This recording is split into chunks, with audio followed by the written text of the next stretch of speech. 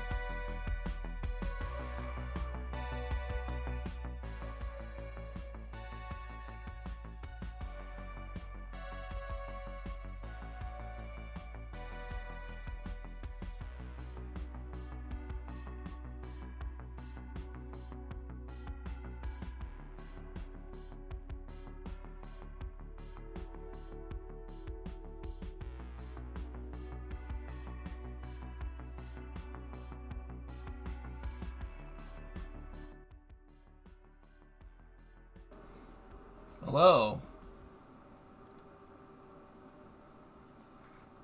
How are you guys doing?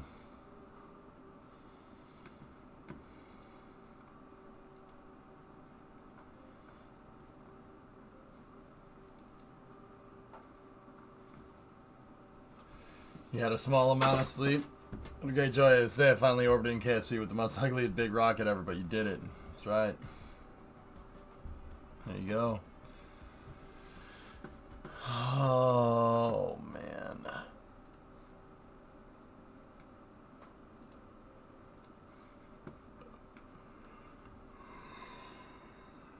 It felt like a dream, Cirrus. To be honest. Felt like a dream.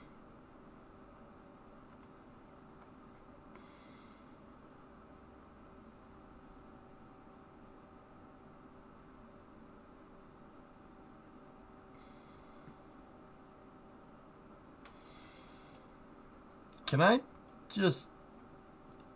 Discovery, go at throttle up. Can I just, you know... If you'll excuse me for a second. Here we go. 10. Hydrogen burn-off igniters initiate. 7, 6, 5. 4-stage engine start. 3, 2, 1. Boosters in ignition. And liftoff of Artemis 1. We rise together back to the moon and beyond.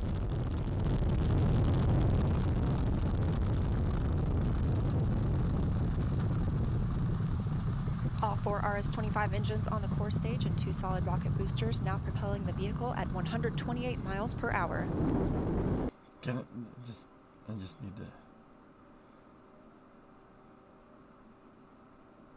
Dude, look at the core stage go up and down when the engines turn on. Look. Watch the strut. Watch the strut.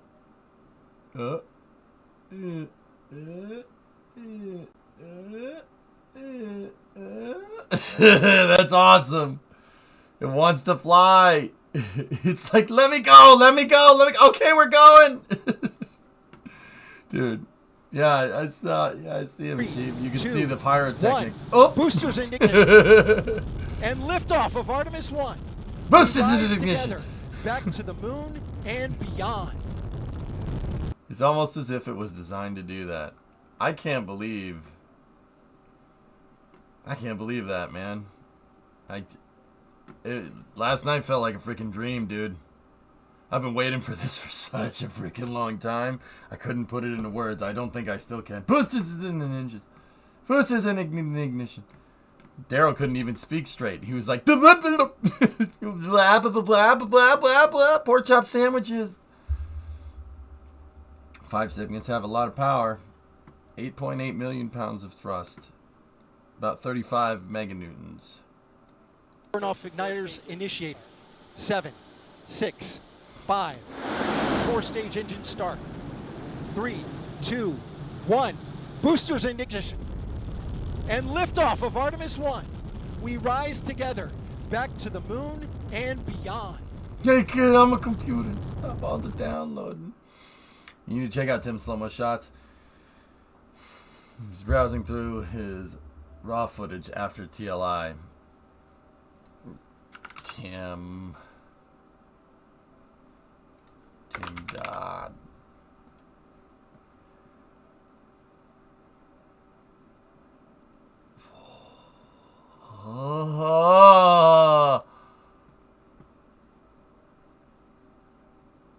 Oh, Coop.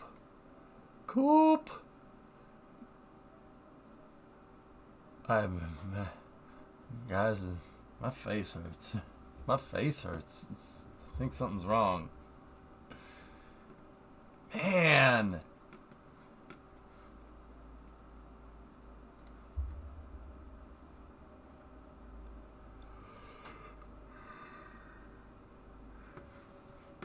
You guys know what's even funnier? You remember how everybody's like, oh my god, the metal screaming. Discovery, go at throttle up. The metal screaming, just freaking metal. Like, you remember how weird it was for EJ to, you know, be like roaring at the launch vehicle? That's ridiculous. That's ridiculous. Remember that? Remember how weird that was? Remember how weird that was? Oh, RS-25. Oh my god. Oh my god. It's happening. Yeah! Let's go! Yeah! Let's go! Oh my god. Yeah, remember that part? It's kind of funny how that works.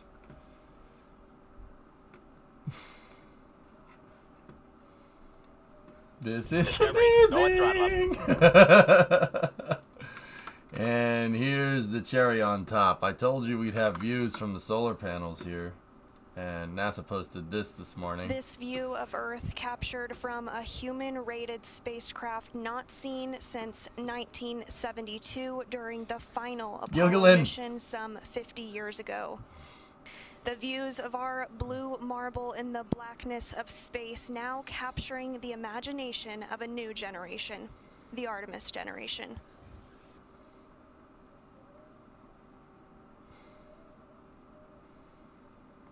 I didn't realize the nozzles were all white. It's just the sun washing it out. That's an AJ-10190. It's the same thing that flew on the shuttle. That is the same exact engine.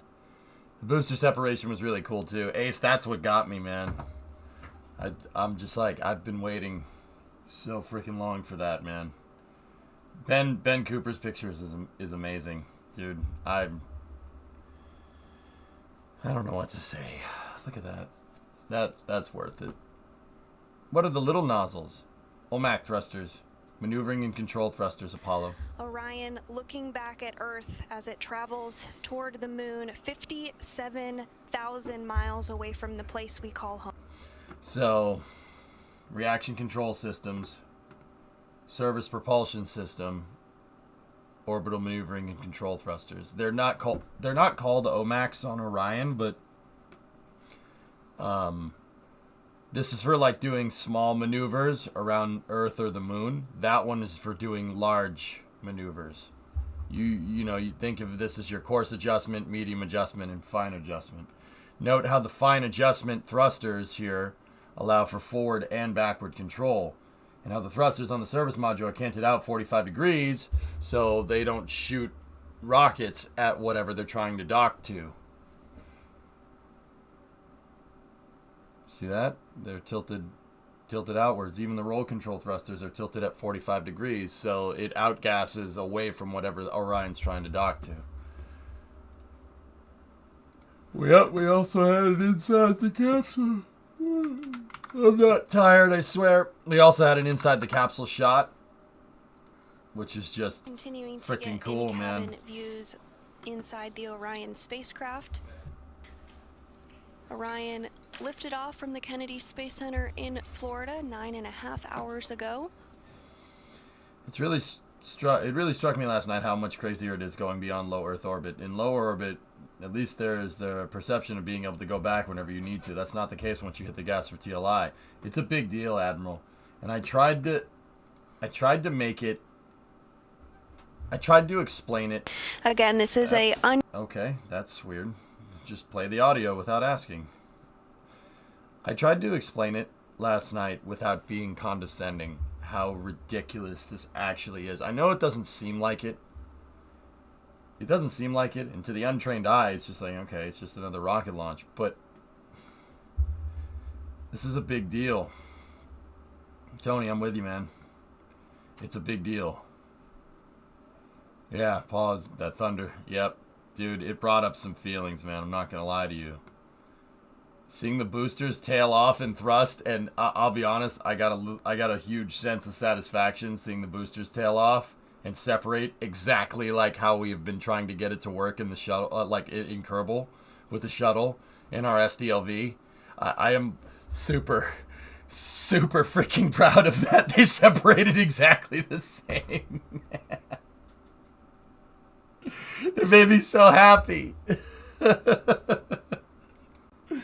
Oh my gosh, we have a capsule going back out to the moon, baby. Sad part is we should have done it sooner. Yeah, we could say that, Dark Side, but frick it, man. It's in the past. To the new era. They did, Vin. They separated exactly exactly how we thought they were.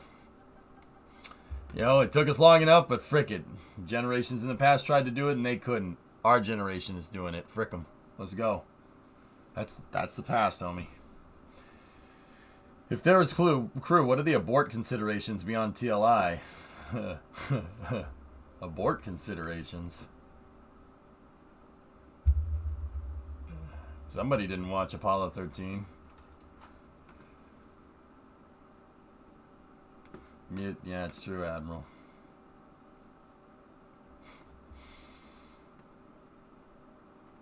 Have you seen this picture of booster separation? Nah, there's 4 or 5 people in chat already trying to get me to look at a bunch of different links.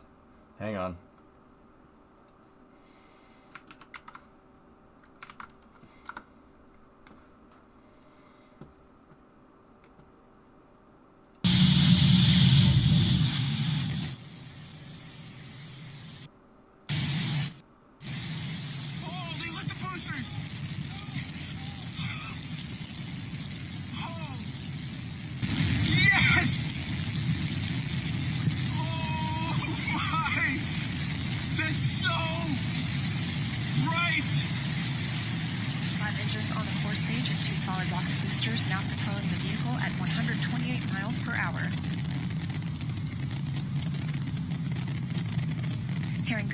Good control on the roll from teams in Mission Control Houston. Very All nice. good calls so far. Greatest period of atmosphere. Yeah, Timmy's pumped.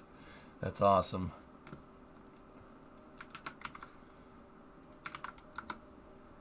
Let's see what Rich is up to here. Oh. It's perfect, man. See? Asymmetric. When are we going to get core stage onboards? I don't know.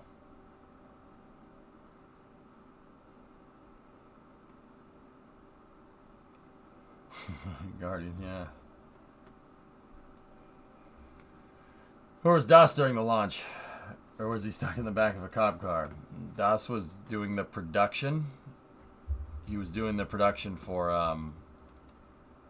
NSF. I talked to him briefly last night.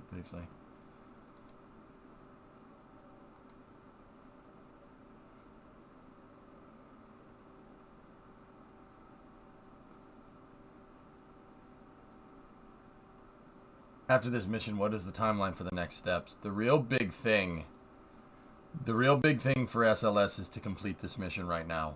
We need to get Orion back in one piece. And we need all of our test objectives met. That's really important. Depending on how well this whole thing does, is really that you're really going to see whether we're going to get a like the timeline for Artemis 2 is really contingent on Artemis 1, guys. The sound was deafening. Good. Do you have this? No.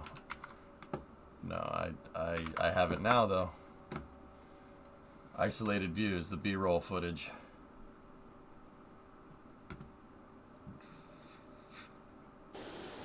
And here we go. Oh, this is 10. This is gonna get this. Oh, okay. 6, 5, 4-stage engine start. 3, 2, 1. Boosters in ignition.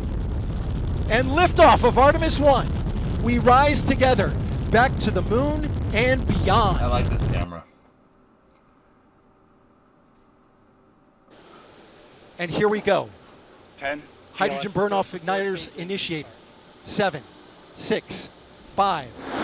4-stage engine start. 3, 2, 1. Boosters in ignition. And liftoff of Artemis 1. We rise together back to the moon and beyond. Boosters in addition. Yeah, Jim, I saw that over. Do you see the? Yeah, those SRBs. And here we man, go. They pack a punch. 10. Hydrogen burn-off igniters initiated. 7, 6, 5. 4-stage engine start. 3, 2, 1. Boosters in ignition. And liftoff of Artemis 1. We rise together back to the moon and beyond.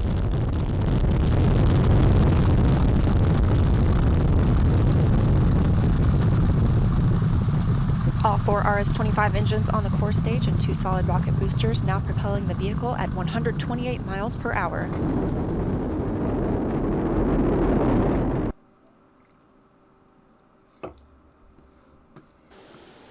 And here we go. Operations and support building. Hydrogen burn-off igniters initiate. 7, 6, 5.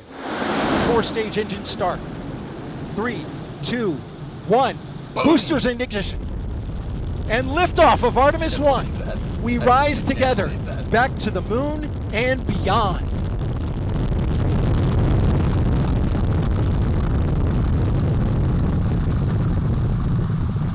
All 4 RS-25 engines on the core stage and 2 solid rocket boosters now propelling the vehicle at 128 miles per hour. Look at how bright it is. Told you. Nothing lights up the sky like those SRBs. It literally looks like sunset.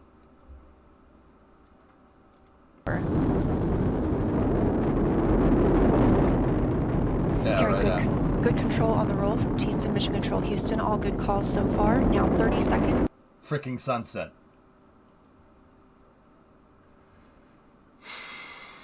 Looks like a nuke. I mean, the rocket has enough energy. It has enough energy to register, you know.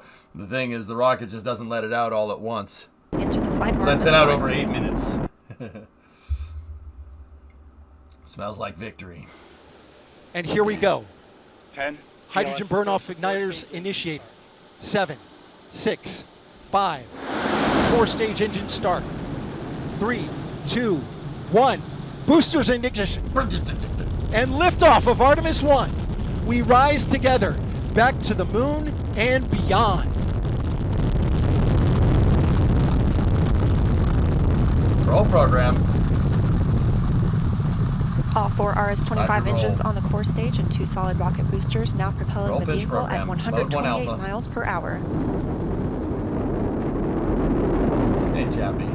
Hearing good control on the roll from teams in Mission Control Houston. All good calls so far. Now 30 seconds into the flight of Artemis 1. First milestone will be forward the vehicle miss that past the noise max so Q at about freaking 1 much. minute and 9 seconds into launch. This is the greatest period of atmospheric force on the rocket.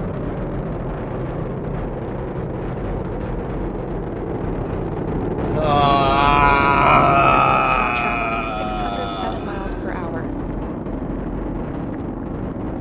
I love that noise, dude.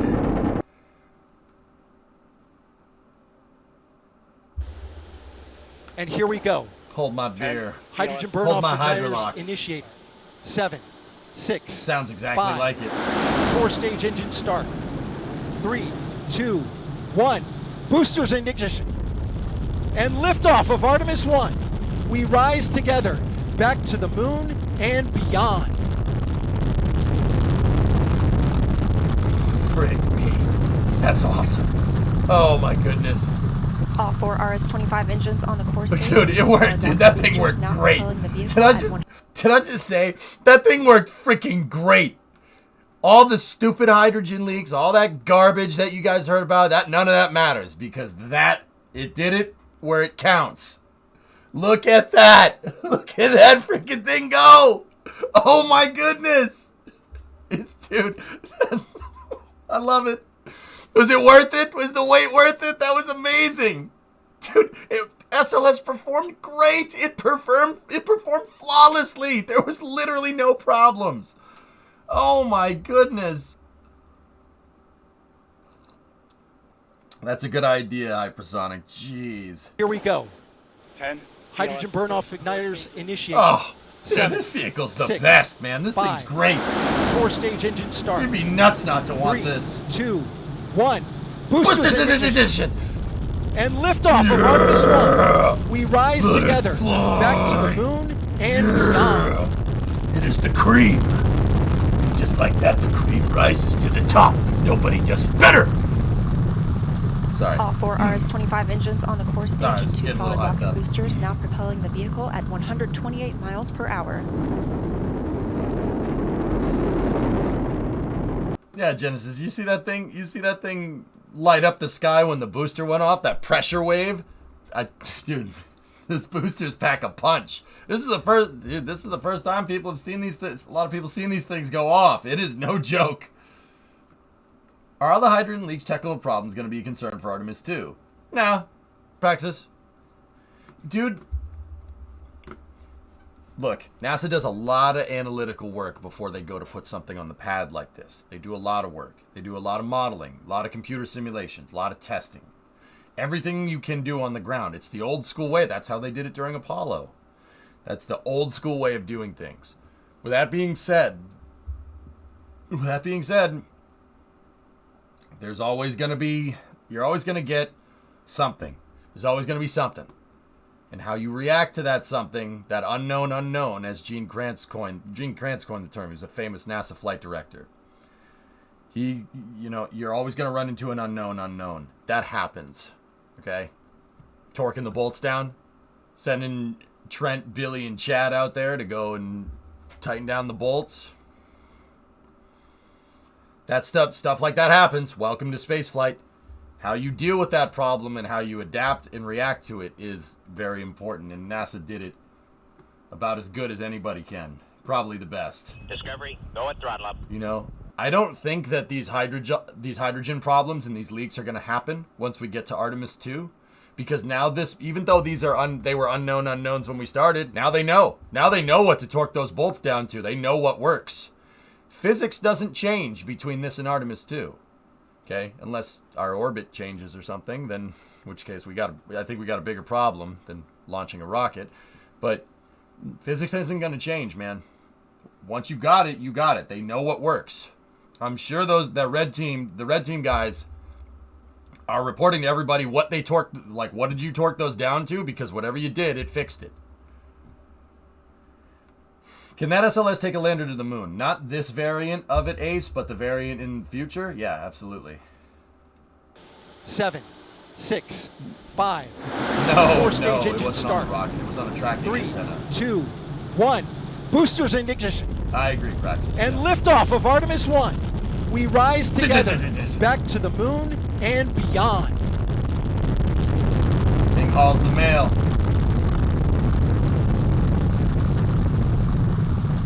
All 4 RS-25 engines on the core stage and 2 solid rocket boosters now propelling the vehicle at 128 miles per hour. I can't believe how well the vehicle performed. Dude, that thing, it was great. I did not see a thing. I did not see a thing wrong once that thing left the pad. It was perfect. Freaking perfect.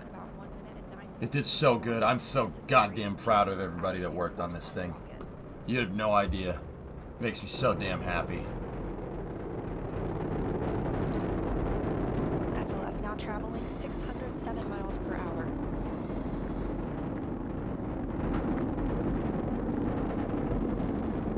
You're looking at 8.8 million pounds of maximum thrust quiet here in the loops of mission control.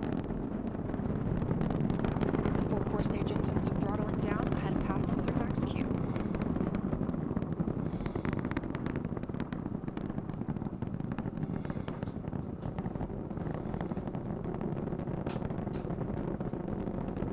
Now 1 minute, 21 seconds into the flight, traveling at 1,420 miles per hour. Dude, I've been dreaming about this day. Literally. The 4 core stage engines are back at maximum thrust.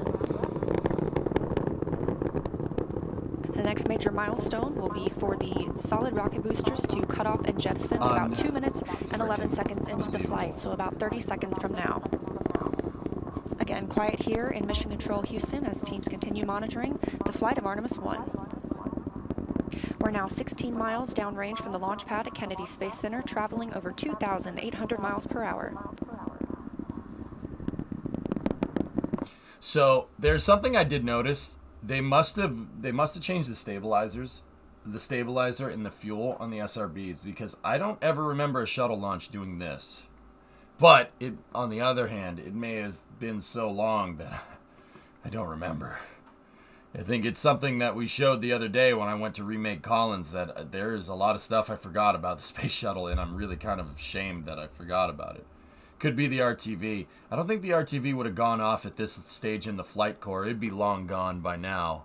Just aerodynamics and whatnot. This is definitely, it's definitely coming out of the SRBs. That's the only thing I really noticed, but I don't know if that's nominal behavior or not. I don't know if it's supposed to do that. That could be whatever they pack the grain with. I don't see that stuff right there. That could be just grain. Because SRBs, once they get to the tail off point, you're starting to get lower chamber pressure. So it could be bits of solid propellant just getting accelerated out that just break off. That does happen. That's normal. SRBs do be like that. It's probably foam falling off. I don't think it's foam falling off element. But even if you're right, if foam was falling off, it doesn't. Who cares? What is it going to hit? The shuttle? There's no shuttle, right? These are bright, though. The foam wouldn't be on fire like that, and you definitely wouldn't be able to see it. It wouldn't be that bright. That is stabilizer or something coming out of the SRBs. Look at the SRBs after separation, and that really drives it home. That is bits of HTPB or ammonium perchlorate, or even it could even be aluminum flakes, because these SRBs burn with extremely high energy. They have extremely low impulse but very, very high energy, meaning that you're gonna get unburnt fuel coming out. That does happen because they're sending it as much as those SRBs send it as hard as you can go. One SRB, one of those 5-segment SRBs has more thrust than a Falcon 9. First and second stage combined. I will repeat that. One SRB is almost twice as powerful as 2 Falcon 9s. It has more thrust than all 9 Merlin 1Ds and a Merlin 1D vac combined. The SRB bests it by a long shot.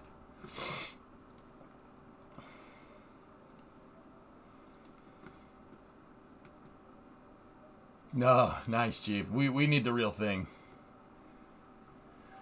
Do you know what the burn pattern for the SRB is? Well, I would assume, Katra, that it's very similar to the shuttle. The really easy way to say that is, the really easy way to understand that is burn time. The burn time is exactly the same as the shuttle. So the segment packing is probably a little bit different than the shuttle, because if you have 5 segments, you're going to make more thrust. But if you're going to get 5 segments burning at the same rate as a 4-segment booster, your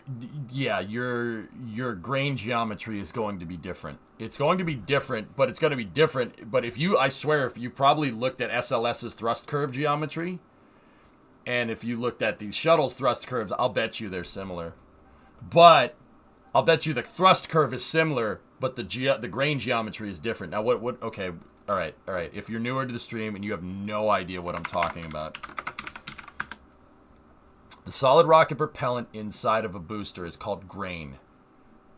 I don't know why. Maybe they call it that because it looks like a grain silo. So how you physically pack the propellant inside will give you a different thrust curve. You want a progressive thrust curve? Use this. You want a regressive thrust curve? This boat anchor will do it. The star pattern will give you a tail off and then a shut off. Shuttles are kind of like this. The shuttle has a combination of 3, 1, and 2, I think. Maybe with a little bit of 6. The reason is because SRBs don't burn from the top down. SRBs burn radial out. They burn in the center outwards. And as you lose fuel, right, the hole in the center of the SRB gets bigger where the gas is shooting out. You're increasing combustion chamber surface area. So if you just have something like this and you increase the combustion chamber surface area, right, the thrust is going to go up because you're making a bigger explosion in a bigger area, right? More explosion, right? So curve's going to go up. Shuttle doesn't do that. Neither does SLS. It doesn't do that. So you don't have a segment that's a perfect cylinder like that. You probably have a boat anchor. It's probably a combination of a bunch of different things here. But I'll bet you the segments are packed in such a way. The segments are packed in such a way to work just like the shuttle. Thank you, Chief. Anyway, back to this B-roll footage. Core, thanks for linking this, buddy. There's 23 minutes of it, and we're watching. Discovery, go and throttle up. We gifted us up to Toto. So about 30 seconds from now. I'm not new, but I never knew what you were talking about. Right on. Teams continue monitoring the flight of Artemis 1. The RTV hip? The RTV is just there to keep rain and stuff out. When it launches, it flies off. Yeah, it's room temperature vulcanization. It's permatex, man. Same thing that you'd use to make to seal an intake manifold gasket. It literally is the same thing. Oh. Yeah, dude, there's something different about the mixture about the grain mixture on these things. I don't ever remember the shuttle SRBs doing that, but then again, it's been so long. See that? The other thing is that, you know what? Maybe we just didn't have the cameras to pick it up. Look at that. Can you believe that? Yeah, Hypersonic. Yeah, that's the other thing. Hey, Knight, what's going on?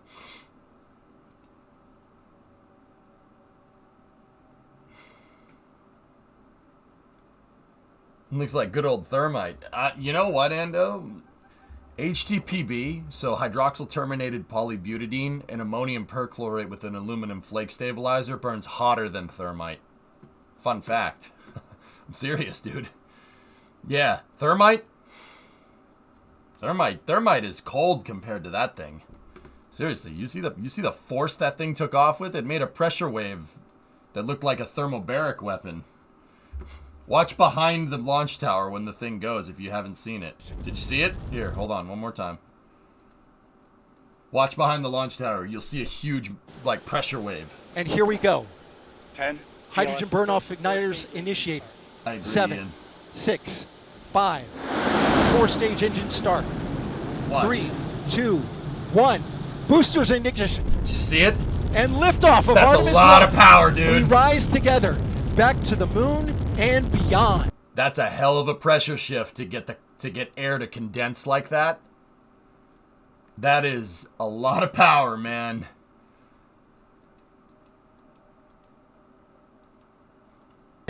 Boosters in ignition. Boosters in ignition.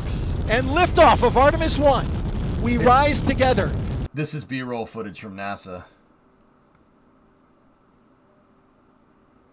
It looks like Max Q. It's not Max Q necessarily, T-Man, but I understand. It looks like the clouds. Anytime you're getting condensation like that, you see condensation on a vehicle, on an airplane, it's pressure shift. You're going from really high to really low pressure really fast.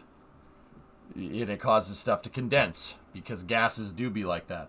That has to do a lot with what's called the ideal gas law. PV equals nRT. Basically, stuff cools off, gases cool off when the pressure drops, and they heat up when the pressure increases. Straight up. When those boosters go off, they're creating such a high pressure wave, right? What happens to high pressure? You heat up. It is literally evaporating the moisture out of the atmosphere. I think that's how you say that. Pretty sure that's right. It's ridiculous. That is an insane pressure shift. I'll bet you that's on par with a pressure shift from a nuclear blast. Because 8 million pounds of thrust is 35,000 kilonewtons, guys. That is... 8 million pounds of thrust would be like having an 8 million pound block of concrete above you, and if it dropped, the force that it would take to hit the ground. If there was like a car underneath it, and you dropped an 8.8 million pound block of concrete on car, there'd be no car left. They'd be picking up the car with a sponge. What car? It'd be like that episode of Mythbusters where they shot the concrete block at the car. You guys remember that?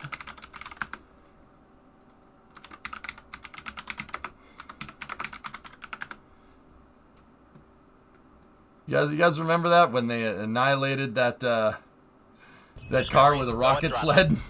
There was no car left. Yeah, bye-bye, red car. This is the amount of power we're talking about. See the car? Oh, that's nice.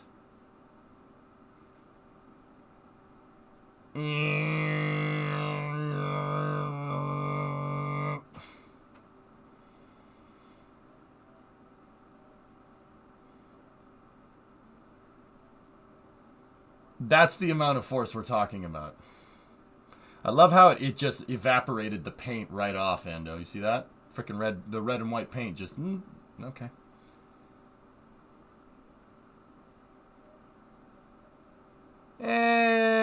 And it's gone. Ah, yes. Fine car missed.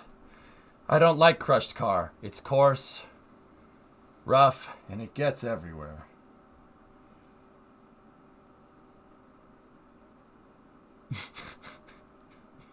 There's no car left.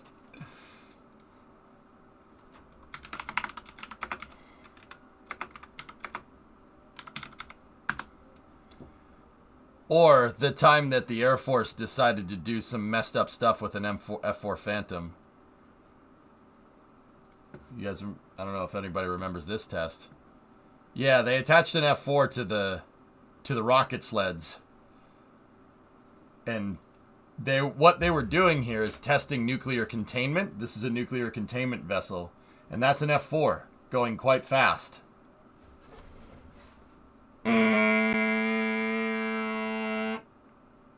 No more F4. This kills the F4. This kills the F4. Yeah, that's the amount of force we're talking about here. Enough to just do that. It was an F4. This F4 is no more. It has ceased to be. Oh, little Imager album here. What do we got? Yep, there she is. Ah, I know I can't find my red card. What about strapping two AJ60s to it? Honestly, the 5 segments are more powerful than an AJ260, Nils.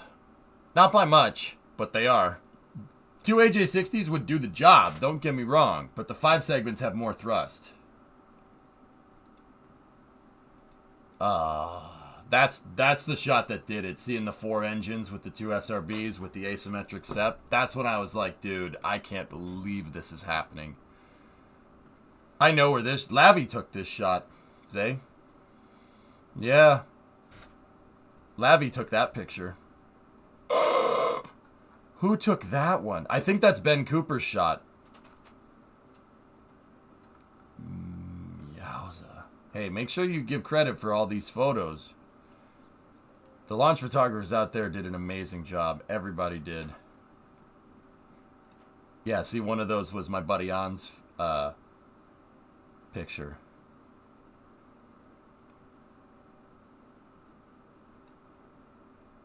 Oh. I can't believe that. I can't believe Orange Rocket flew.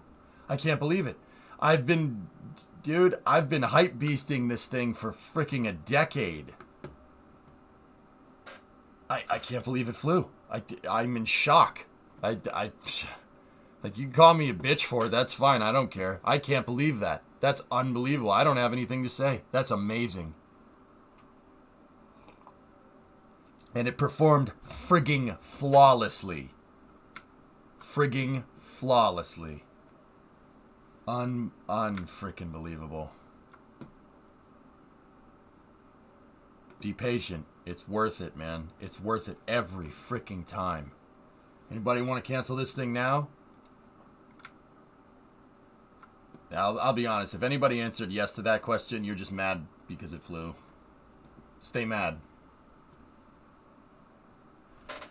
It's larger than most of the buildings that we live in. I mean, Ando's a 33-story building, dude. Yeah, screw them, Kralani. That's fine. They can be wrong. It's okay. They can be wrong. Oh, dude. Here, I think one of those was Ben Cooper's picture.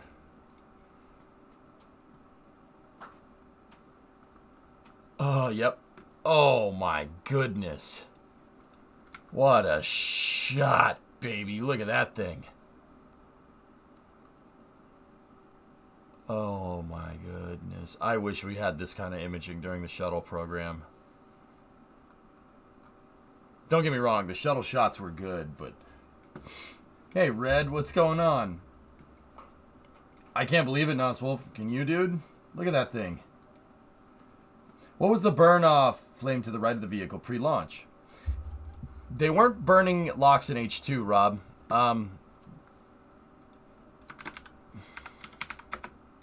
So I can explain it. But here, let me show you this first. Do you know what this is? I'm actually asking. I'm not trying to be a jerk. Do you know what that thing is?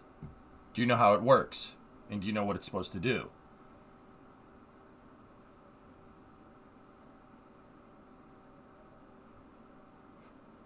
Mr. Bunsen's best burner. Indeed. That's a Bunsen burner. So what does a Bunsen burner do? If you notice, a Bunsen burner has holes in the sides. Why? Well, it has holes in the sides because all this thing does is flow gas, right? And natural gas or methane or whatever you're burning, you can use a bunch of different things, goes up and it meets a source of ignition up the top, and that source of ignition burning creates a vacuum. The reason why these holes are in here is because it stokes the flame. It pulls the oxidizer in because the flames are burning and it's pulling the gas up, and that pulls in oxidizer with it. Now, what does that have to do with SLS? That thing right there is a 3-story tall Bunsen burner. Now, what is it trying to do? That thing, just like a Bunsen burner, creates a vacuum. It creates a vacuum. It pulls gas. It pulls the gas from the gas lines, right? That thing, that 3-story tall purge flame, is a gigantic Bunsen burner that's pulling hazardous gases away from SLS. You notice how they just vent liquid oxygen over the side, or they vent gaseous oxygen over the side of the vehicle, right? You can't do that with liquid hydrogen. And you can't do it with liquid hydrogen. You can't do it with gaseous hydrogen. Because then you make a Hindenburg. Hindenburg is bad. We don't want that. What they do is they give that hydrogen a way to go. And this is what I mean, and this is what I was trying to explain a lot last night with leak rates. Everything leaks. You flow hydrogen, it'll leak. It will not fail to leak. That's one thing that you can actually be sure of. NASA's talking about leak rates. They're talking about where the hydrogen goes. You know, it's going to leak out. So what they do is they have scavengers all over this thing. And all those scavengers lead to this gigantic Bunsen burner that's making a vacuum that naturally pulls the gas away from the vehicle. There you go. Simplest solution is the best. And because if you don't give a place for the hydrogen gas to explode and burn off, it'll find one and it'll burn off for you.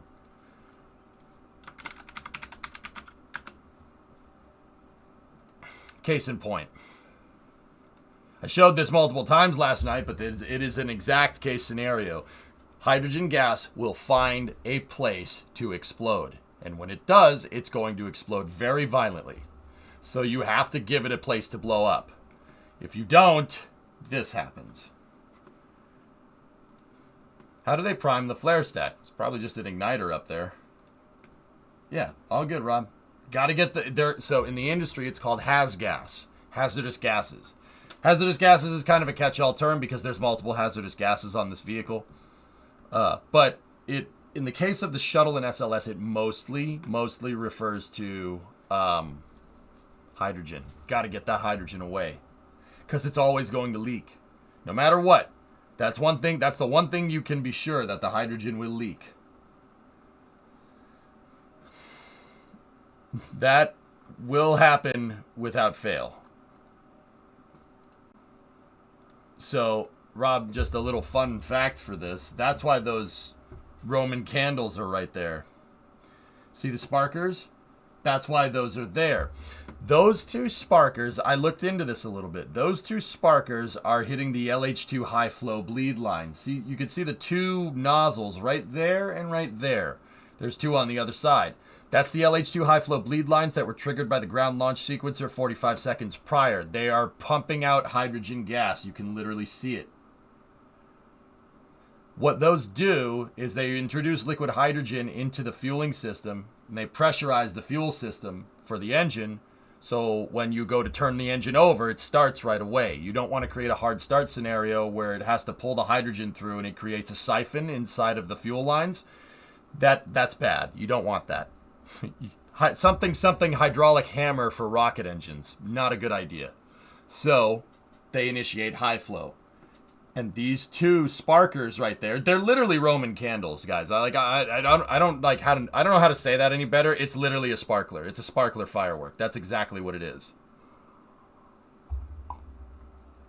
The technical term for it is an outward firing igniter, but it's a Roman candle. I'm serious. Just that's what it is. Are they only using the pull of the combustion, or are they using pumps and fans to draw the hydrogen from the stack? With the hydrogen broken, it's the pull. Just the pull from that purge flame. That purge flame is huge. I've seen those Bunsen burners up close. They're not called Bunsen burners, but it basically is a Bunsen burner. I say that because it drives the point home. They're 3 stories tall. The amount of vacuum that thing creates is kind of ridiculous. So what's the max leak rate of hydrogen? Is someone coupled with the flow rate or the burn-off rate? It's leak rate is correlative to flow rate, Crownless. Yeah. Yeah, broken. It's nuts. Now, with that being said, let me finish the high flow. So these sparklers are shooting at the high flow. The hydrogen high flow pipes right here. And I'll be honest with you, this is what I did after work yesterday. I couldn't sleep. No. Your boy couldn't sleep. My adrenaline was going way too high. I was like, I was like, let's go track that oil leak in the truck. And then I'm like, nah, let's not do that. So those sparklers are purging out that hydrogen because you have to high flow the hydrogen into the engines because you don't want to hard start the rocket motor. Hard starting the rocket motor is like flooding a gasoline engine, putting your foot to the floor and turning the key. Something's probably going to break. Something's probably going to break. They don't want to do that. They don't want to hard start the rocket motors. So they have to flow the hydrogen in, but that's going to create has gas in places where you don't want. That's why they shoot the sparklers those sparklers at the high flow lines, and then there's more sparklers down here. And here we go. See, there's other sparklers down there because when the engines turn on, right? Remember how all that hydrogen gas or all that liquid hydrogen is in the rocket engine now, right? When the engines turn on and they start to get the engine spooled up and ready to go, some of that liquid hydrogen will come out of the RS-25 injector plate and hit the atmosphere and turn to gas, turn to hydrogen gas. That's what those sparklers down there are for, because you're going to get a little bit of flow out here. Now, another thing to notice, if you guys don't see it, when the engines get up to snuff, watch the frost that accumulates on the outside of the nozzle. I don't know if you'll see it. The water might get in the way, but watch. Great launch last night. Thanks for pairing the coolness with your knowledge and vibes. True, my pleasure, man. I try to not nerd out like too much, dude, but yeah, try to just keep it normal. Like not freak out, man, because this stuff's cool, dude. It's really, really neat. Watch. Does the frost build up? Nah, we don't see it. Oh, yep, nope. Oh, yeah. No, you saw it. See it change? That's not just lighting. That ain't just the lighting. Ready? The reason why the engine frosts over so fast is because the RS-25s use hydrogen to cool the nozzle. Why? Hydrogen's really freaking cold. It's actually a great way to insulate the nozzle and prevent it from overheating. Move the water!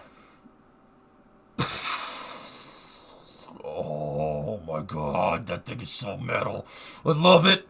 I want another one. Build another one right now. Like, right now. I want to see another one of these launches.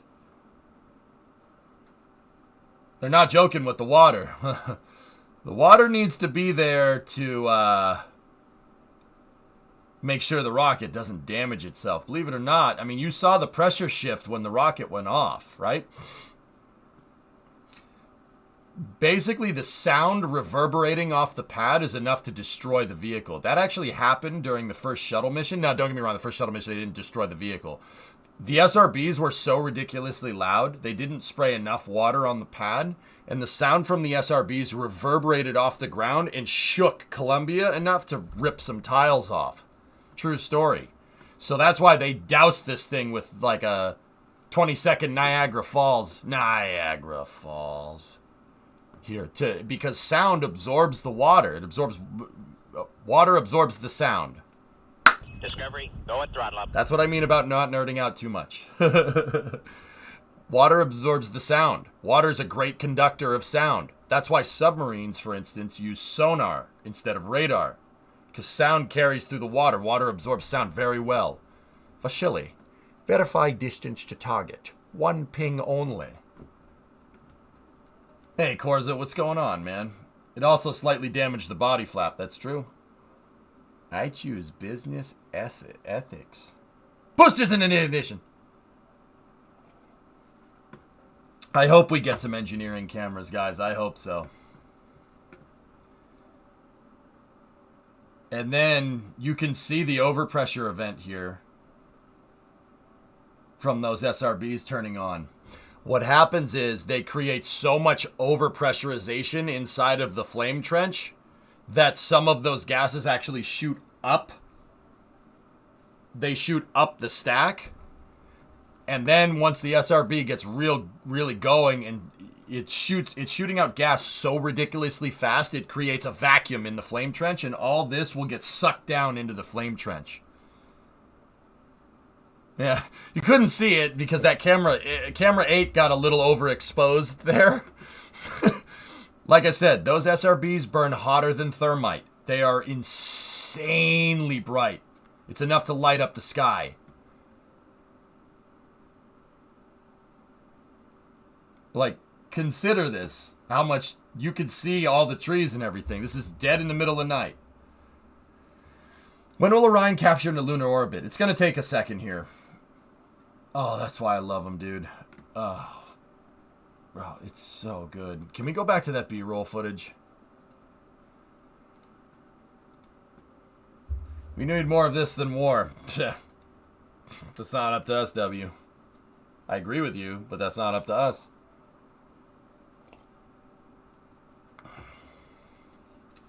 Can find a needle in a haystack with all that light.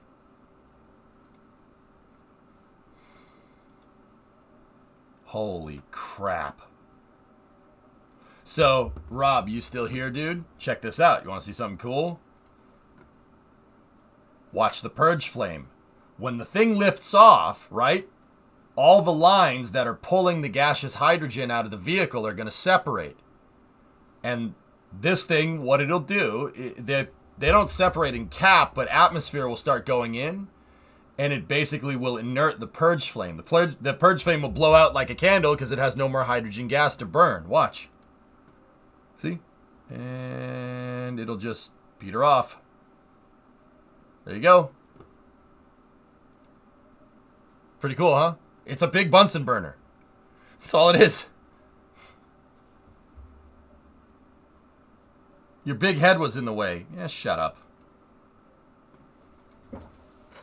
Watch. I'll get out of the way. Watch the thing go out.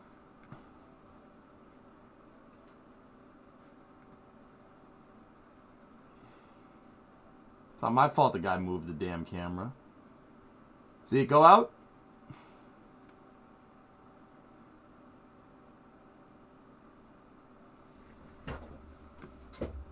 Pretty neat, huh? Down in front. Actually, you know what's cool is, so Broken, you were wondering, like, is it just the vacuum that's pulling the haz gas away? Yeah, for the hazardous gases, yes. But I will tell you, this thing has one of the most insanely complicated HVAC systems you've ever seen. You want to see how the air conditioners on this thing are no joke? Because think about it. This thing is in the payload, for instance. Orion is encapsulated inside of that payload fairing out in the Florida sun all day. You don't want to fry your spacecraft on the pad. That would be a bad idea. Pretty sure they don't want that. So if you actually look, if we get a shot of the backside, not this side, but the other side of the ML, you'll see a bunch of white pipes going up the side. That's the HVAC systems. I've seen the compressors that they use to move air up the ML. They look like turbochargers that are the size of an engine block. Yeah, really cool stuff. Yeah, this is a shot from Ben Cooper, guys. Make sure you go and support these photographers so they keep taking pictures like that. That is one of my favorite shots. Ben nailed the exposure with this. It looks amazing. You can see the frost on the RS-25s. That's just... NASA has to up its salesmanship. More and better cameras live. They have to sell this to everyday people. Gabe, that's my job. You want me to shoot them a message? I know people that work for NASA TV. Actually, you know what? That's a really good idea. We should probably do that. Common Ben Cooper W. And Ian, no one is allowed to give me crap ever for metal screaming at Falcon 9. Did you hear Jack and Chris and Thomas? Did you hear them, man? Did you hear them? They made my metal scream look terrible. Oh my god, that was funny. It made me laugh. I'm like, dude, see? Sometimes you just have to let it rip, man. Oh, man, did that make me happy. More B-roll. Oh.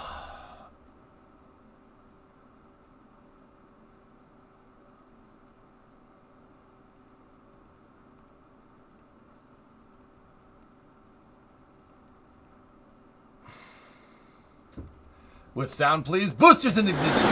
4-stage engine start. 3, 2, 1.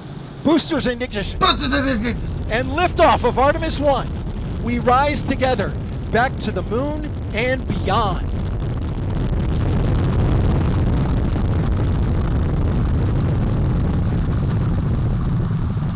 All 4 RS-25 engines on the core stage and 2 solid rocket boosters now propelling the vehicle at 128 miles per hour.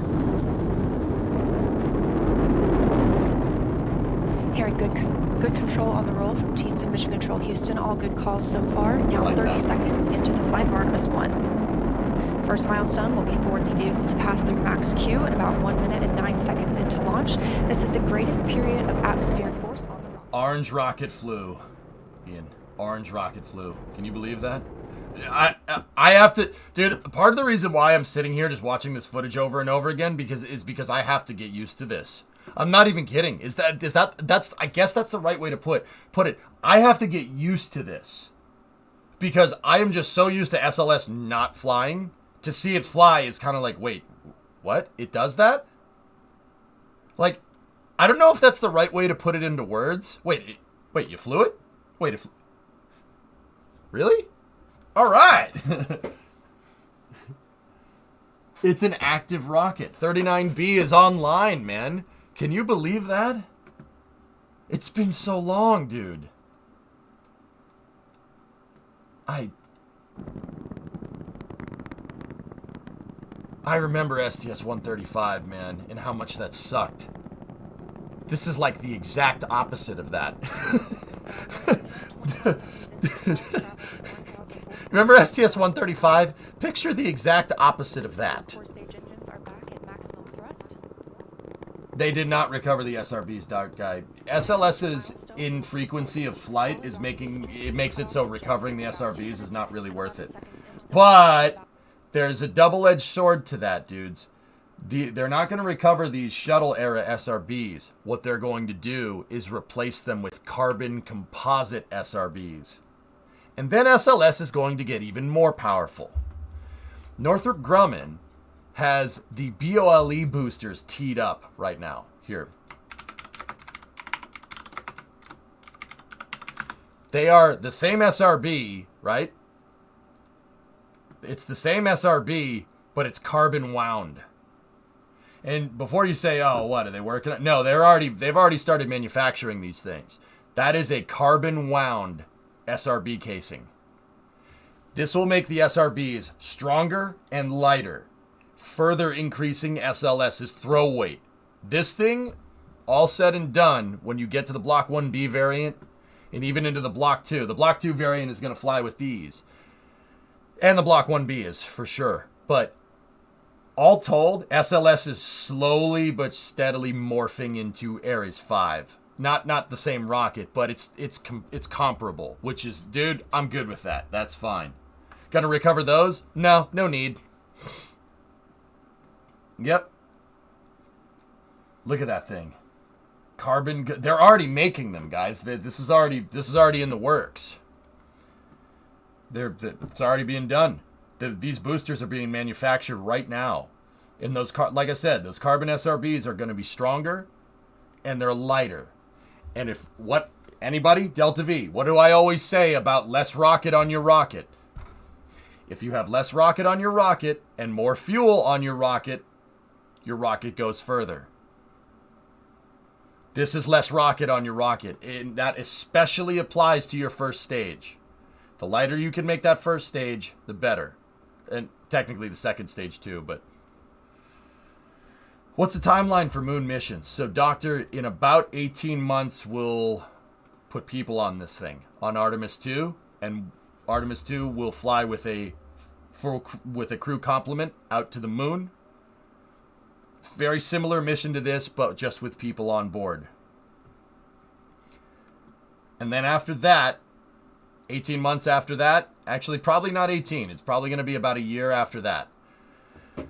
About a year after that, then we send people and SpaceX sends the lander, and then we land people on the moon. That should happen 2025, 2024, late 2024, early 2025, if I had to guess. It's probably going to be a little bit later than that, but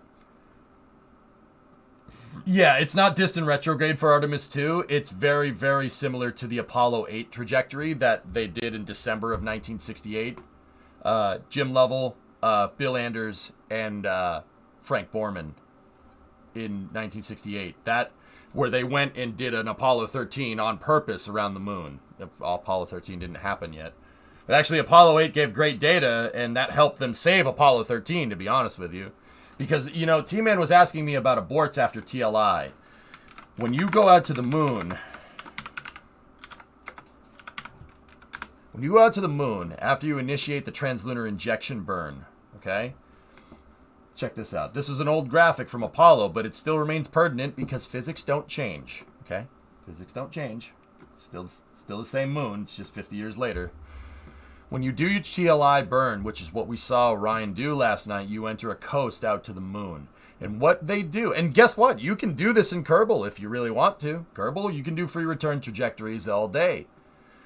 This free return trajectory gives you a retrograde insertion around the moon. So basically the moon is pointing towards Earth. It's tidally locked, but it still does spin relative to the sun, right?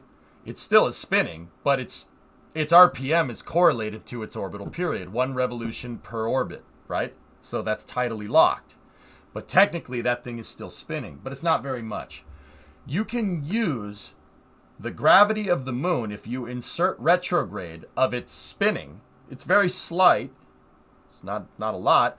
You can use that to actually slow you down. It's called a retrograde gravity assist. Basically, you're using the moon's spinning forces, the moon's spinning inertia to slow your spacecraft down.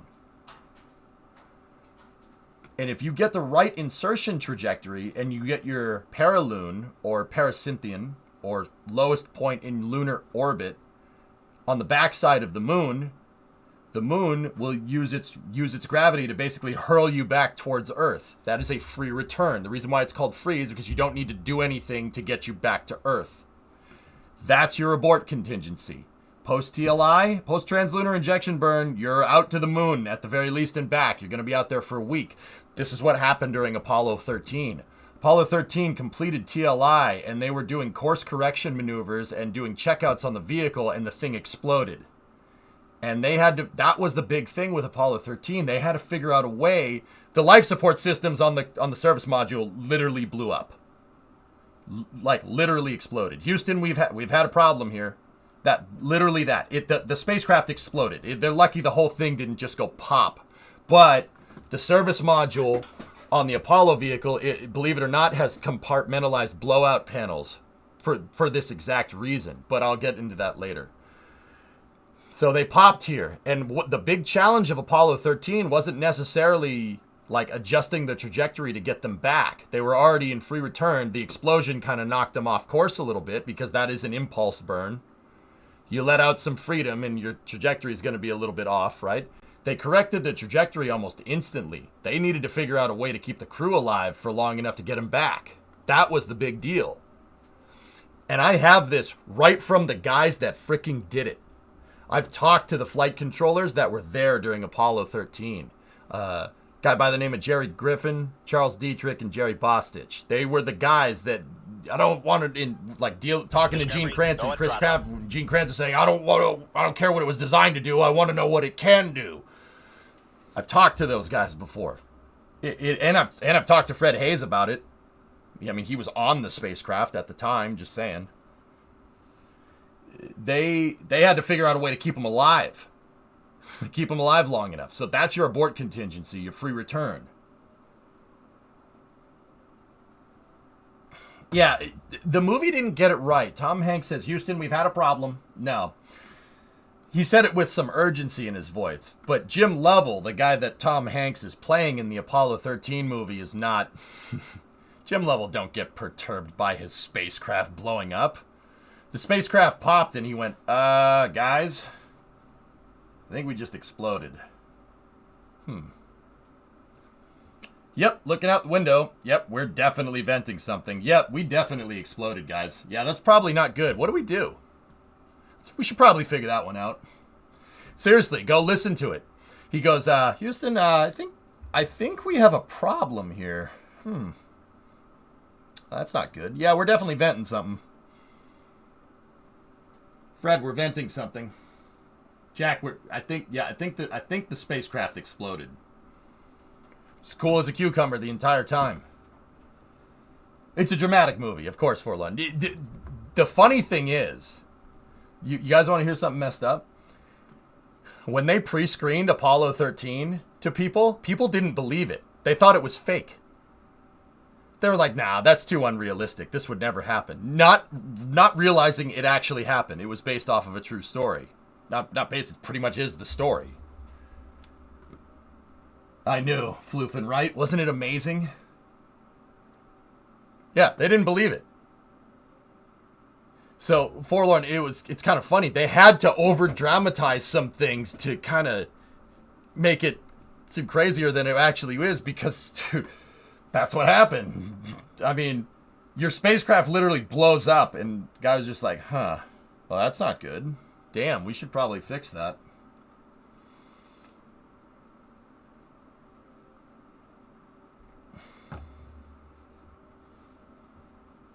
Movie quote. Houston, we've had a problem. Actual quote. Houston, we think something went wrong. While casually sipping neat bourbon and fanning himself with yesterday's funny pages. Yeah. I think something exploded. We're definitely venting. We're definitely venting something. Guys, what are we venting?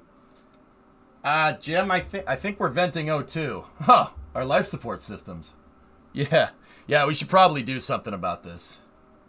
It's like Lumberg, straightforward. Yeah. If we could just do something about the oxygen, yeah, that'd be great. What's up, Dredd? Soon. Indeed. NASA goes east, caught the Artemis launch. Yeah, baby. But yeah, the abort contingency is a free return trajectory.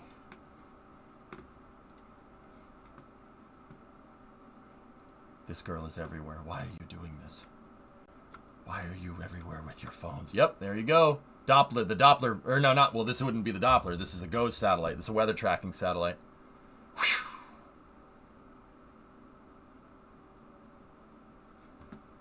Like a little firework going off. I highly recommend anybody listen to the mission control loop for the first 6 hours of the explosion on YouTube. We listened to it in real time back in 2020, Gabe. I think you were there for that, but yeah. I mean, Jim didn't have his outfit. Oh. Oh, nope. Well, Lumberg vented. Flykin, what is this? Can you believe that, dudes? Yeah, there. Yep, Houston. I think we've had a problem here. There it is. Yep. I want more B-roll. Let's go. The flight of Artemis 1. We're now 16 miles downrange from the launch pad at Kennedy Space Center, traveling over 2,800 miles per hour. The zoom. Standing by for solid rocket booster jettison and shortly thereafter. Do I think this is the most important launch of the year? Yes. I think, I would say that this is the most important launch of, like, 5 years. In at least 5 years. Actually, yeah, I think this is more important. This, DM2 is the only thing that comes close to this in May of 2020. This is next level, though. This bests DM2. It's unbelievable. And even Doug Hurley, the guy that flew on DM2, was pretty much saying that yesterday. I don't think this is of the decade, Novaraptor. I think maybe of the last 10 years prior, but not 10 years into the future. You know what I'm saying? Sure. Actually missed that. It was probably during the hospital fun times. Yeah. Dude, can you believe that? No, it was wrecked flanking, yeah. Yeah, okay, Nova, I got you. Yep. We're in concurrence then. Dude, did we nail that SRB separation in Kerbal or what?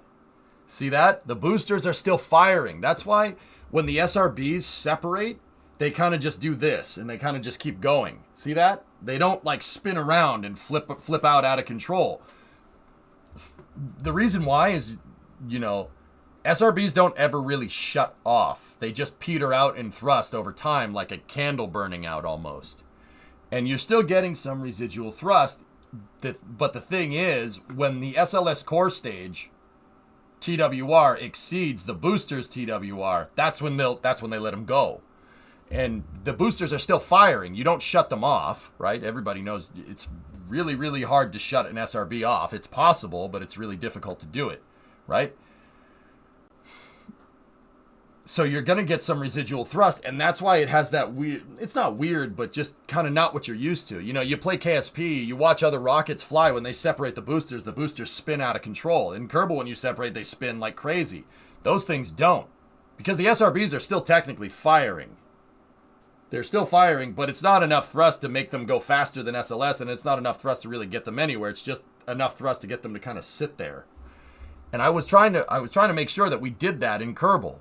I wanted to get that separation right. That's very important. Hey, Samuel. I just want to say that I appreciate these streams. You give me much better understanding. I'm trying, Poetics. Yeah, I'm just trying to do my thing. Guys, I'm not going to lie to you. I like being straightforward about this. I want to get you hyped about spaceflight. It is so ridiculously important to do this kind of stuff. We need to go into space. All right? We need to go out into space. And it's really freaking cool. If you're in it for the explosions, I totally do not blame anyone. You're in it for just the freaking metal of that. Like, that is the most metal thing I've ever seen. It's so ridiculously metal that the SRBs are literally burning metal. There's aluminum in there, in those boosters, being used as fuel. That's how metal this is. It uses aluminum as fuel. It's fuel stabilizer, technically, but there's aluminum in there as fuel. Talking about riding the damn lightning, right? Aluminum. That's right. Aluminum. Boosters and ignition. So, yeah, I'm glad that I could help communicate this stuff to you guys. It's super important. Space doesn't need any hype. It's just freaking cool. It's just freaking cool. I don't care what anybody says. It's freaking awesome. You know?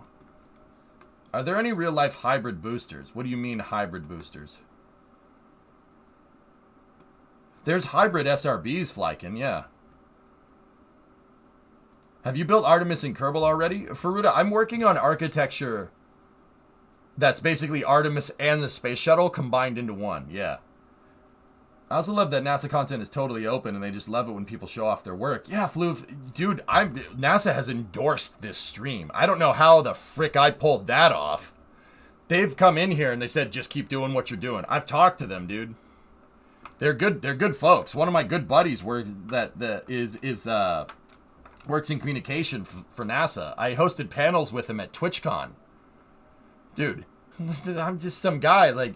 I was hosting panels at TwitchCon a couple years ago before the pandemic with like JPL scientists and freaking asteroid researchers and NASA communications people. I'm like, what am I doing here? Like, I got like Scott Manley sitting next to me and I'm like, hey, dude. And he's like, hello, fly safe. I'm like, you said the thing. Oh my goodness. You said the thing to me. What's the goal of Artemis 1? Sending the module to orbit on the moon to wait for future missions? It's not waiting for future missions, Chaos. This is a bench test. They're testing Orion. Orion is a deep space capsule. That's a little bit different than what we've built in the past. Right? Yeah, dude, that's why I still, to this day, I get nasty imposter syndrome. I'm just like, why am I here? Who? I know you got... Okay. So, they're bench testing the capsule out there. So, KS, Orion is a different kind of capsule. Now, if you're going to look at the price of an Orion compared to everything else, you're going to be like, huh? But Orion is generally a capsule that's not really designed to operate in low Earth orbit, go to the space station kind of. I mean, it could. You could do that if you really wanted to. You could use it to rotate crew off the ISS if you really needed to. In fact, they were going to do that, but then they decided to build SLS instead. But that's another story. That capsule is really designed to work up there and stay up there for long periods of time. Now, I know. In Kerbal, like, if there's Kerbal players out there, like, what do you mean? A capsule, long period of time? Okay, just put some solar panels and a battery on it. You're good to go. That's a little bit harder to do in real life. You got to worry about a lot more things, like radiation. You got to worry about thermal. Thermal is a huge thing that Kerbal doesn't really teach too well. They do that to make the game easier to play. Like, I have that on word from the developers. I know those guys. Those guys are cool. They do that to make the game a little bit more forgiving. But with mods, you can make Kerbal really difficult if you really want to, right? Basically, Orion is designed to operate outside of the radiation belts for extremely long periods of time. And this is the bench test for it. So they're sending it out to the moon in what's called a distant retrograde orbit, or DRO for short. DRO, here, I can show you some nerd stuff if you want. That's a DRO, okay? It's called distant retrograde. Now, okay, so you remember we were talking about free return here. This free return right here is a retrograde orbit. That's important to understand. You're moving in the opposite direction that the moon is spinning, okay? And you can use the moon's gravity to slow you down. You get free delta V right there. It's not much, but you get a good amount of it. Now, what Orion is going to do is instead of doing this, it is on a free return right now. But when it gets to the moon, when it gets to what's called a perilune, which is a lunar periapsis, which means that's the lowest point in your orbit around the moon, it's going to execute a burn with its service module. The burn will put it into an orbit like this. If you notice, this is kind of... The outbound trajectory is kind of similar. It's kind of similar. It is a retrograde insertion, just like this. But instead of a more direct trajectory like Apollo's trajectory, if you could plot it between the Earth and the Moon, looks like this. It looks like a straight line almost out there. The Apollo program basically brute forced that capsule and that lander out to the Moon. It's not the Saturn V is not the most efficient vehicle around. It brute forced that damn thing into space because that was the only. How else are you gonna do it? They don't know enough. They don't know how to do it. Nobody's ever done this before. Brute force the damn thing. Why not? So they had what's called a higher energy upper stage. The higher energy upper stage takes an efficiency hit, but it lets out a lot of freedom real fast, right? So this distant retrograde orbit insertion is a lower energy transfer. The Apollo trajectory, like I said, is a much more straightforward insertion. This thing goes way out here, and then it kind of intersects the moon's path. And instead of having its perilune on the far side of the moon, the perilune, or the closest point that you get to the moon, is actually over here. It's in line with the moon's V-bar, retrograde V-bar. So it's on the backside, basically where the moon was coming from, right?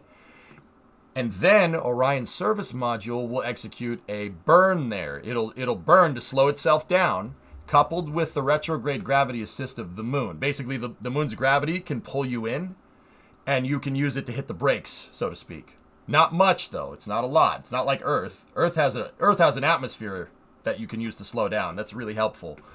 Or else, yeah, there's no way to hit the brakes here. Hit the brakes is turning the accelerator and putting the car into reverse while you're going forward and hitting the gas. That's how spacecraft do it. They basically turn in the direction that they're going. The engine is in the direction that they're going, and they fire. That's called a retrograde burn, right? They're going to execute a retrograde burn here, and the capsule will get stuck in a very, very eccentric It's a very eccentric orbit around the moon. Now, okay, this is nerd stuff here. What's an eccentric orbit? So if this is the moon right here, an eccentric orbit, remember you saw a paraloon there, okay? An eccentric orbit is an orbit that's very elliptical shaped, like this. Now, this here, how eccentric the orbit is, right? Or how elliptical it is like, it's measured on a scale, and that scale goes from 0 to 1, and it's called orbital eccentricity.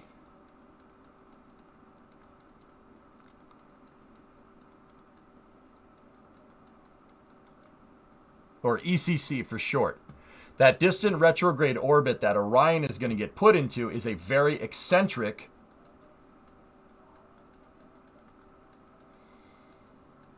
retrograde orbit. I'm not going to write all that out. So basically, if the moon is spinning this way, the orbit is going this way.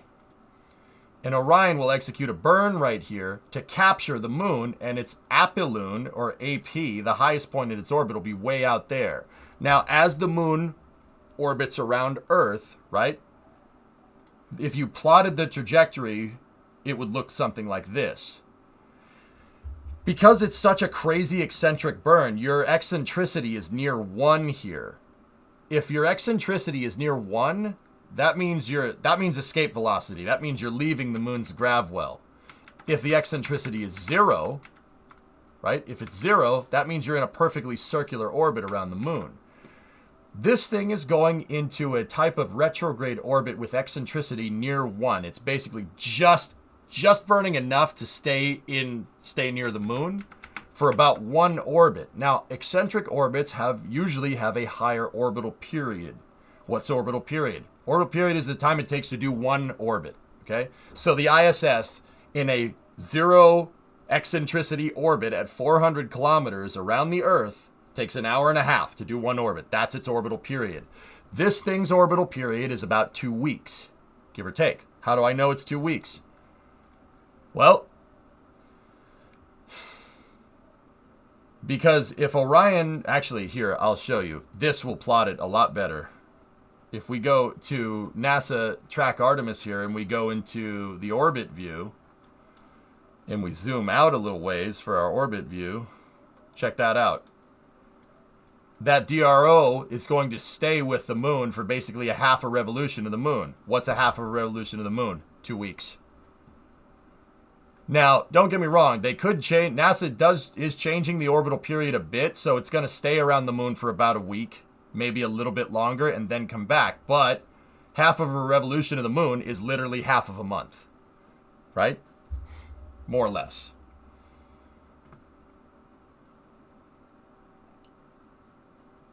Yeah, eccentricity near 1 is escape. And I already said that, Aqualex. I don't know if you were here for that or not, but you probably missed it. So, they're going to bench test that thing, KS, out there while they're doing that. They're going to bench test that sucker. They're just going to make sure it can station keep. It can stay in this nice orbit, this nice retrograde orbit around the moon. They're going to be checking for thermal. They're going to check that the crash test dummy, it's not a crash test dummy. They call it an anthropomorphic test device. It's a crash test dummy. It's the same thing that they use for car crash tests. So it's basically a simulated human, right? They're gonna make sure that the crash test dummy in there doesn't fry, like that. You know, they can keep the capsule cool. That the capsule's radiator systems work, service propulsion system works, all the thrusters work, and they're gonna make sure it can stay outside of the Van Allen belts for a long period of time. And then they'll bring it back, and then they'll see how it works. They'll see how it worked. Lithobraking is lithobraking is when you use the ground to stop. The thing about lithobraking is that when you use the ground to stop, they have a word for that. Impact. Yeah. Did they put anything like mice in there? Josh, there's no life support systems on board for this Orion. It's in terms of like crew amenities on board, there's not much. It's really testing everything but the life support systems. Now, the reason why they're doing that seems like kind of a dumb idea, in hindsight, right? Like, why wouldn't you want to test the life support systems? You're going to put people on this next. The thing is that life support systems are really easy to test down here. It's either making oxygen or it's not making oxygen. They usually, now how spacecraft like this usually do that, like for instance, with the space shuttle. I'll take the space shuttle as an example. Now Orion isn't the space shuttle, but bear with me here. The space shuttle had hydrogen and oxygen fuel cells. You know, you hear people talk about, there's a bit of dust. You hear people talk about, like, oh, we need fuel cells in cars. That'd be better. Da, da, da. So the space shuttle had those, and those would generate power, but a byproduct of a hydrogen and oxygen fuel cell is water. And with that water, you can, well, drink it. That's important. You can drink it. It'll heat the spacecraft, so it's a nice heater. They make a lot of heat as a result of the reaction between hydrogen and oxygen, right? And then you can use that water to make oxygen. I'm not 100% sure how Orion does it. I don't think Orion has a fuel cell on it because it has solar panels. That would be redundant. But the environmental control systems are pretty dang well documented, and they're really easy to test. I don't want to sit here and don't want to cast any bad juju, but it should work just fine. It's too simple of a system. That's like saying, oh, my door is going to malfunction into my room. Not really. That's not really. I mean, it might. But once you set the door, if you shim the door right and it opens and closes correctly, the only thing that's going to break it is not using it correctly. If you slam the door, it could break something, right? But life support systems tend to work like that. It's simple enough where you don't really need to test it this time around, so you could save a little bit of cash. That's what they were trying to do. How does the ISS handle air? It recycles it. Yeah, it recycles it, and it also has water, some of the most advanced water purification systems. I was about to say on the planet, but not really. Only EJ could equate spaceflight to door construction. That's my meal ticket, Jax. I could sit here and talk to you about the intricacies of environmental control and life support systems for hours. Nobody wants to hear that. Basically, it's simple enough that you don't need to worry about it. Everybody knows how a frigging door works. That's the hard thing to do, dude. To find something that is single fault redundant like that, that's so super simple, you don't really need to worry about it, right? Do they have 4K cameras on board? The cast is in 4K, but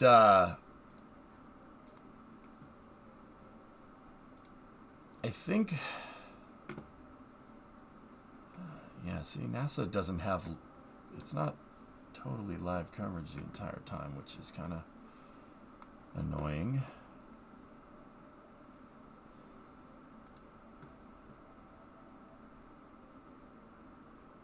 Yeah. Will Orion have oxygen candles too, or is that too risky? Not sure, Penta. I'd have to do more research into how it works. That's like chances of having a broken tack. You won't know until you prove it. I really hope we will have uncompressed videos once the spacecraft gets back. They were live earlier today. You know what, fellas? I'll be 100% honest with you. I am kind of like,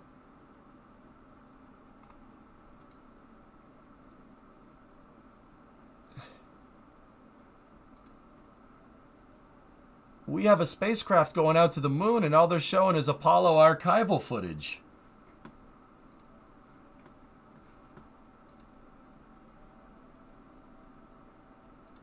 They posted a summary video, that's it? Like,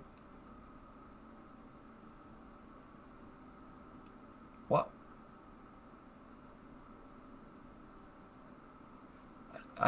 There's the Track Artemis website that is literally broken.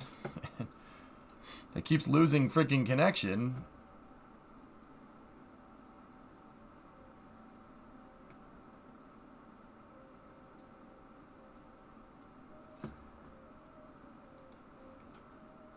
I'd assume that there would be a live stream of the capsule, live stream onboard views, live stream mission control views, constant updates. What?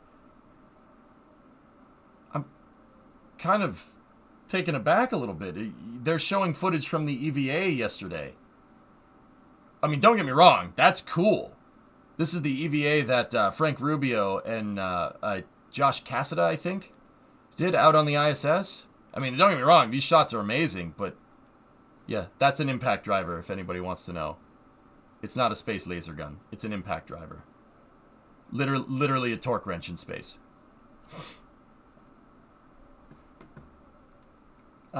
See last. You want me to see your last? No way. Yeah, I've seen the imagery already, W. That you're confused. That's not what I'm asking. Like, there's no live coverage of this. I'm on either channel. Discovery, go at throttle up. It's not an E11 blaster. No, maybe a CDAF pistol. Tony, good reference. I understood that reference. Really?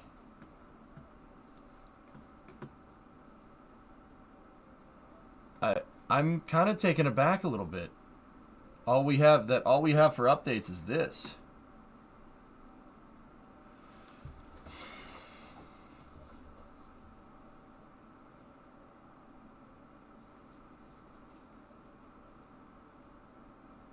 I mean, we have a spacecraft going out to the moon, and you wouldn't even know it by looking at our NASA TV. I don't know, dude. I don't know what to say. Like,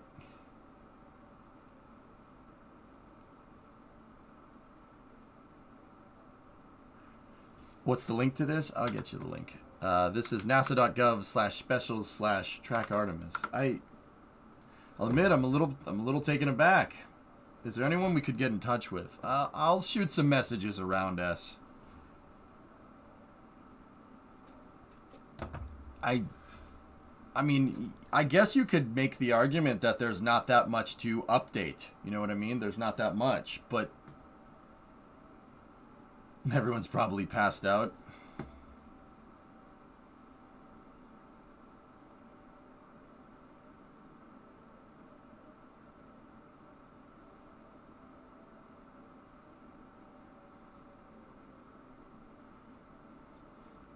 I don't want to say I'm disappointed because I don't want to undermine the mission. This mission is amazing and it's going pretty dang well, but I've been following since 2014 and the Orion test on Delta IV, getting to watch the launch this morning with you. And everyone here is so emotional. Just the best to finally see it work. Thanks, Sam. I nailed the stream. I think I did okay. I was trying to have fun. Dude. I'm not usually the reserved stone cold guy that I am when I'm talking launches. We were trying to have fun because it was that type of day. I could feel it from you guys. You guys wanted to have some fun, so I had some fun, you know. Let's be honest, SpaceX has spoiled us with their live cam footage. I guess I just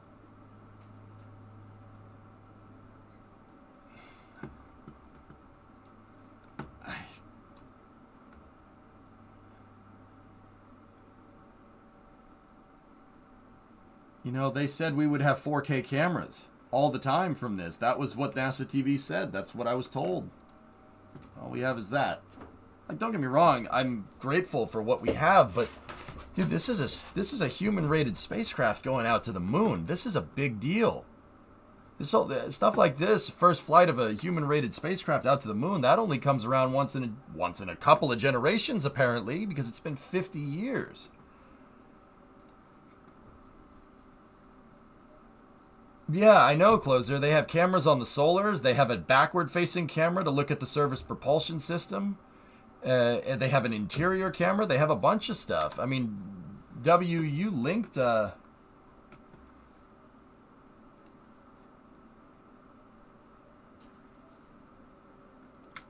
here, see? Man, if it was me... See, TJ has it right. If this was me, I would be... This is stuff I'd be showing. I would have this on freaking repeat right now. Maybe the live camera feeds are too power intensive? I guess? I mean, maybe?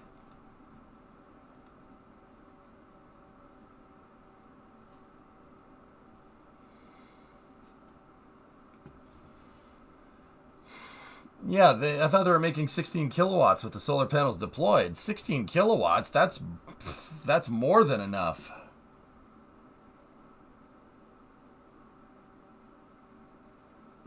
I just don't get it. I'm not, like I said, I'm not trying to go bark up NASA's tree, man. If it was easy, if this was an easy thing to do, they probably would have done it. But, well, that says to me that it's not as simple as just, oh, hook up OBS and mission control, you know, like.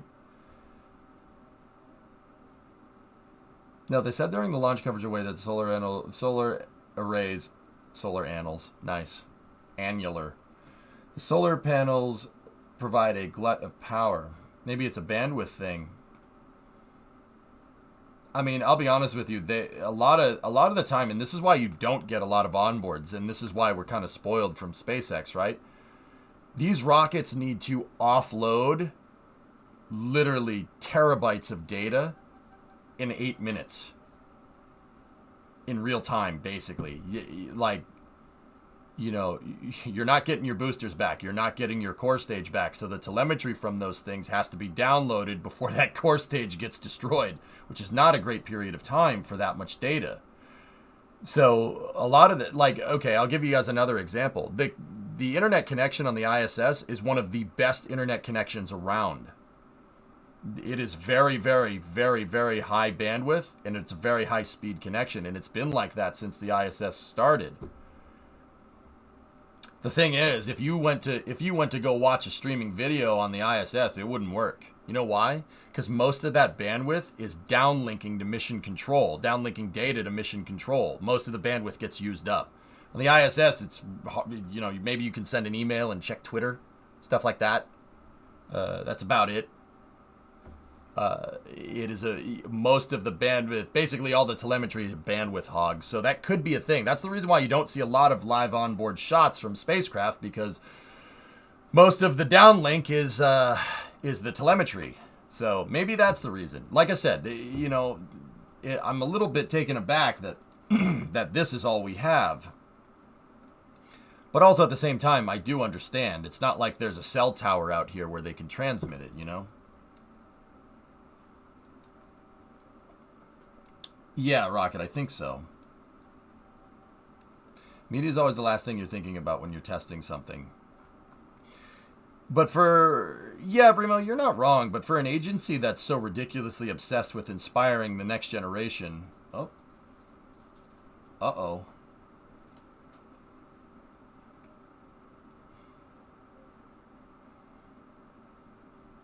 Hello? That just made my graphics card unhappy. Yeah, that just made my graphics card very unhappy, whatever this thing is. Yep. Do the solar panels rotate any? They can actually move back and forth, Blark. They're actually on a pivot, so they can angle back and forth. Like if the spacecraft is pointing this way, the solar panels can tilt. They don't do this, if that's what you're asking. At least I'm pretty sure they don't. NASA heard you talking crap. I'm not talking crap. I'm just kind of taken aback a little bit, dude. Yeah, we do. I will say that we do get a little spoiled by SpaceX, but man, it's the same thing that they did with rollout, man.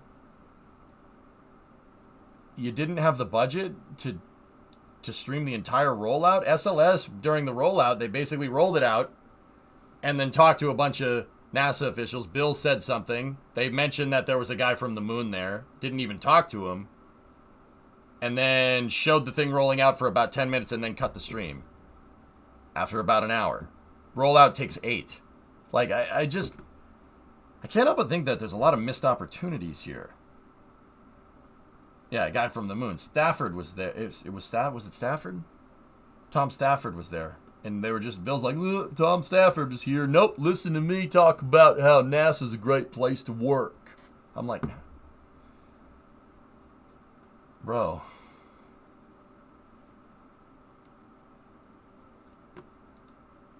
I don't know, man. I don't mean to be a little bit of a Debbie Downer. I'm trying not to be trying not to be a jerk about this, but man, why isn't, like, I would be curious to ask, why isn't there any coverage of this?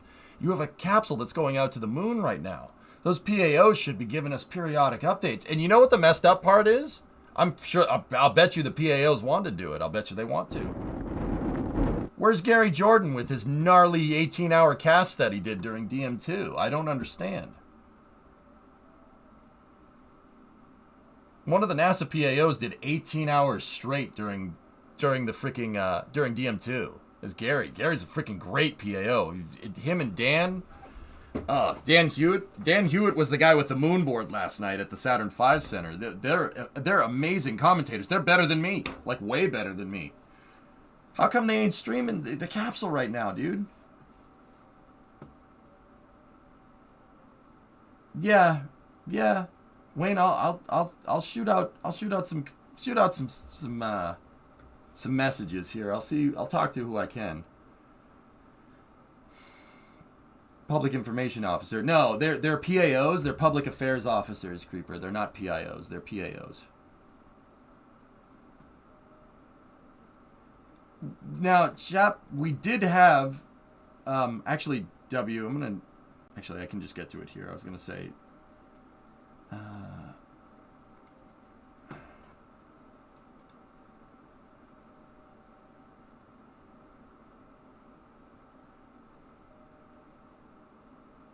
Just interviewed Dan on NSF Live. Dan's amazing. Dan Hewitt, Gary Jordan, Shanique Wolverine, and I forget the last woman's name. They're all, Leah Cheshire. They're all amazing commentators. They're better than me. Way better than me. They should be up here casting this thing, man. Talking with people, answering questions. Rev, I don't, man, like, I'm kind of bumming, dude. Like, I don't mean to be so bumming. And don't get me wrong, they did show us 47 a.m. Eastern. Let's take a quick look at that launch. Miles away from the moon, of course, that Artemis 1 with a splashdown. We should have these onboards here. December 11th. What's the purpose of this mission? Dallas, they're bench testing the rocket, which performed really well, and now they're bench testing the capsule. Basically, they're following in the footsteps of the Apollo missions. We got to get a good bench test on this thing. Now, during Apollo, they didn't have sophisticated enough systems to send it without anybody on it, which was a little bit risky. But that's what they did. But nowadays, we don't need to do that. They can remote control the spacecraft just fine. You're looking at the business end of it right there. All these thrusters are for fine control right there, and that's the main propulsion. We have they have all these live views. There's Dan. This guy, Dan's amazing. He's a great commentator. After all of their propellant's gone. We also have 3 like, they should be doing this on a 24-hour loop. On the way uphill, as well as the launch abort system that will come off. Now. Yeah, Brimo, there's some technical reason. There always is. Are they going to land on the moon, Schnoid? No. The Orion capsule is just designed to go out and orbit around the moon for about a week. They're basically bench testing the thing and making sure that the capsule and the service module work correctly. It's a test flight. But see, the reason why they're going to park that thing out at the moon for about a week is because Orion is a capsule. Unlike the space shuttle, unlike even the Apollo CSM, it's designed to stay up there for very long periods of time. What I like to do is I like to describe Orion as half satellite, half crew module. That's freaking sweet, by the way. Shortly after that, the ICPS will separate. Its job pushing Orion is done. It has a couple of secondary payloads in here, some CubeSats that it'll deploy, ultimately sending itself on a path around the moon before it escapes and goes into orbit around the sun. Like, see, this is great. Dan should be doing this 24/7, or they should be restreaming this, and they should be replaying this 24/7 on NASA TV. Bree, that's my thing. Like, I understand, not being able to see a live onboard all the time, right? But this, Dan explaining this stuff should be there on NASA TV. You go to NASA TV right now, you wouldn't even know there's a capsule going out to the moon. That's kind of where I'm like, we have a capsule going out to the moon, and they're showing Apollo archival footage on NASA TV. I'm like, We were stumped why they were showing 3D renders of rollout before launch rather than the one of several we actually had. Yep, see, there's re-entry. They roll the capsule to change the angle of attack on the heat shield because of an offset center of mass.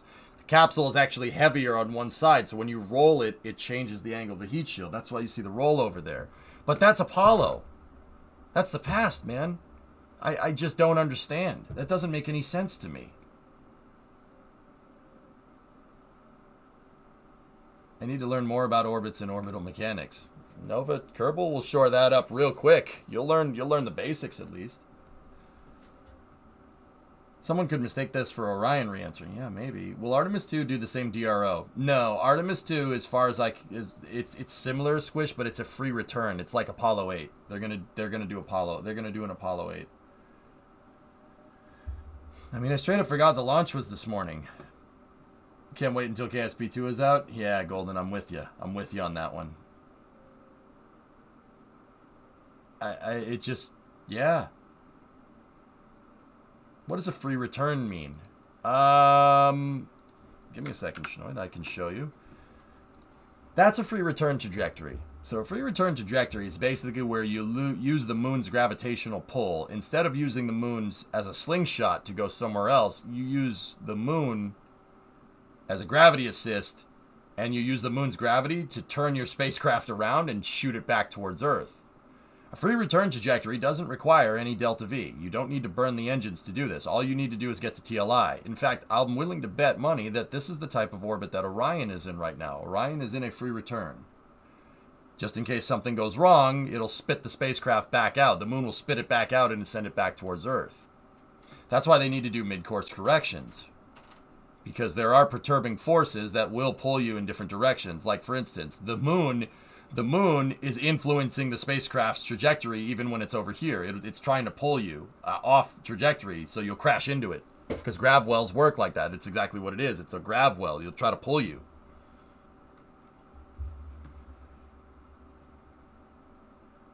So, Shnoid, this free return trajectory, basically, when you get near the moon, you are inserting into lunar orbit.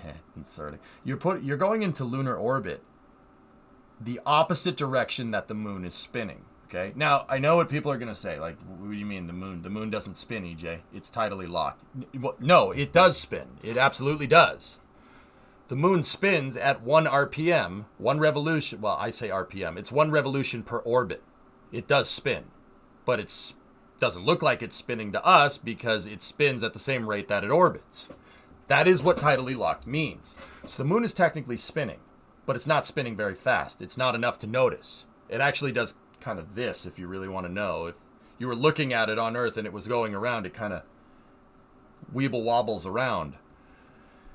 That's because it's the moon. One side of the moon is heavier than the other side. It has more mass. Basically, if the moon is a sphere, right, or a spherical-ish thing, the center of gravity is not in the direct center of the moon. Earth is the same way. That's why Earth kind of weeble wobbles around.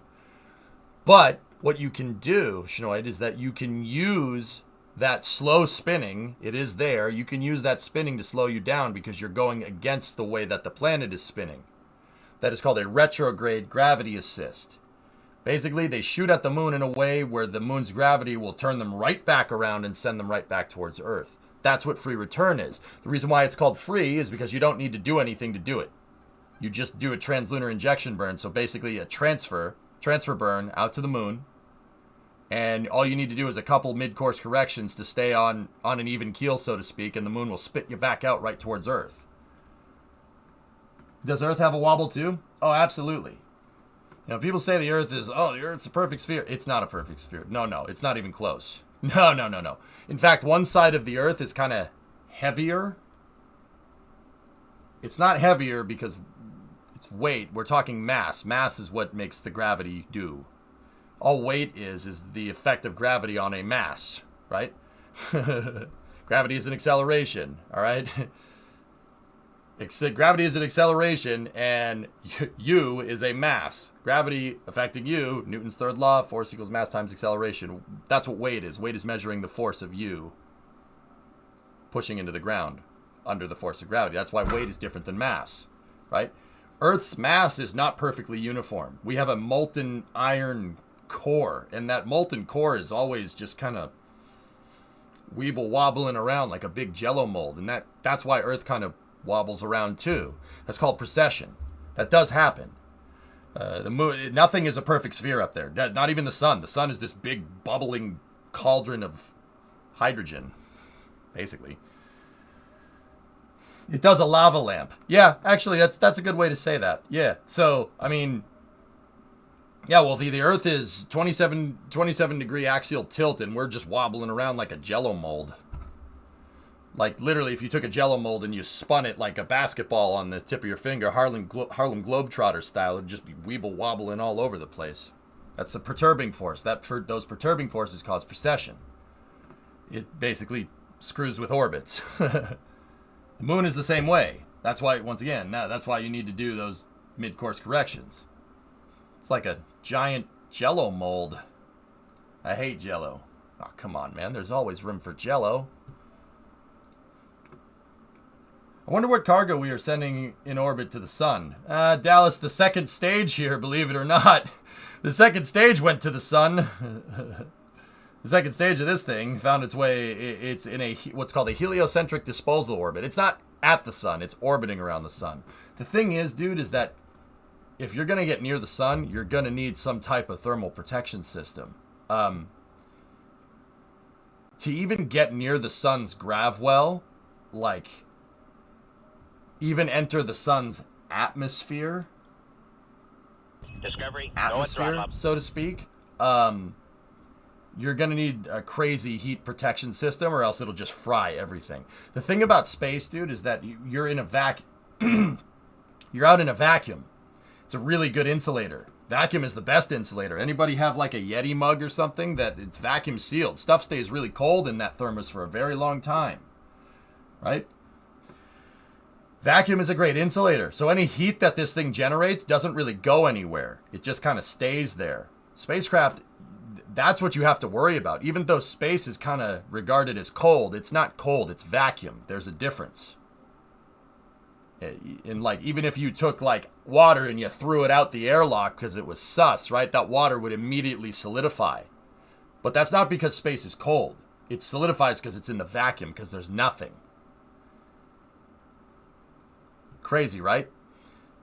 Spacecraft, even though space is kind of seen as cold, spacecraft get extremely hot because vacuum's a great insulator. The heat has nowhere to go. You can't convect the heat out with a fan, right? There's no air to exchange the heat with because there's nothing. It's vacuum. So spacecraft actually get really hot. So sending a spacecraft near the sun, dude, you really need to figure out a way to shed all that heat. And then obviously there's the heat that you have to shed because you're flying through the vacuum. And then when you get near the sun, it gets even worse. Just put a huge mirror on the front of the spaceship. Duh, haven't you seen the movie? Ah, yeah, how stupid of me.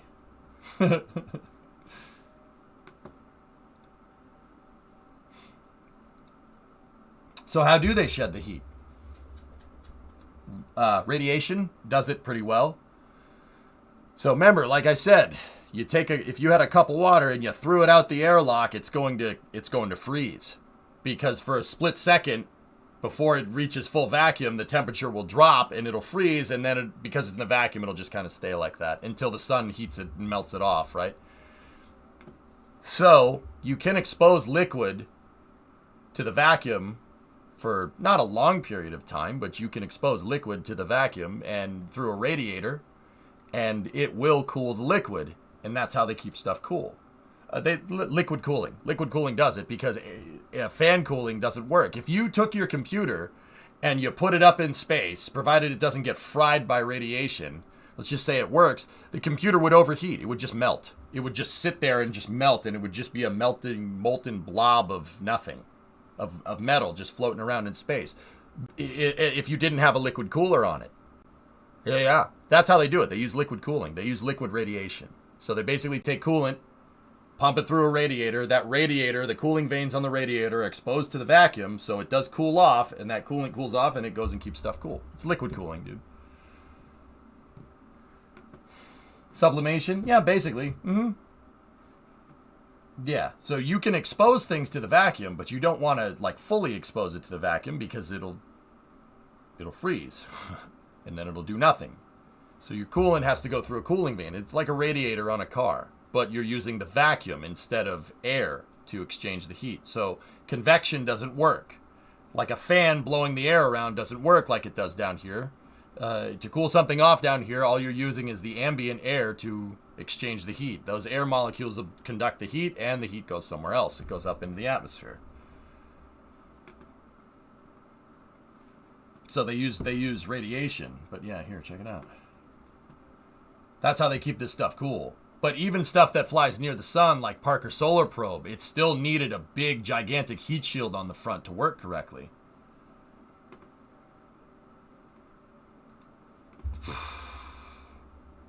Oh, yeah. The solar panels do pivot. Yeah, they definitely can do that. That's right, Squish. The space shuttle had radiators on it. They were on the inside of the payload bay doors. That's right, Novus. See, I really wish we could just get this view, like, all the time. I wasn't sure if those things actually did pivot. I knew they could go, like, forward and back, like this, but I didn't really think they could do that. But well, I gotta believe it. I'm looking at it. It's definitely moving. DMs for a thing you'll be interested in. No, I'm not interested in that. I hate you, Grav Shark. Anyway, moving on. Just don't read too much into that. I'm kidding, man. What's up?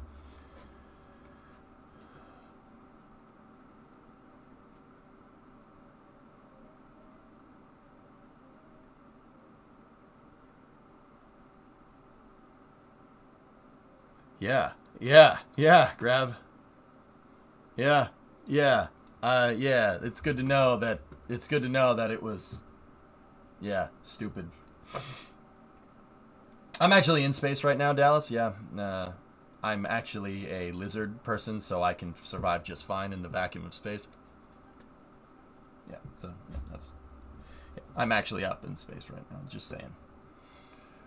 Is this a live picture? Elvis, this is from a little bit earlier this morning. Not to bum you out, but NASA isn't showing live shots like they said they would. They showed live shots for about an hour this morning and then just were like, okay, we're good.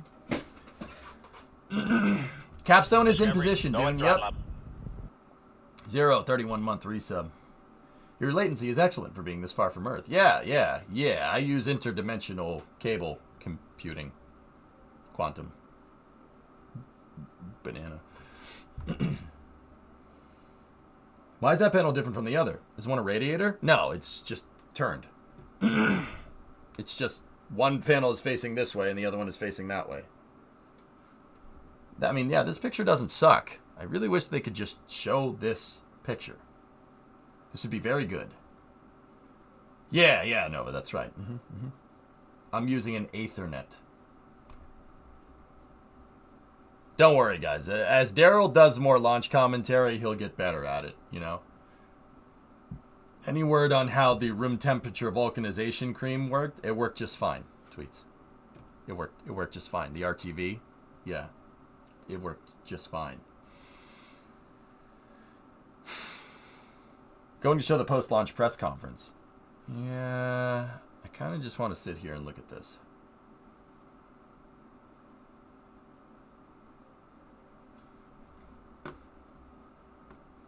Why is the SLS liftoff GIF not playing in your mission's control streams yet? What are you, lazy? Lazy like the NASA broadcasters are right now? Yeah, Squish. Look out for you, master of psychology. You know what? The next time you say "see last," I'm ignoring you. Yeah. Now this is happening. You want to play this game with me? You don't want to play this game with me.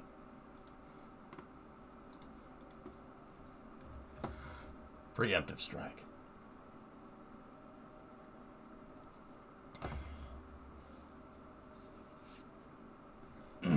Actually, you know what, dude? I already have a viewer help me actually throw this together. We should be able to.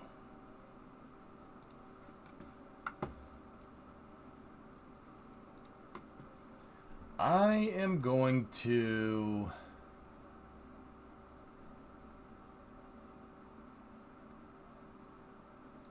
let's get rid of Wiggly. Let's get rid of that. And then plus in a browser source. You know what? We'll do it right now, dude. There's a browser source right there. Professional streamer here. Ooh, I don't hate that. I just got to make sure it repeats. Damn it. Yeah, see. The way this GIF is cut, it doesn't repeat. It just sits like that, and I can't hit the damn play button to get it to work. So that one ain't gonna work. Oh, yeah.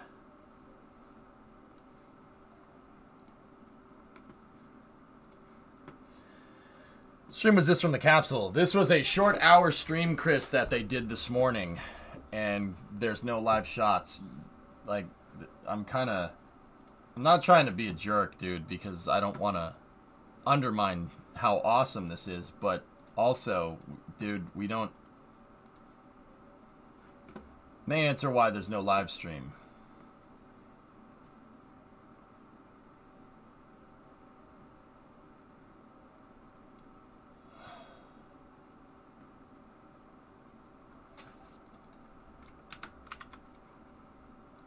Pale blue dot, baby. Yeah, and I'm right in the way. I'm gonna go over here. They've probably selected them, Schnoid, but they haven't announced it. Well, Lunprod, you said it'd be in here. Let's take a look. I was under the assumption that we'd be getting views like this the entire time. I mean, that's kind of what these articles kind of say, unless I didn't read them good enough. Let's read. During Artemis 1, NASA's SLS rocket will send the agency's Orion spacecraft on a trek 40,000 miles beyond the moon before returning to Earth. To capture the journey, the rocket and spacecraft are equipped with cameras that will collect valuable engineering data and share a unique perspective of humanity's return to the moon. Okay. There are 24 cameras on the rocket and spacecraft, 8 on SLS and 16 on Orion, to document essential mission events, including liftoff, ascent, solar array deployment, external rocket inspections, landing and recovery, and capture images of the Earth and the moon. On the rocket, 4 cameras around the engine section point up, 2 cameras at the inner tank by the top of the boosters will capture booster separation, and 2 cameras on the launch vehicle stage adapter will capture core stage separation. The 8 cameras will cycle through a pre-programmed sequence during launch and ascent. On Orion, an external camera mounted with a crew module adapter will show SLS's rocket ascent, providing the rocket cam view. On Orion, an external camera mounted on the crew module adapter will show the SLS rocket's ascent, providing the rocket cam view the public often sees during launches. Another camera will provide a view of the service module panel jettison and solar array wing deployment. 4 cameras attached to the spacecraft's solar array wings on the service module will help engineers assess the overall health of the outside of Orion and capture a selfie view of the spacecraft with the Earth and Moon in the background. Each of Orion's 4 solar array wings has a commercial off-the-shelf camera mounted at the tip that has been highly modified for use in space, providing a view of the exterior. The arrays can adjust their position relative to the spacecraft, which optimize the collection of sunlight converted into electricity to power Orion. This also allows flight controllers and mission control at Johnson Space Center to point the cameras at different parts of the spacecraft for inspections and to document its surroundings, including Earth and the Moon.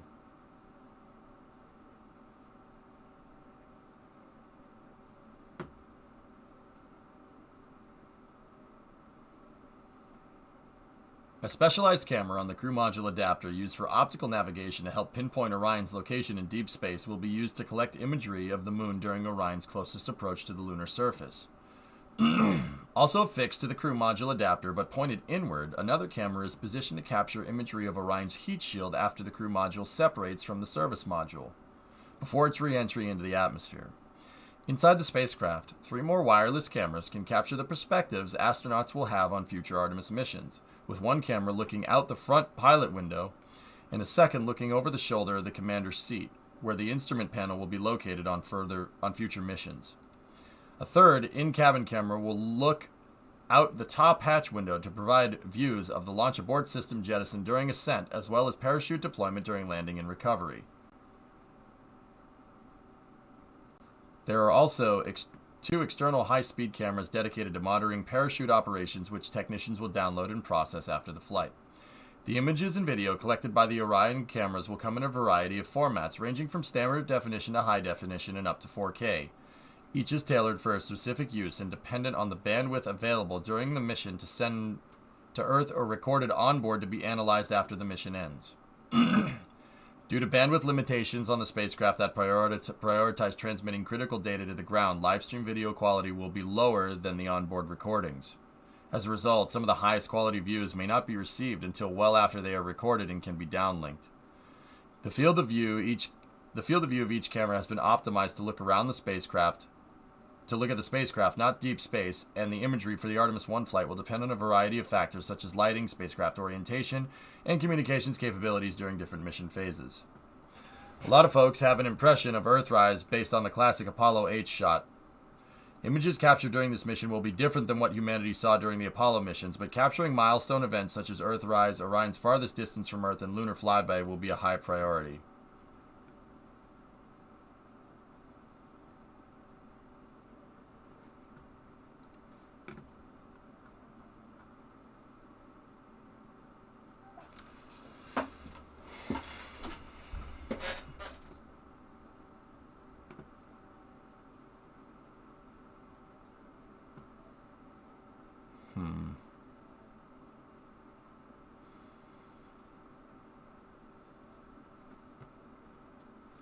Interesting.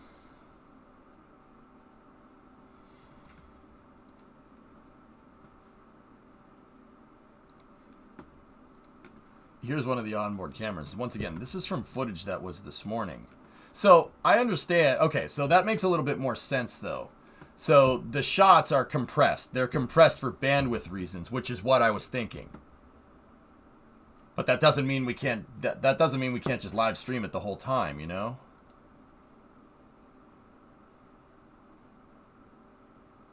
Because that's freaking cool, man. Look at that.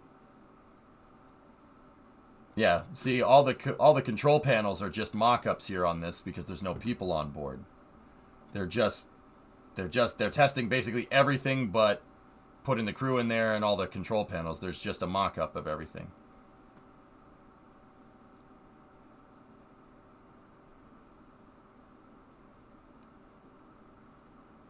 I choose to celebrate with ordering food for the first time this year. Do we know what transceivers they're using for Orion? RF bands? I don't know. No, I'm not sure.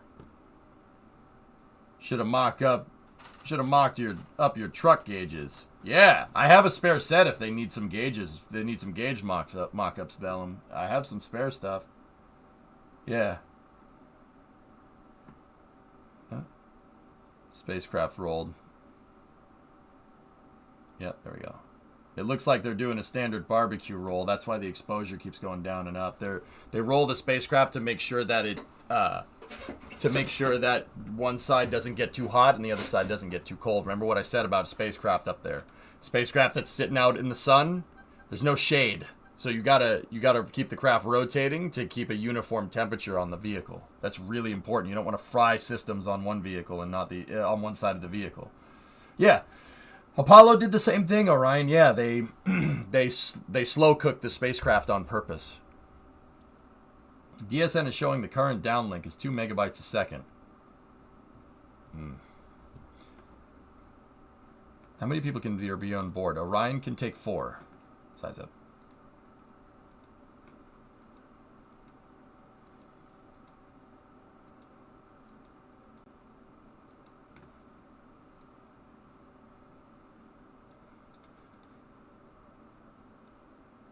See, I just want this shot, man.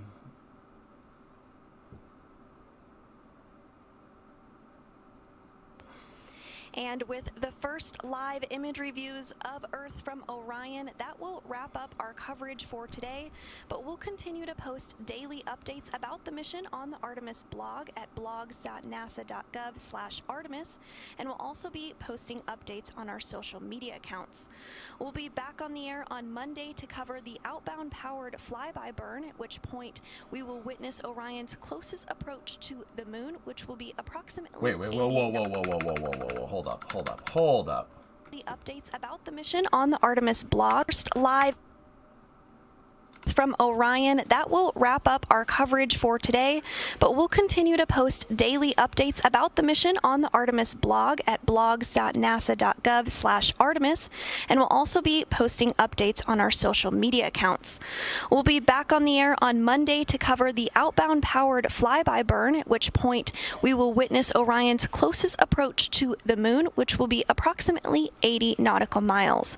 Our coverage will begin at 6:15 a.m. Central, 7:15 a.m. Eastern, with a burn targeted at 6:43 a.m. Central, 7:43 a.m. Eastern, and closest approach occurring at 6:57 a.m. Central, 7:57 a.m. Eastern. Again, when we're not live, you can check out the blog for updates and also subscribe to the NASA newsletter for updates on the spacecraft and mission. And we're also excited to introduce Artemis All Access, which is a short video product released 2 to 3 times weekly that will provide updates about mission accomplishments with a look at what's to come. Plus, we'll have inside looks and explainers. But for now, with Orion continuing its journey to our nearest celestial neighbor, the moon, that will wrap up our coverage for today. Thanks so much for watching us. This is Mission Control Houston.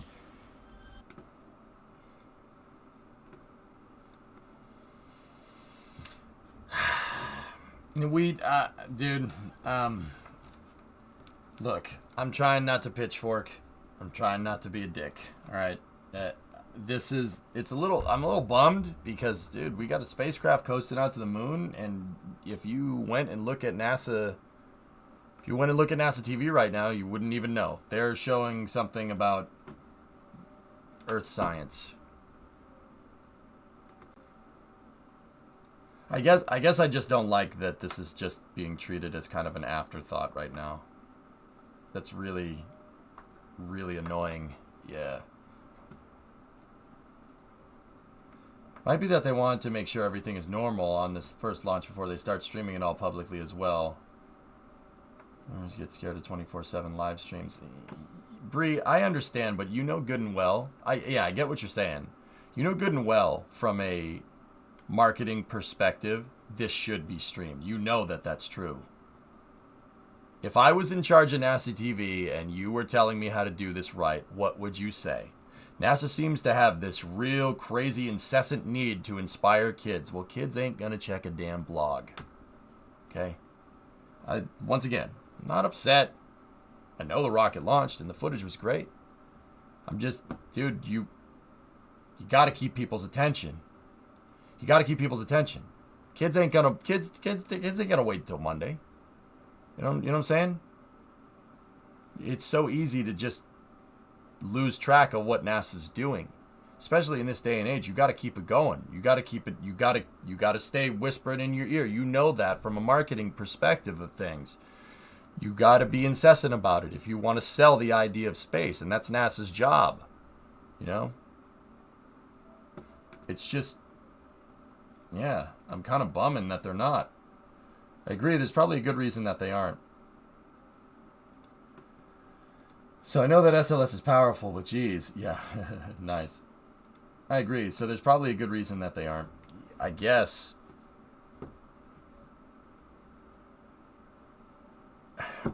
Look, guys, I get it. There's probably a good reason. Now is not the time to make excuses. I'm sorry, it's not. I don't mean to be incessant about this. You know I'm not one to bark up people's tree because, dude, NASA's got enough on their plate, and I understand that. Now is not the time to be, oh, well, we don't want to do that. We don't want to do that in case we... Now's not the time to do that.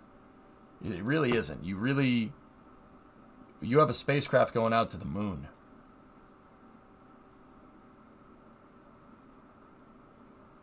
Like, I get it. I'm not going to say that it should be on every single news station constantly, dude, but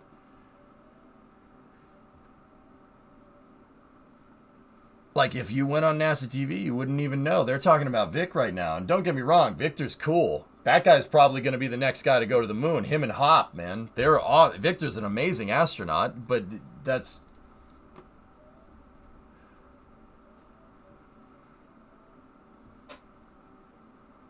What's the reason? What's the excuse? You know what I mean? Like, you got a spacecraft going out to the moon. First time in 50 years. This should be blanketing NASA TV. They should have PAOs constantly talking about, like, even if you can't get a live stream view from the spacecraft, they should have somebody commentating on this. Mine took a dump. On the Artemis in real time, like,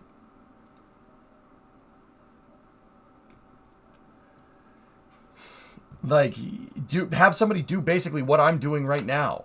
You know what I mean? And this thing is broken. That's good. And once again, I'm not trying to be a jerk. The coverage has been pretty good so far. It's just NASA shot their shot. They did a moonshot, and even it seems like NASA doesn't give a frick about it. It's really kind of annoying, actually. Like, I'm not going to sit here and say that I'm not a little biased in this matter, you know what I mean? Because I absolutely am. But, yeah.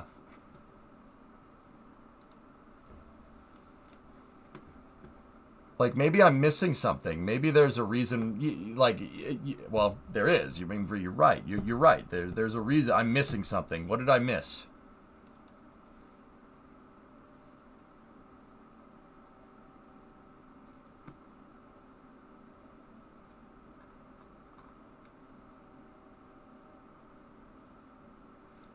Oh, nice floating. That's cool. No, Spot, I'm not getting angry, guys. I don't want to... There's no need to pitchfork nobody. You know what I mean? I'm not bumming, dude. This is... I mean, these shots are amazing, dude. Look at this. These shots are... This is the kind of stuff that, you know, people will show their kids, and this would get people into space, but... You know, I'm not going to sit here and say you don't miss 100% of the shots you don't take, but you absolutely do.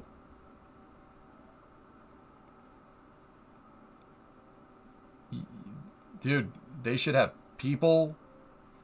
They should have PAOs talking about the mission. They should have, Charlie Duke and Buzz Aldrin there talking about going back to the moon, talking about this mission, talking about what it does. They should have Gene Kranz there. They should be interviewing him. This stuff should be incessant. You got to be persistent with it.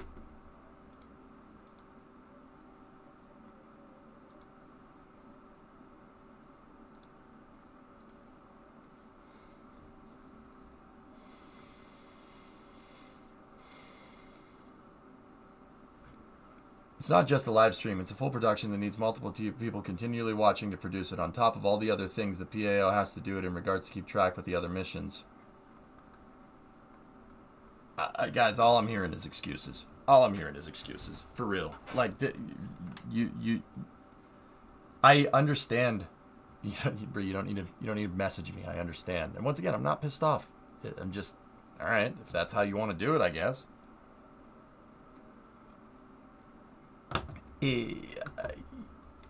Oh, yeah, we're going back to the moon. Yeah, the production is too much work. Screw that. We don't need to do that. We'll just update our blog.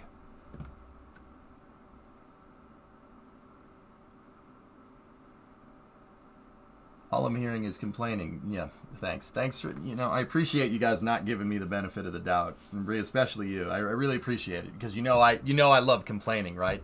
I wouldn't do it unless it absolutely needed to be done.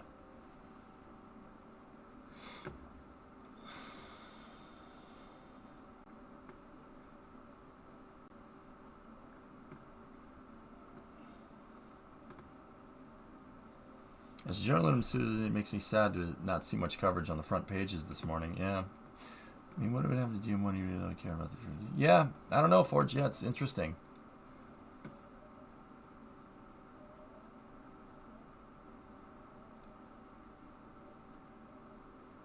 You should try that instead of streaming. Just do a blog and email us the link. Yeah. Yeah, Calsom. Yeah, interesting. You have a right to complain. You just think they're being excessive. Discovery, go at throttle up. Hey, Montblanc. Thank you. I don't think I'm being excessive at all. You guys know how I feel about complaining, Bree. You said it yourself. I wouldn't do it unless I absolutely thought it was necessary. This is not me being an entitled person because I don't get to see the moon shots constantly. NASA is missing a gigantic PR. They're missing a gigantic PR opportunity. I'm frankly shocked. Like, I can't believe it. I'm not even mad. I'm just like, all right. Neil, I'm not interested in that. Yeah, but hey, whatever.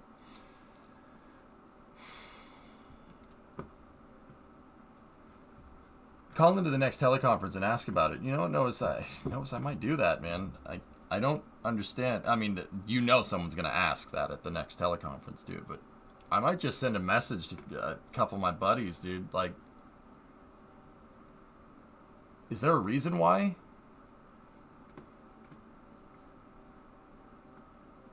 Are you going to change the far right overlay to launch? Yeah, I got to get a good gif of it, Cody.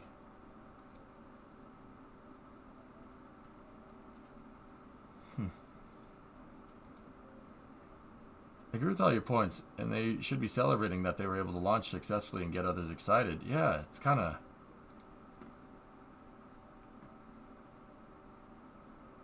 Yeah, I don't understand. I would really like to know the reason, you know?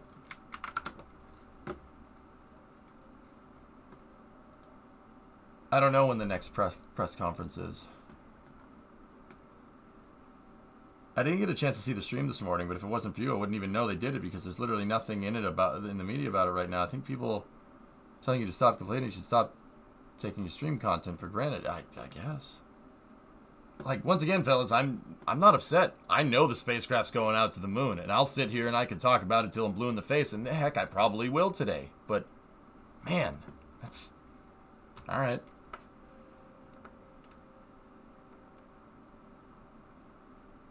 Yeah, Brie, I know you're just trying to keep the peace in chat, but once again, I know good and well the repercussions of sitting here and complaining about things. You know, I've been doing live streaming for a long time. I know the repercussions of that. You know, you end up just looking like an entitled piece of crap, which is why I don't like complaining about things. But I wouldn't do this unless I wasn't absolutely sure. You know? Screw it, I'm gonna riot. Do it! Do it, Anakin. No, don't, please.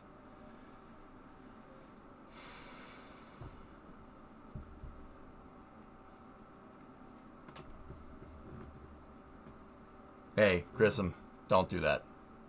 I understand what you're saying, dude. I agree with you, but don't do that, please. Please don't do that. Don't do that.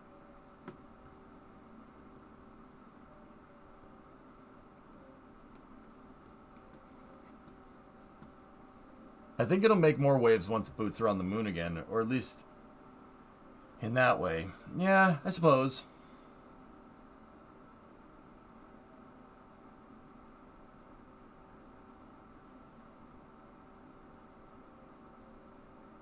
Yeah, Calsum, yeah, we'll see some grade footage when the mission is over. That's fine, but the hype train already left the station after that, you know what I'm saying? We have to be careful not to piss off NASA too much, though. They can drop something on us from orbit, remember? Yeah, no, that's a good point.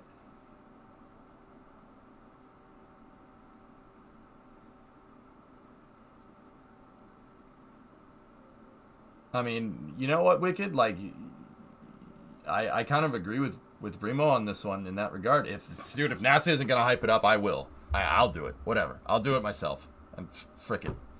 Frick it, man. Let's just sit here. Dude, I'm just going to sit here and watch this damn thing on replay. You know what I'm saying? I'm just going to watch this damn thing on replay. What's the longest burn time for the Orion service module engine? I'm not 100% sure what the capture burn is going to be. We'll do it live. Frick it. This freaking coverage sucks.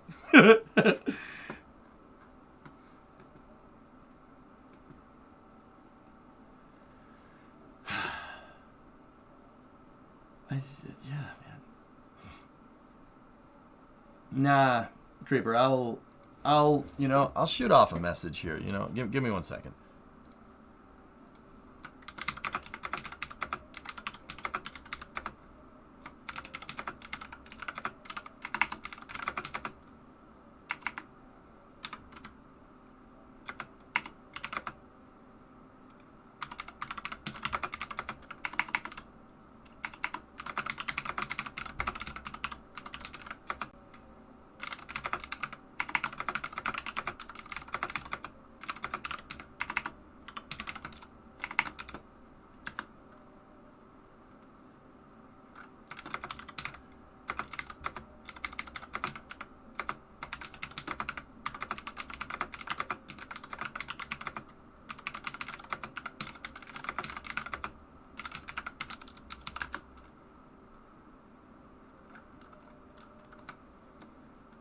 I'm shooting a message. Give me 1 second.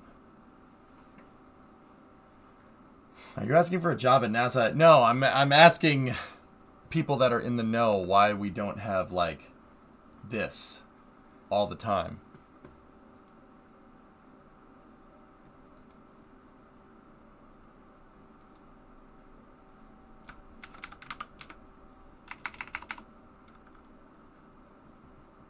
I feel like I'm working in an office with that typing. Dude, you love that keyboard.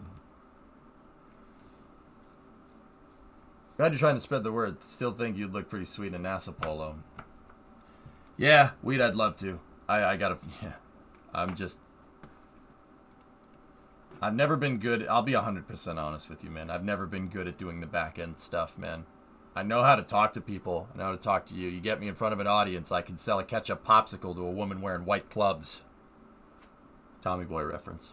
But the back end stuff, I've never, I'll admit it, I'm not really good at it, dude. That's why, I mean, I'm trying to get better. Like, after the pandemic, I just said, screw it. I gotta get better at this, I'm working on some stuff, don't worry. But yeah, dude, I still suck at it, man.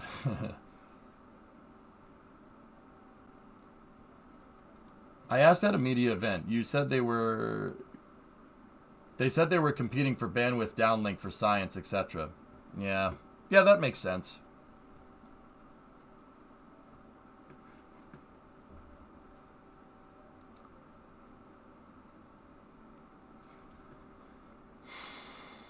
Tell you what, you can get a good look at a T-bone by sticking your head up a bull's butt. But you'd rather take the butcher's word for it. Yeah.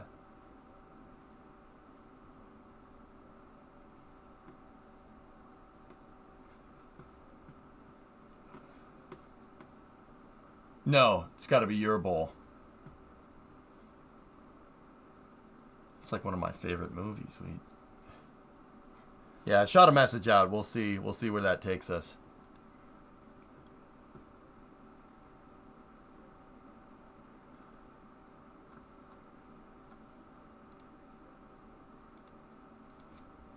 Here, I'll shoot out another message to another buddy.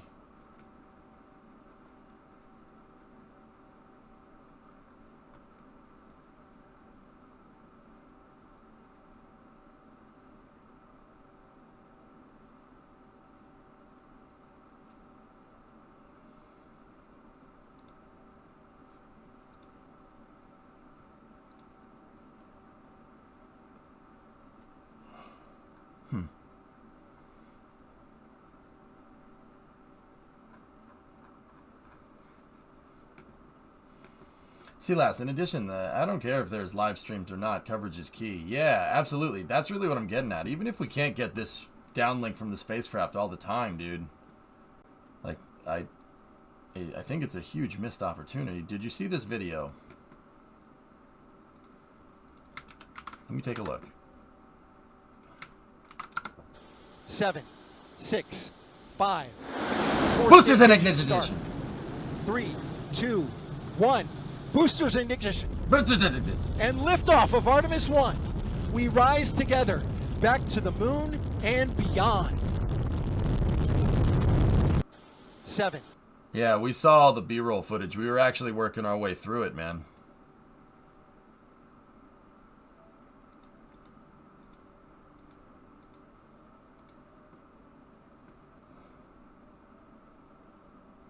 into the flight. Boosters in ignition.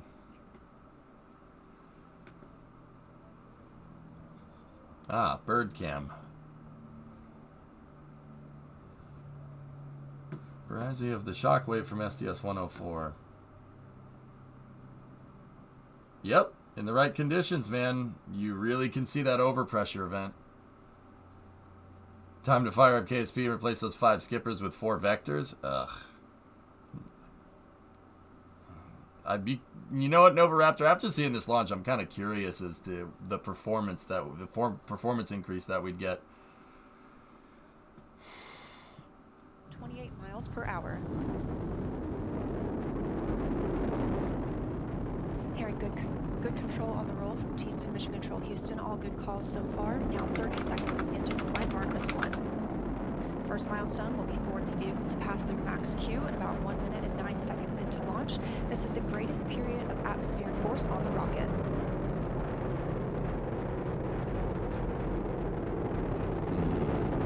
That's really nice. SLS now traveling 607 miles per hour.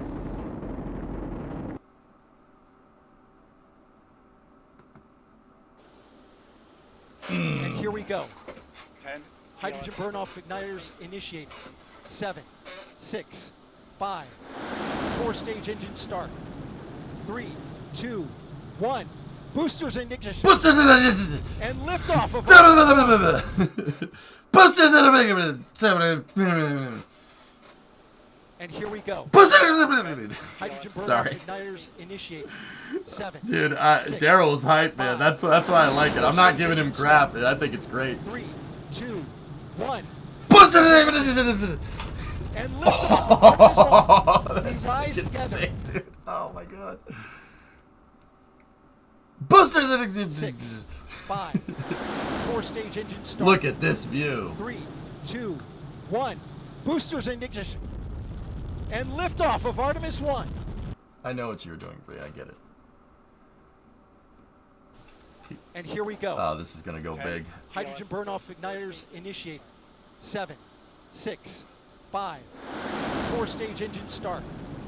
3, 2, 1. Boosters. And liftoff of Artemis 1. We rise Dude, together. that's back to the freaking moon sweet, and man. beyond.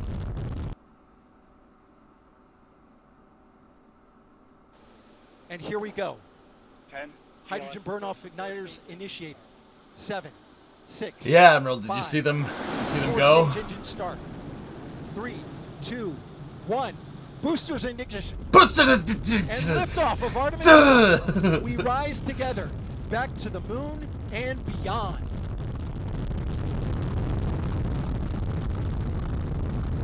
You know what? Some people would say that's a gaffe. I totally disagree. That shows Daryl actually kind of inadvertently captured how ridiculous this actually is. Boosters! Oh my god, it's flying, you know? It's totally right, dude. It's inadvertent, but it's absolutely correct. 7. He's like, oh my god, it's flying. 4-stage engine start. 3, Listen to 2, this. 1. Boosters in ignition. Boosters! And liftoff of Whoa! Artemis 1. We rise together. Back to the moon and beyond.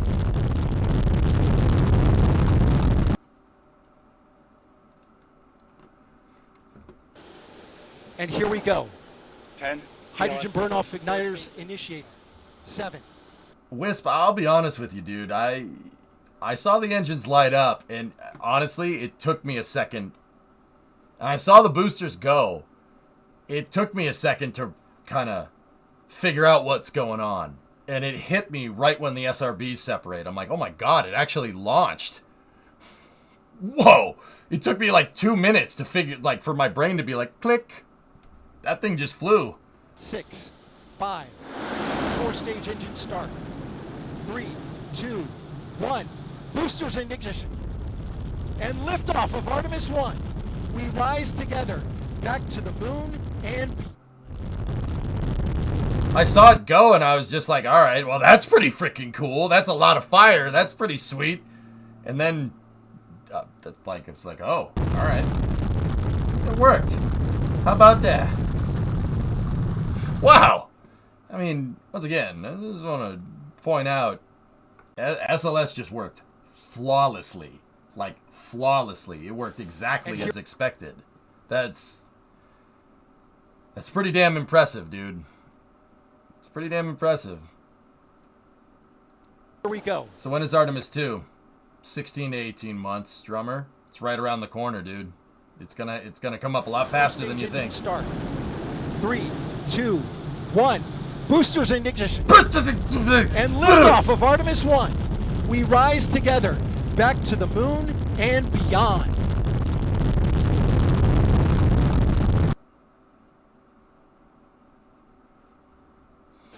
And here we go. 10. Oh, this Hydrogen camera's burnoff gonna be igniters great. initiated. 7, 6, 5. 4-stage engine start. 3, 2, 1. Boosters in ignition. And liftoff of Artemis 1. We rise together, Oh my back goodness, to the that was moon freaking and sweet. beyond.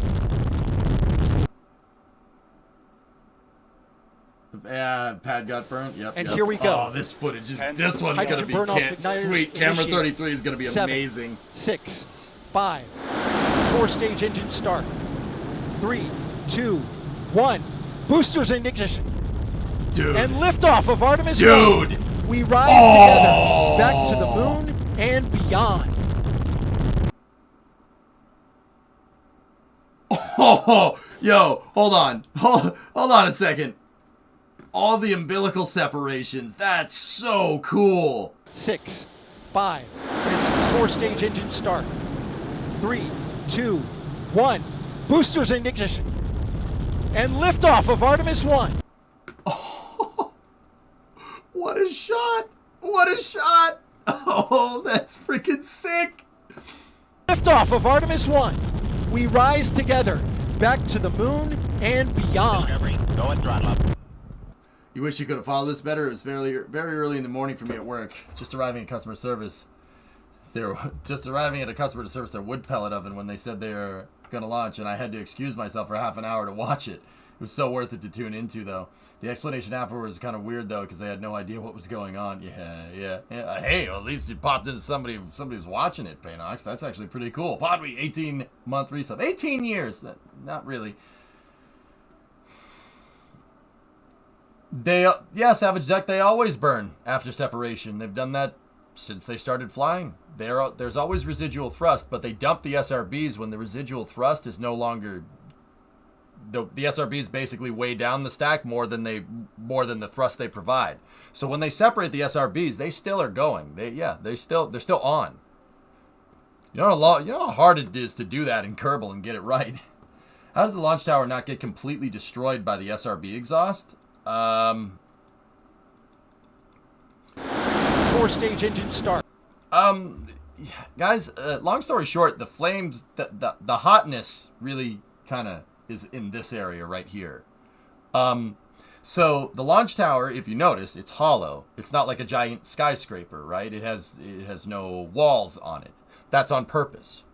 The reason why, there's a good reason. Well, one, it gets windy in Florida. There's these things that come from the ocean that make a lot of wind. You don't want something like this. You want the wind to go right through it, right? So it doesn't tip over and fall.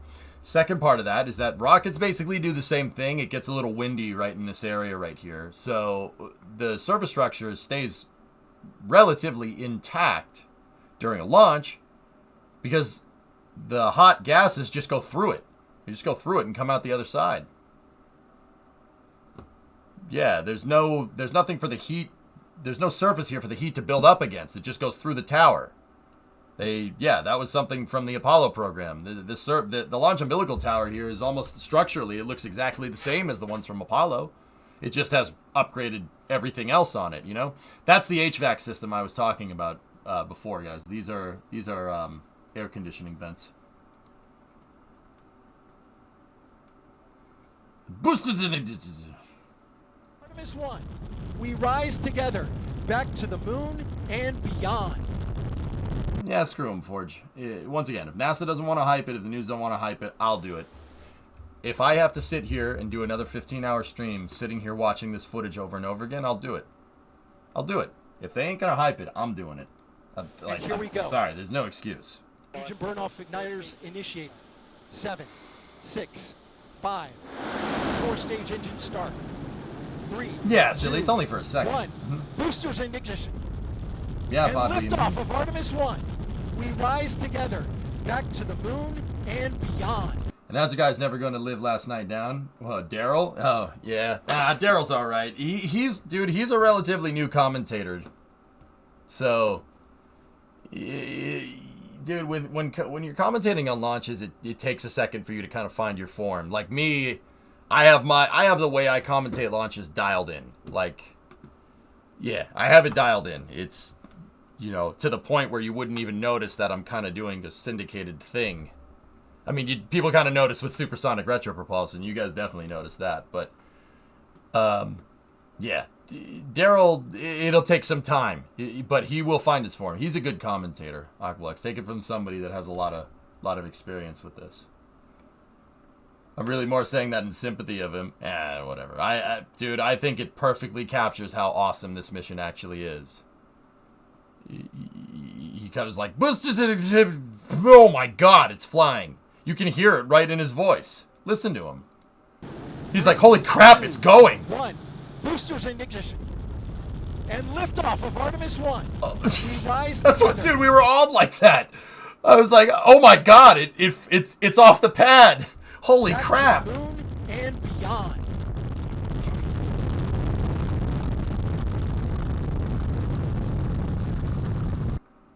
Yeah, Squish.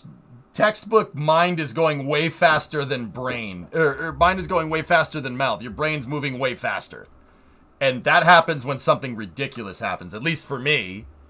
When I see when I'm doing commentary and stuff, if the brain starts going faster, then this starts transmitting information at the bandwidth that this thing can't handle. I usually end up saying weird words. It's true. That absolutely happens. Hey, Sadie, what's going on? Your mouth only has a certain amount of bandwidth, and your brain sometimes moves faster. You know? 7, 6, 5. 4-stage engine start. We need to get a Cat 6 3, mouth 2, up in here. 1. That sounded Boosters weird. in ignition. Boosters in ignition. And liftoff of Artemis 1. We rise together back to the moon and beyond. Can I just back that up? That is a gnarly shot. Hold on. Just... Boosters in ignition. The capsule is getting reused, Schnoid. And here we go. 10. Yeah, Hydrogen exactly, burn-off Jax. igniters initiate. 7, 6, 5. 4-stage engine start. 3, There's no 2, leak, Indy. Everything's 1. working fine. Boosters in ignition. And liftoff of Artemis look at 1. dude. We rise together back to the moon and beyond. At least I don't think there is. Actually, you know what, Indy? There might be, and I don't think there is, though. We would have heard something by now, but maybe there, you know, that might be the reason. There might be something wrong. But then again, it's NASA. If there's something wrong, they have to tell us. So I don't think that anything is going wrong, because if something does go wrong, they have to disclose it. They have to say something. So I don't think anything is wrong, because we've heard nothing. You know what I mean? There was a leak before launch. Yeah, saying there was a leak before launch closer is kind of a misnomer. Anytime you're flowing hydrogen, you're gonna have a leak. That's like being on a boat and, you know, saying you're not gonna get wet in some way, shape, or form. You probably will. You're surrounded by water. You know, hydrogen naturally leaks. It just does. It's the leak rate that they were worried about. It always leaks.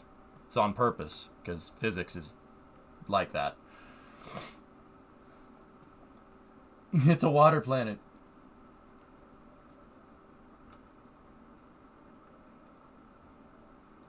Yeah, Aqualux, I don't know, man. I'm that's what I was saying, dude. I'm kind of bumming, but if NASA doesn't want to be a point man on the hype train, I'll take it. I'll do it. Fine.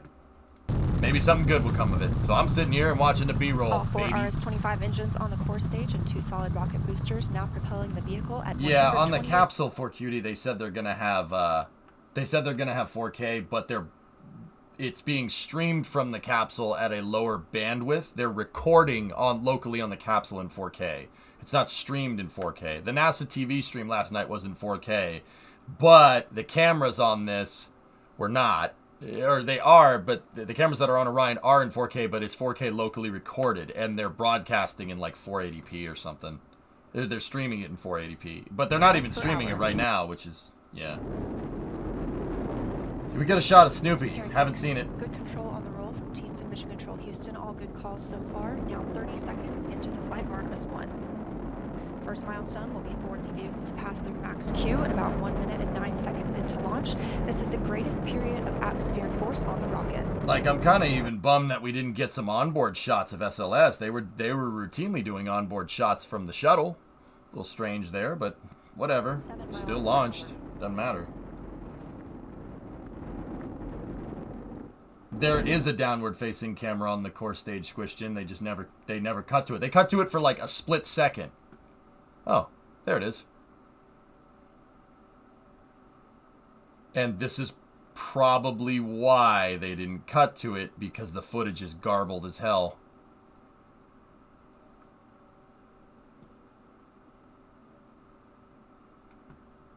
Dude. Hang on. I don't care if this is garbled. That's amazing. Look at that shot.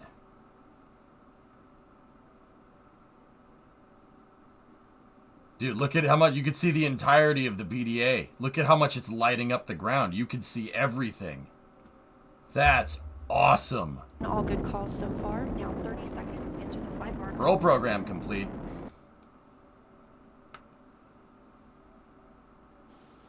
And here we go. 10. Hydrogen burn.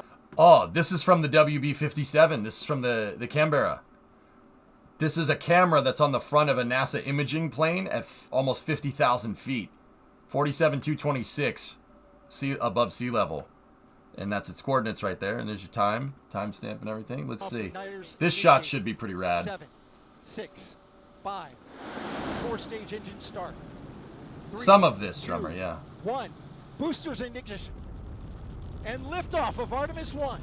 We rise together back to the moon and beyond. Oh. Oh yeah, that's pretty good. All 4 RS-25 engines on the core stage and 2 solid rocket boosters now propelling the vehicle at 128 miles per hour. Hearing good control on the roll from teams in Mission Control Houston. All good calls so far. Now 30 seconds into the flight of Artemis 1. First milestone will be for the vehicle to pass through max Q at about 1 minute and 9 seconds into launch. This is the greatest period of atmospheric force on the rocket. Damn.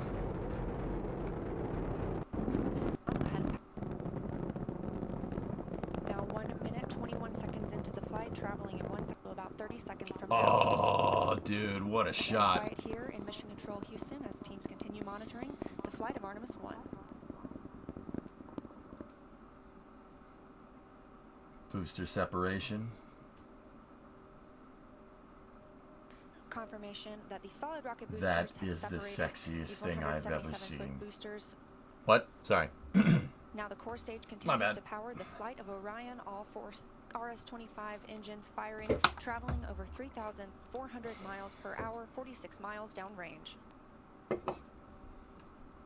I know, Deadbringer. WB-57 optics are no joke. Alright, so let's go over here, nasa.gov.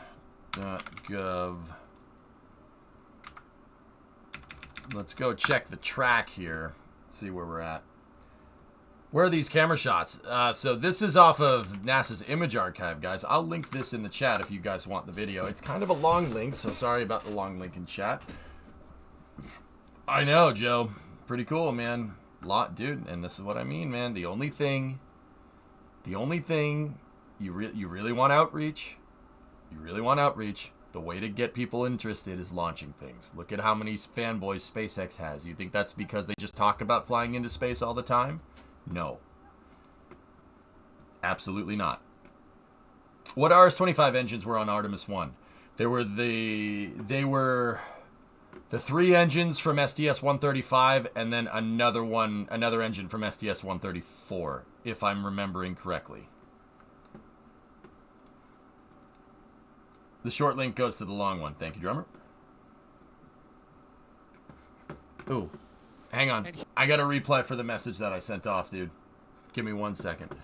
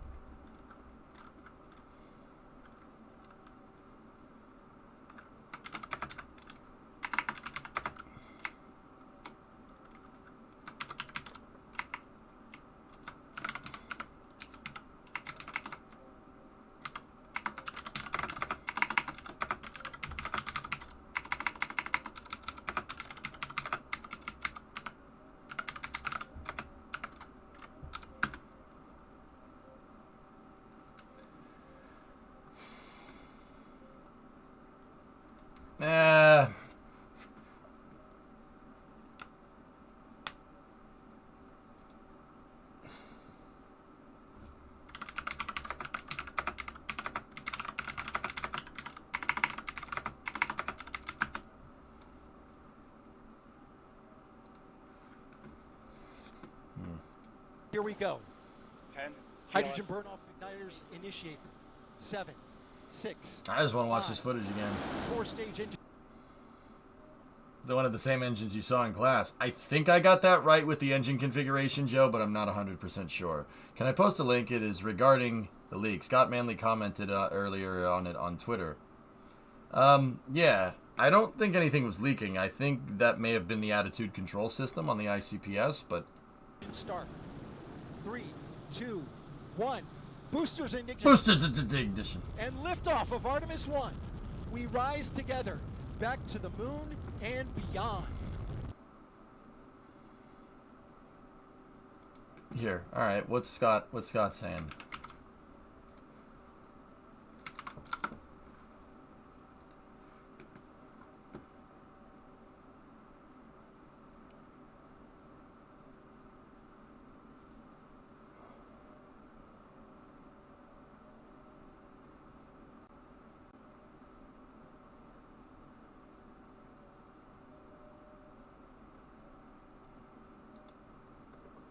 Yeah. Give me 1 second.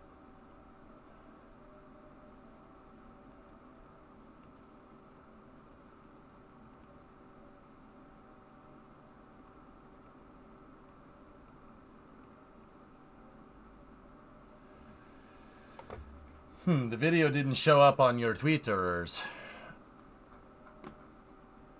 Here, let's just see what Scott. Let's go to tweets and replies. Hey, he still has that pinned. All right.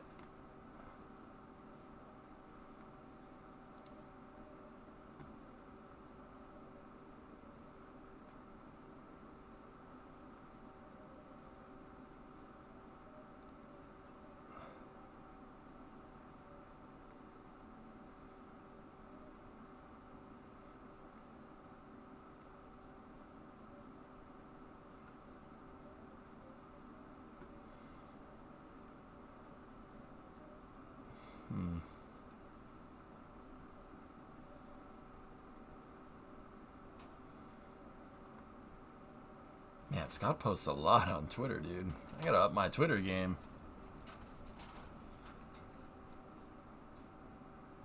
Okay. Man, what a shot by John. Hold on. Jeez. Money shot if you've already saw.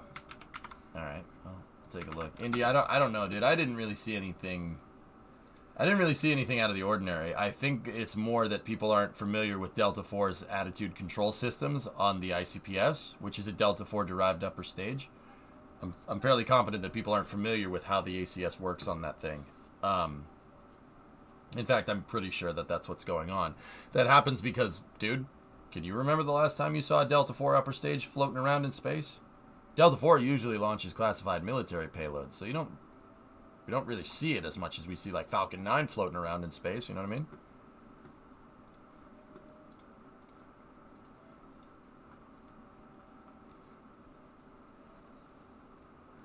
Who took this shot? That was from... Oh, that was one of Mike's remotes.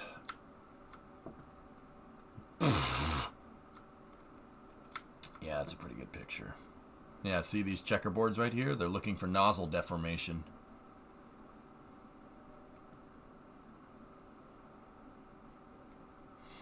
These 3 checkerboards are checking the relationship between the boosters and the core stage during ignition.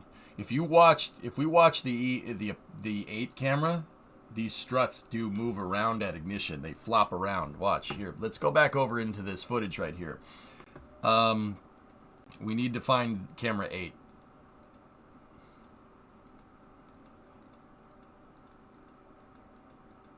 It's the one that's up close. Boosters edition.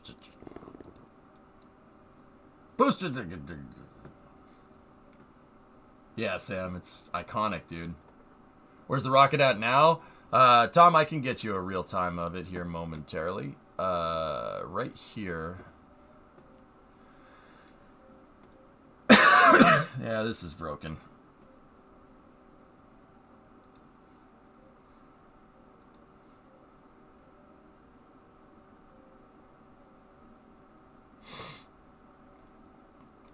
Yeah, Cody, the ICPS worked just fine.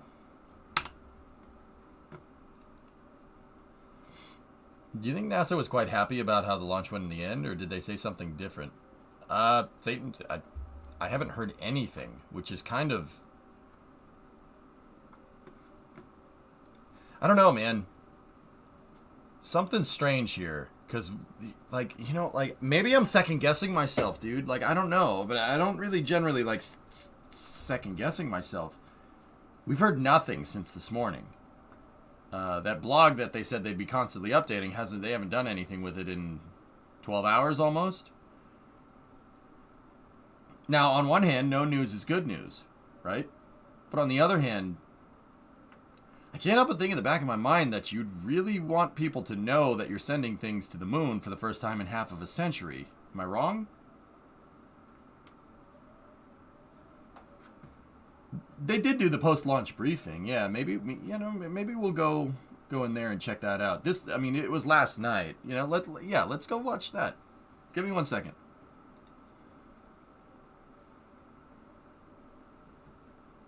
Oh, Rocket Eyes, don't do that to me. Something to do with defense? I'm kind of hoping, Raw, that it's not that, but also it's a possibility. Got the aft cargo carrier to work. Oh, very nice. Remember that time Delta IV Heavy launched an Orion test article? That was cool. I mean, yeah, EFT-1. What of it? This was better than that. Where's that press conference, dudes? I gotta find it. Yeah, it was cool. This was cooler, though.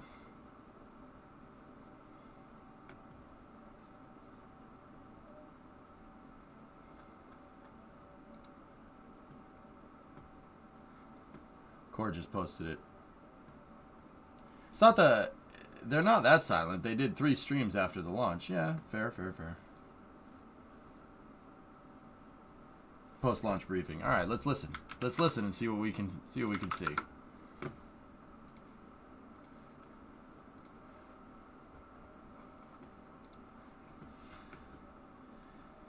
So this was the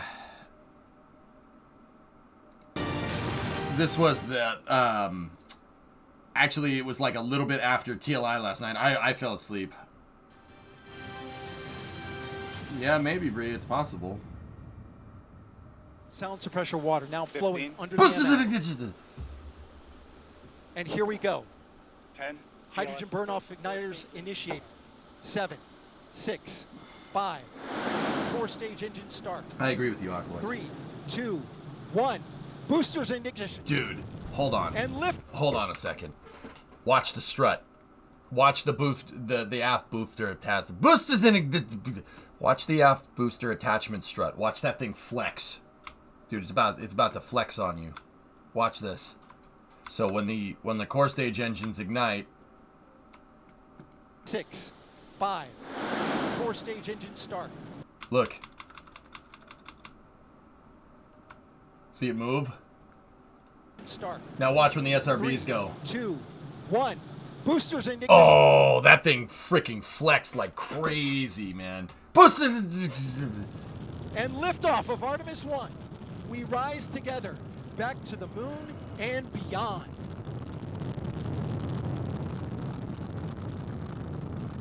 Yeah, the tower shot S. I'm with you on that one. All 4 And This one. and here we go. 10. Hydrogen burn-off igniters initiated. 7, Watch. 6, 5. 4-stage engine start. Oh, 3, it's very subtle. 1. Boosters in Damn, dude, that thing flexed and like liftoff crazy. of Artemis 1. We rise together back to the moon and beyond.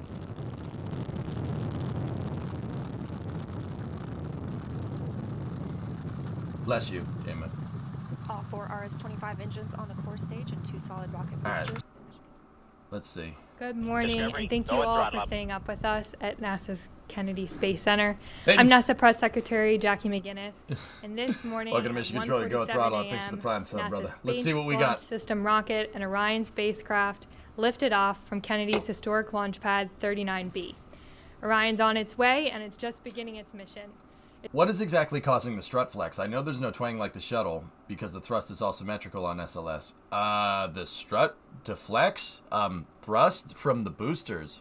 So if the core stage has thrust pushing up on it, right, and the boosters are still bolted to the pad before it ignites, the core stage is going to want to go up. So the struts, when the core stage ignited, went like this. They went up.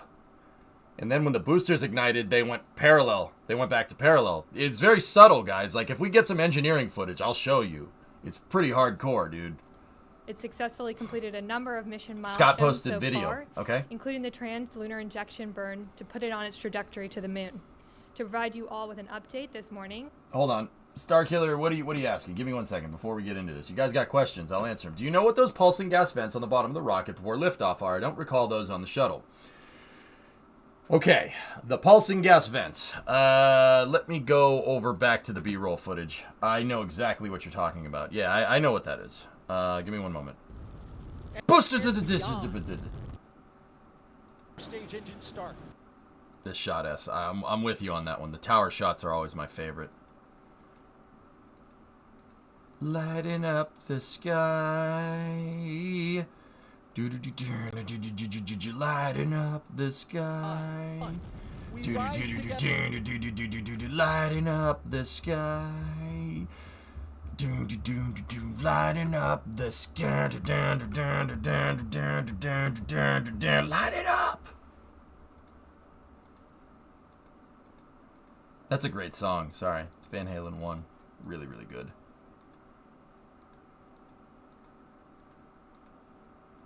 I'm trying to find the E8 cam here.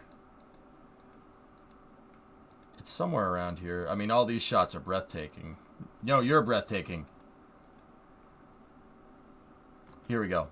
So, this is the one we're looking for. Starkiller, are you talking about these things right here? There's 2 of them on each side. Those guys? Was it Van Halen 2 for lighting up the sky? Yeah, you might be right. Yeah, because, yeah, it's that and bottom. Yeah, you're right. It's Van Halen 2, not 1. So, those things are the... Okay. You want me to use big words and sound cool, or do you want me to tell you what it does? I can do either one. It's a vent line. The plain Jane English here is that it's a vent line. It's a hydrogen gas vent line. Those vent lines right there are from the high-flow hydrogen gas engine bleed system, okay? So that's controlled by something called the Ground Launch Sequencer, GLS. Basically, before they go to ignite these engines, they need to get them down to temperature. What's the engine operating temperature? Think about it like a car. The car has to get to a good operating temperature. The temp gauge on the car is there for that reason. The engine needs to warm up. All the gaskets on the engine need to expand and seal correctly. That's why that you get it to a nominal temperature. Now, SLS has a nominal operating temperature, but it's not like 90C like it is for a car, or like 80C, 85C. Like 180 degrees is generally the operating temperature for an internal combustion engine in your car, right? These things, it's more like minus 300 C, something like that. Yeah. So what they're doing is to get the engines chilled down to the right operating temperature, so the fuel pumps on these things work correctly. The fuel pumps need to be cold. They will not work at room temperature. It doesn't work like that. They'll break. Just like an engine will break when it's not at the right operating temperature if you trounce on it. Now, the thing about rocket engines, dude, is that there's no rocket engines have no chill. There's no idle. It's pedal to the floor with these things, and maybe take your foot off the gas a little bit. Rocket engines don't really like throttling. It's not like Kerbal where you could just control the throttle in real time. They don't work like that. Some rocket engines do, and there are some ways to get around it to make your engine deep throttle, like changing your fuel delivery system, so your injector plate, chamber pressure, stuff like that. You can tweak things, but for the most part, when you start the rocket engine, it's pedal to the floor. So this thing needs to cool the engine. They have liquid hydrogen flowing through this thing. The liquid hydrogen flows through the nozzle and then through the fuel pumps and then into the engine, right? And then the liquid oxygen goes through a fuel pump as well, and that goes into the engine too, right? Obviously, you need liquid fuel and oxidizer. So what they do is they basically do two things with this high flow GH2 line here. The ground launch sequencer will start to basically trickle to the propellants at a high flow rate into the engine. They basically flood the engine. They do it for two reasons. One, operating temperature. They got to get it chilled down to the hydrogen. That's the only time those fuel pumps are designed to work. When they're being chilled with, well, the LOX power head needs to be chilled with LOX, and the hydrogen power head is staged and chilled with hydrogen. If they don't get it to the right operating temperature, it will spin a bearing and it'll break. The engine will just basically shatter into a bajillion pieces. You'll create a hard start scenario. You don't want to do that. So these are the result of them basically flooding the rocket engine as much as they can without turning it on. So some of that hydrogen goes to cooling down the rocket engine. And when that liquid hydrogen hits the warmer, not super warm, but it hits the warmer rocket engine, it will evaporate. It'll exchange heat with the rocket engine. The rocket engine will get cold and the hydrogen will absorb some of the heat and it turns to gas. So they capture and scavenge that and it gets pumped out this vent line. So that is the high flow GH2 purge line for that engine. That one is for that engine. That one over there is for that engine. And there's another one behind this that goes to the engine that's behind that. They do that to get the engine thermally conditioned and basically prime the thing and get it ready to go. The rocket engine has to be at the right temperature, and you've got to be very careful with hydrogen. The reason why you got to be careful with hydrogen is because hydrogen only exists as a liquid in like maybe a 4 or 5 degree temperature window. Think about it comparatively to like water. If we're using centigrade, this is the whole basis for the centigrade system for Celsius, right? 0 is when water freezes into ice, and 100 is when water boils at 1 bar, right? Water exists as a liquid with a 100 degree centigrade temperature delta. Hydrogen exists as a liquid in maybe a 3 or 4 degree temperature delta before it turns to a gas, before it boils off. And then if you try to go the other way, if you try to get hydrogen to solidify, I could go into detail. Let's just say that physics doesn't like that. Our atmosphere doesn't want hydrogen to exist as a solid, and I don't think there's anywhere in the universe that really wants that. It's really hard to get hydrogen to solidify. It's really hard to get it to freeze. Same with helium, because hydrogen and helium are distant cousins. 6.2 degree delta. Thank you, Electro. So those things right there are the high flow GH2 purge lines. Now, the reason why they shot the Roman candle at it, it's literally a Roman candle. Like it has a technical name, like the outward hydrogen purge firing igniter or something. It's a Roman candle. Yeah, they shoot it at it. See that? To get that gaseous hydrogen to burn off, because you don't want a. Okay. Starkiller, did you watch SpaceX try to spin prime 32 or 33 engines on Super Heavy a little while ago? Did you see that?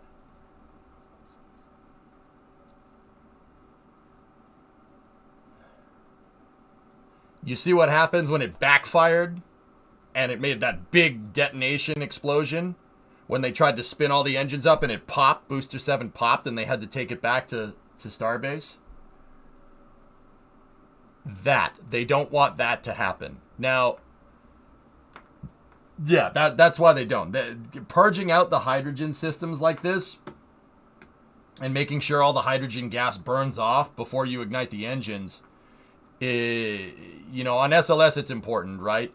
And the reason why it's really important is because on the shuttle, you don't need an explosion engulfing your shuttle or a hard start like that, shaking the thing and shaking tiles off on the way up. So they came up with the idea of purging out the hydrogen gas or hazardous gas with these igniters when the engine ignites, because you have these two sparkers here that are designed to hit the high flow GH2 purge lines, gaseous hydrogen, GH2.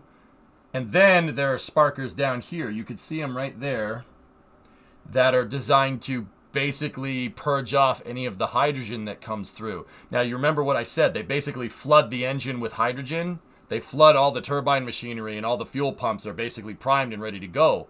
Now, those fuel pumps need to start spinning, and when they start spinning, right, it's going to take a second for it to spool, because they use their turbo pumps, technically. I mean, on the shuttle, they're called power heads. So, just like a turbocharger on a car, you can get turbo lag with a rocket engine. That's why a rocket engine takes a second to start. Now, in that second when the pumps are turning on, you flood the injector plate with liquid hydrogen and liquid oxygen. You get atomized fuel coming out of the bottom. That atomized fuel, in the case of the shuttle, meets the sparkers, and it burns off before it can cause an explosion.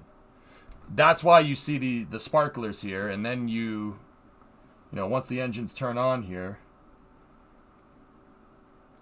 actually, if you pause that for a split second, you see a little bit of hydrogen gas get cooked off over here, right? Watch just to the right of this engine right here. Right there. Right?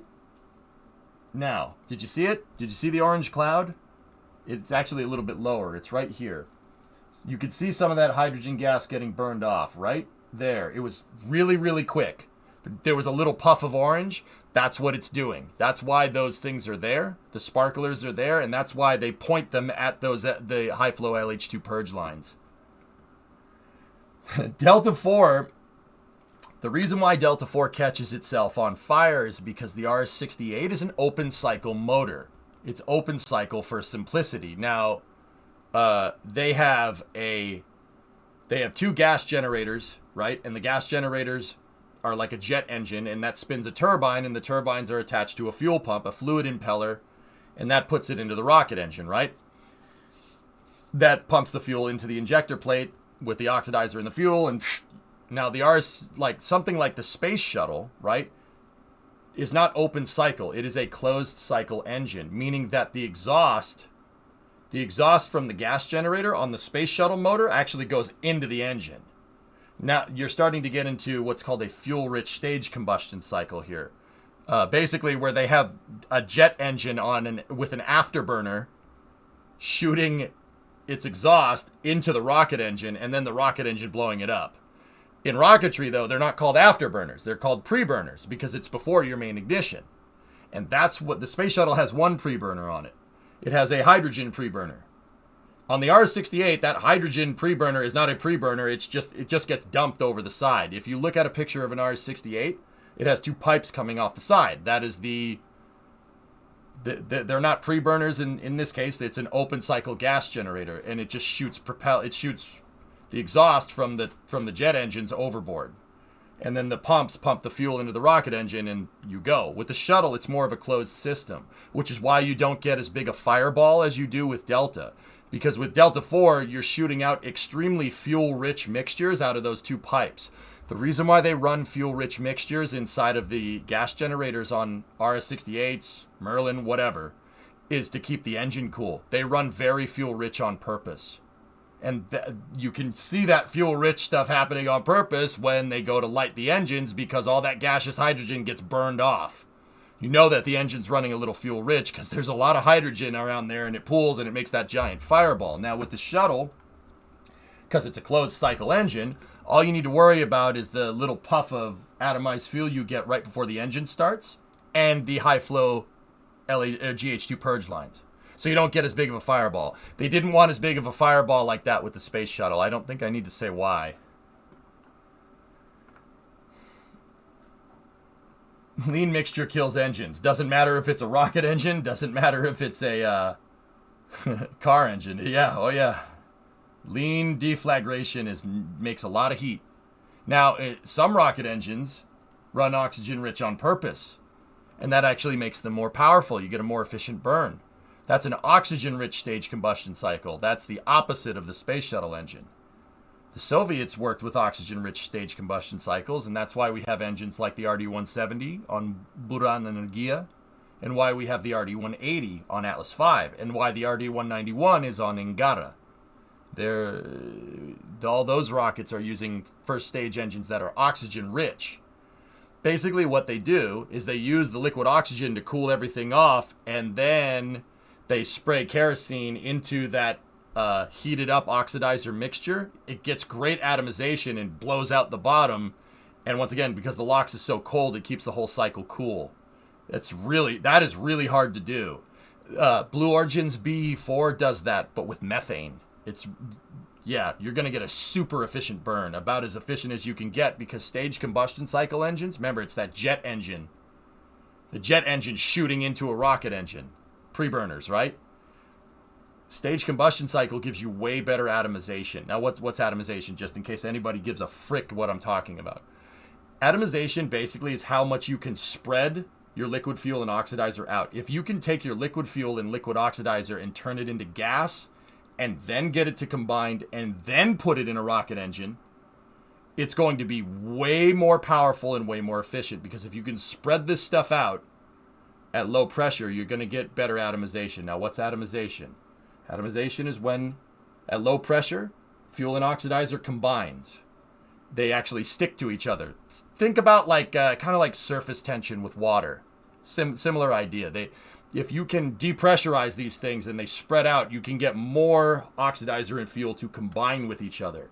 And when they combine with each other, they kind of end up sticking to each other like magnets almost. If you can take that and then you could put that in the rocket engine, you're going to get a much more powerful explosion. Now, the shuttle has a hydrogen preburner. An engine like the BE4 has an oxygen preburner. So they're atomizing the oxidizer instead of atomizing the fuel. The shuttle engine atomizes the fuel. What the shuttle engine does is it pumps the hydrogen through the nozzle. Remember, closed cycle. It pumps the hydrogen through the nozzle, and that heats the hydrogen up, and then they hit it with LOX, and then they put it in the engine, and then they hit it with more LOX. Very, very powerful, and because you're using hydrogen, you get great efficiency. Shuttle is like an engine. It'd be like a car engine that makes 1,000 horsepower and gets 100 miles to the gallon. Same idea. So, I mean, and you could do that technically if you made an internal combustion engine that runs off liquid hydrogen and liquid oxygen. You could make an engine that does that. That's not out of the realm of possibility. I just don't know why, but that's another story. You take an engine like Raptor. Raptor has a fuel preburner and an oxidizer preburner. It atomizes the oxygen and it atomizes the methane, and then combines them and then puts it in the motor. It's called a full flow stage combustion. Full flow stage combustion is ridiculous. That's why Raptor has so much power for what it is. I'm amazed that those things fire and they don't rip themselves to pieces. It's actually pretty dang impressive. Raptor atomizes both. Yep, Bingo. EJ, Cygnus capture is live on the NASA channel. Cygnus was already captured, dude. What are you talking about?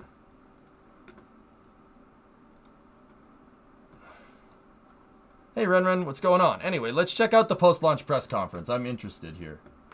But yeah, Starkiller, hopefully that helps. That was a little more information than what you asked for. I realize that, but it turns out that this stuff gets kind of complicated. Believe it or not, I'm giving you the extremely condensed version of this stuff. We have NASA Administrator Bill Nelson. Hello. Mike Serafin, Artemis Mission Manager out of NASA Headquarters. Mike Bolger, John Honeycutt, Space Launch System Program Manager at Marshall. Howard Hugh. That's John Honeycutt. That's Mike Bolger right there. Ryan, Program Manager That's Howard right there. at Johnson, and Emily Nelson, Chief Flight Director at Johnson. It's been an incredible day, and so first I'll open it up to each of our participants to say a few words. Administrator. I was standing on the roof of the LCC with a number of astronauts, and I'm telling you, we've Yes, never Cody, seen pretty much. such a tail of flame. There were a bunch there that would like to be on that rocket. Yeah, Uncle X, right? And I have to say, for what we saw tonight, it's an A+. It's a test flight. Took a long time coming to get here. Last time we were on the moon, Apollo 17, and we still have a long ways to go. And this is just the test flight. And we are stressing it and testing it in ways that we will not do to a rocket that has a human crew on it. But that's the purpose, to make it as safe as possible, as reliable as possible for when our astronauts crawl on board and go back to the moon. I don't know what you're talking about, Grapes. The enthusiasm throughout, not only this Space Center, even though a lot of America was in bed asleep, it will be apparent tomorrow. And the legacy that this professional crew put together in getting us to this day over the years is a legacy that indeed has been well earned and will continue as we now explore the heavens, as we go back to the moon, and then we go to Mars. Thanks, Jackie. And over to you, Mike Serpin. Yeah, good morning, and thank you again for continuing to follow our program in the Artemis 1 mission. We've talked to you a number of times about our 4 mission priorities. Demonstrate the vehicle at lunar reentry conditions, demonstrate the vehicle in the space flight environment as priority 2, retrieve the spacecraft as priority 3, and then bonus objectives associated with science outreach and technology demonstrations. We have a priority 1 mission in play right now. We had the rocket do its job and deliver the spacecraft to the point of translunar injection. And I want to thank John Honeycutt and the SLS program for putting that priority 1 mission in play, as well as Jody Singer at the Marshall Space Flight Center and the Marshall Space Flight Center team. They did an amazing job getting us to this point, as well as our friends and family here in America's Spaceport under Janet Petro and Mike Bolger and his EGS program team and our launch director, Charlie Blackwell Thompson. They did an amazing job applying lessons learned and getting us to this point. We do have a priority 1 mission in play because of their work. Today we got to witness the world's most powerful rocket take the Earth by its edges and shake the wicked out of it, and it was quite a sight. It's quite a sight. We're going to learn a lot more as we go. We've got 4 weeks of mission to go. We are just barely starting to scratch the surface of the Artemis program and gather data. We've learned a few things along the way, mostly that this system is performing exactly as we intended it to.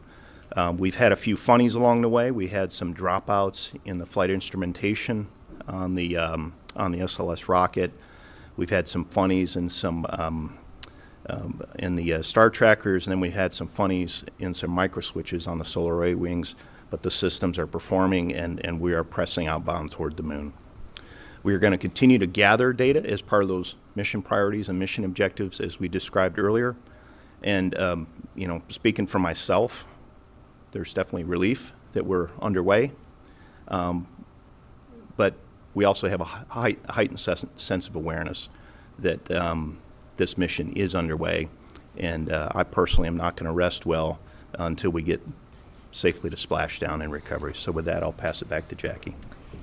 And now we can hear from Mike Bolger, the ground systems. Yeah, thank you. What an amazing day and what an amazing launch. I'm actually envious of y'all because many of you were outside watching it, and we're sitting inside the firing room, looking through the glass panes. And it was a little bit, there's some moisture on the glass panes, and so we didn't, I think, have nearly the view that y'all had. But from everything that I could tell, it was well worth the visit here to the Kennedy Space Center in Florida to see the mission.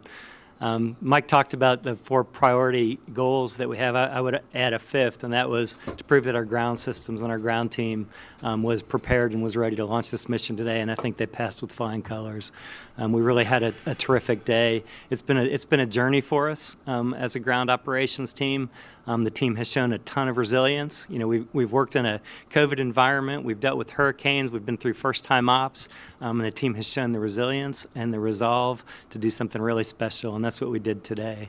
I think a lot of us come to, you kind of dream about it when you're a kid. I can't tell you how many people I work with who dream about it when they're 10 or 11 years old, and they kind of make it a point, I'm going to come work for NASA someday. And part of that reason is to make an impact or to be a part of changing the world. And I think today we did exactly that. We really helped jumpstart this nation's manned exploration program, or to keep it going, really to move further and further into the solar system. So a really great day for us here, and really proud of the team today. Thank you. Thanks, Mike. Now we'll go to John Honeycutt with the SLS program. Yeah, hey, I just want to say I am envious too, like Mike talked about. But the few seconds that we did get to look out the LCC, I'm looking at this big ball of fire, and I'm thinking, it's been a little over 12 years since I got to experience this. And it's so awesome to be back in the business doing it. And we've laid the foundation for the Artemis program and many generations to come. The team just did an outstanding job. As you heard the administrator say, the rocket performed outstandingly. We had a good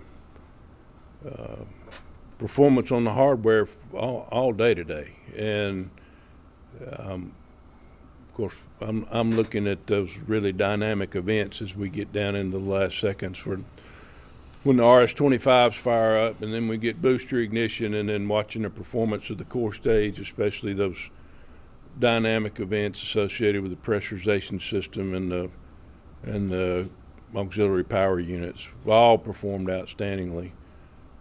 Core stage with boosters and RS-25 engines delivered Orion and ICPS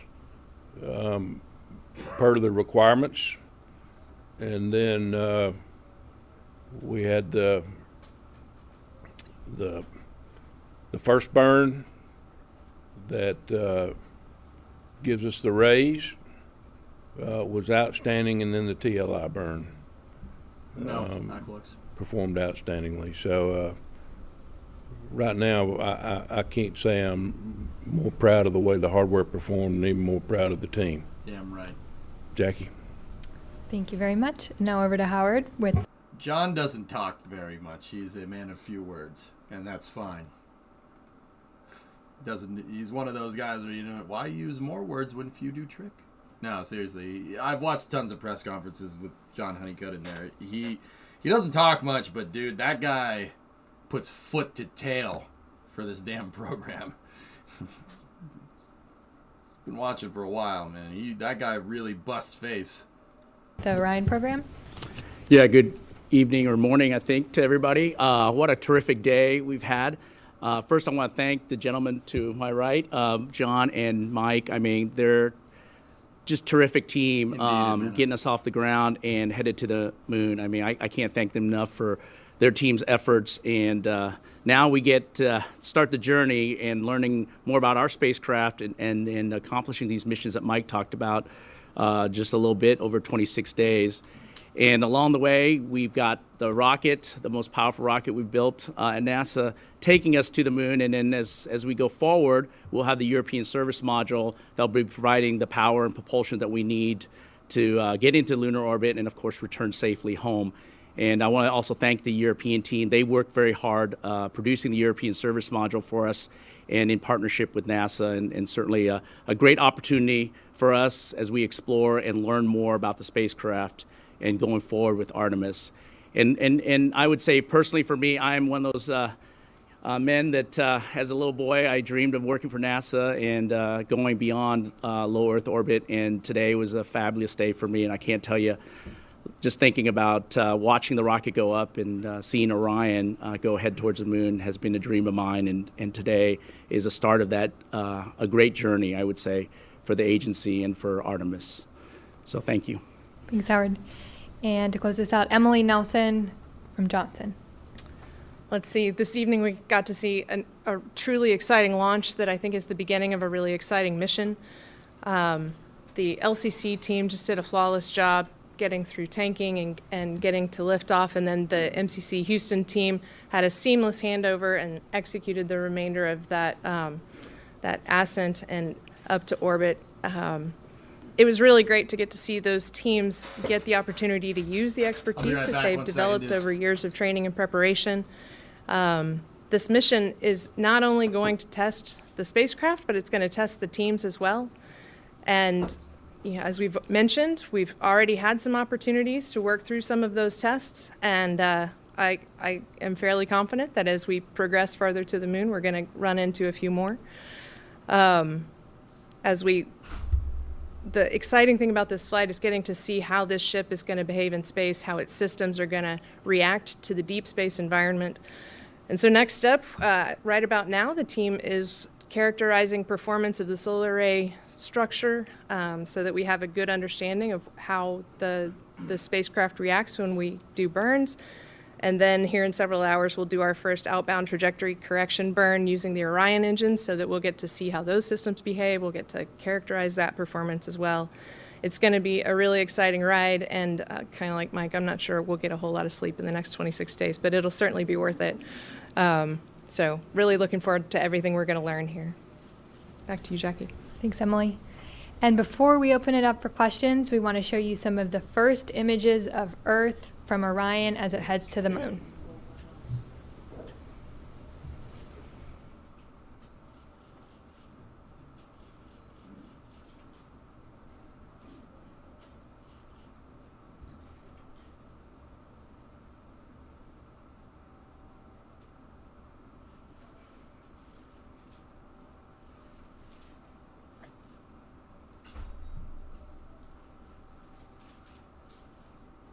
All right. Now for the fun part. If you could please raise your hand, I'm sorry. Marcia Dunn with the AP. Associated Press for Mr. Nelson. Apollo is a tough act to follow, and looking back on what has gone before with the moon, what were your emotions at liftoff, and how do you see what happened today is going down in space history? I've seen this part already. One of the emotions I had was that I wish that members of the crew that I had participated in were here. A group of professionals, the best of the best. And to see the culmination of a lot of a lifetime of sacrifice that they have done. I think back to the real sacrifices, the astronauts that we've lost, not only in flight in Apollo 1, but in the training accidents. All of those emotions welled up in me today. And you should have heard the other astronauts that I was standing with. We were down in the Launch Control Center and all went up on the roof so that we could feel that acoustic shock wave and see undiminished that tail of a flame of fire. And then to see that pillar of smoke, even in the dark of night, it was pretty overwhelming. Thank you. Joey Roulette with Reuters, up front. Thanks. Question for John Honeycutt. This rocket's been a decade in the making. There's been, billions in cost overruns, and there's been a lot of engineering challenges to get to this point. If you could just kind of tell us a little bit how it feels to finally see this thing come alive and launch.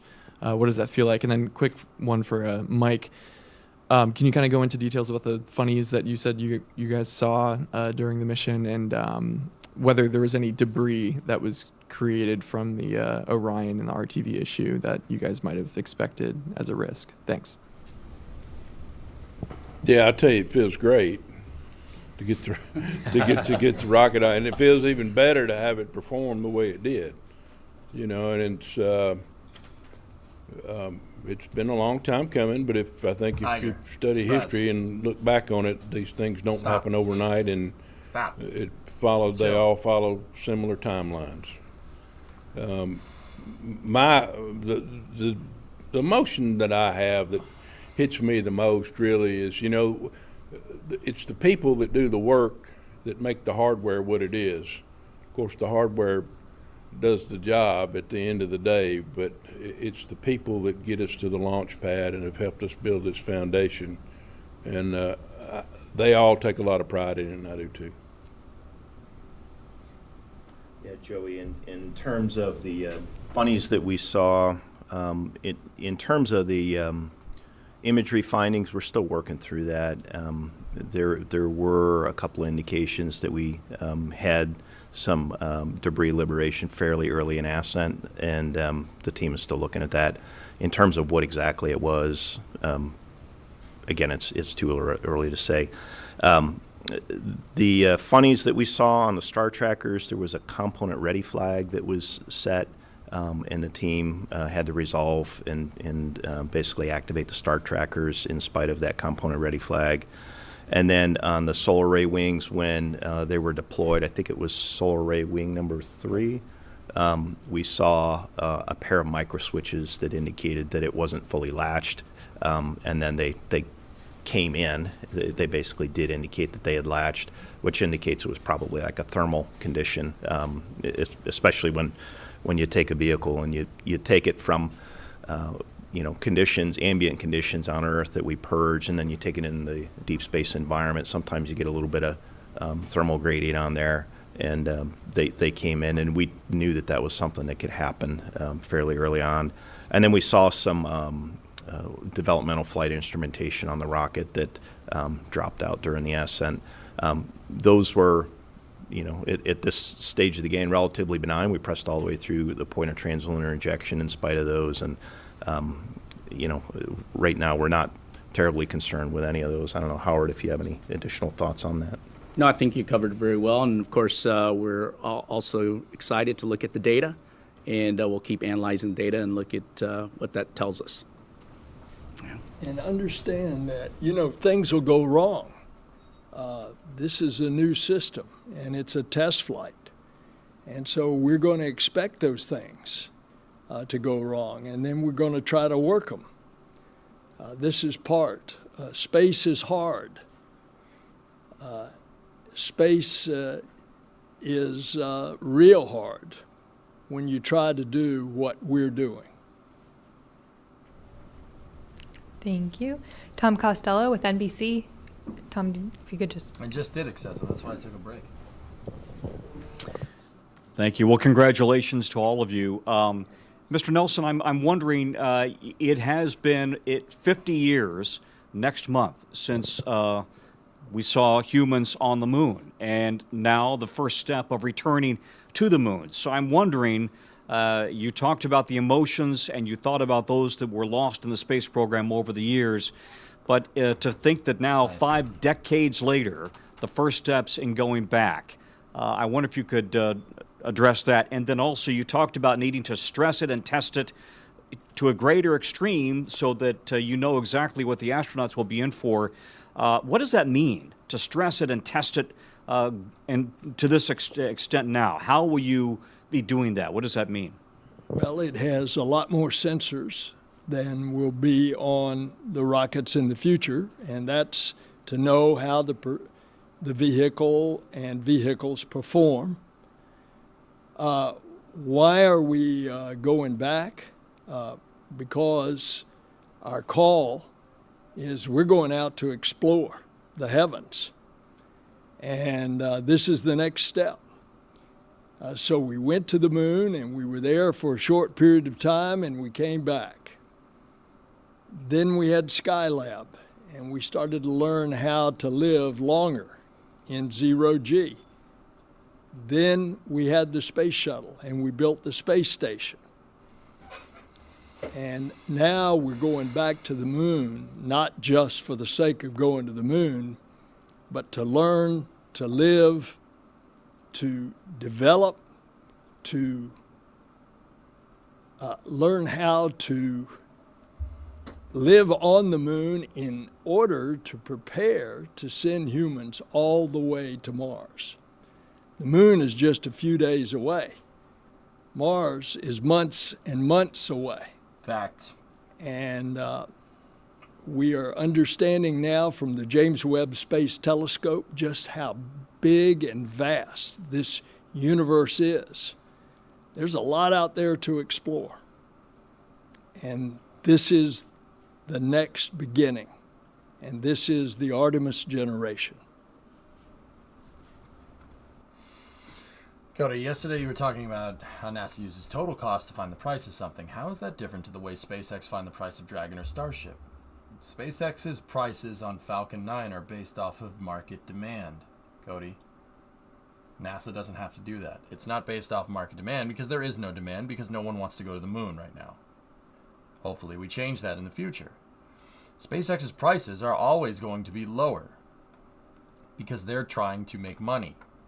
They're always going to be lower, at least on paper. But at the end of the day, you still spend the same amount of money. You know what I mean? It's just the key is how often do you fly? Cars are as inexpensive as they are nowadays because they make a lot of them, right? That wasn't always the case. Is there a visible resting place for the astronauts to challenge Atlantis exhibit at Kennedy Space Center Visitor Complex? And then the graves of the 14 astronauts from Challenger, Columbia, and the 3 astronauts from Apollo 1 are at Arlington National Cemetery, Jackal. They're buried next to President Kennedy. Yeah, crew cut jack. Yeah, someday, dude. Someday. But right now, it still takes billions of dollars to get to the moon. You gotta kind of mature that technology so it doesn't take billions of dollars. You know, if they can get it down to millions of dollars instead, well, then you have airline ticket prices. You know what I'm saying? Does that make sense, Cody? SpaceX, why would they disclose total cost involved? That would be like Ford telling you how much it took to make the truck on top of their asking price. You think they make that much money off of selling a per vehicle sale? No. In fact, a lot of cars are made nowadays for brand recognition. I'll take the Bugatti Veyron, for instance. They don't make money off that. They don't make money off of it, but they gain brand recognition.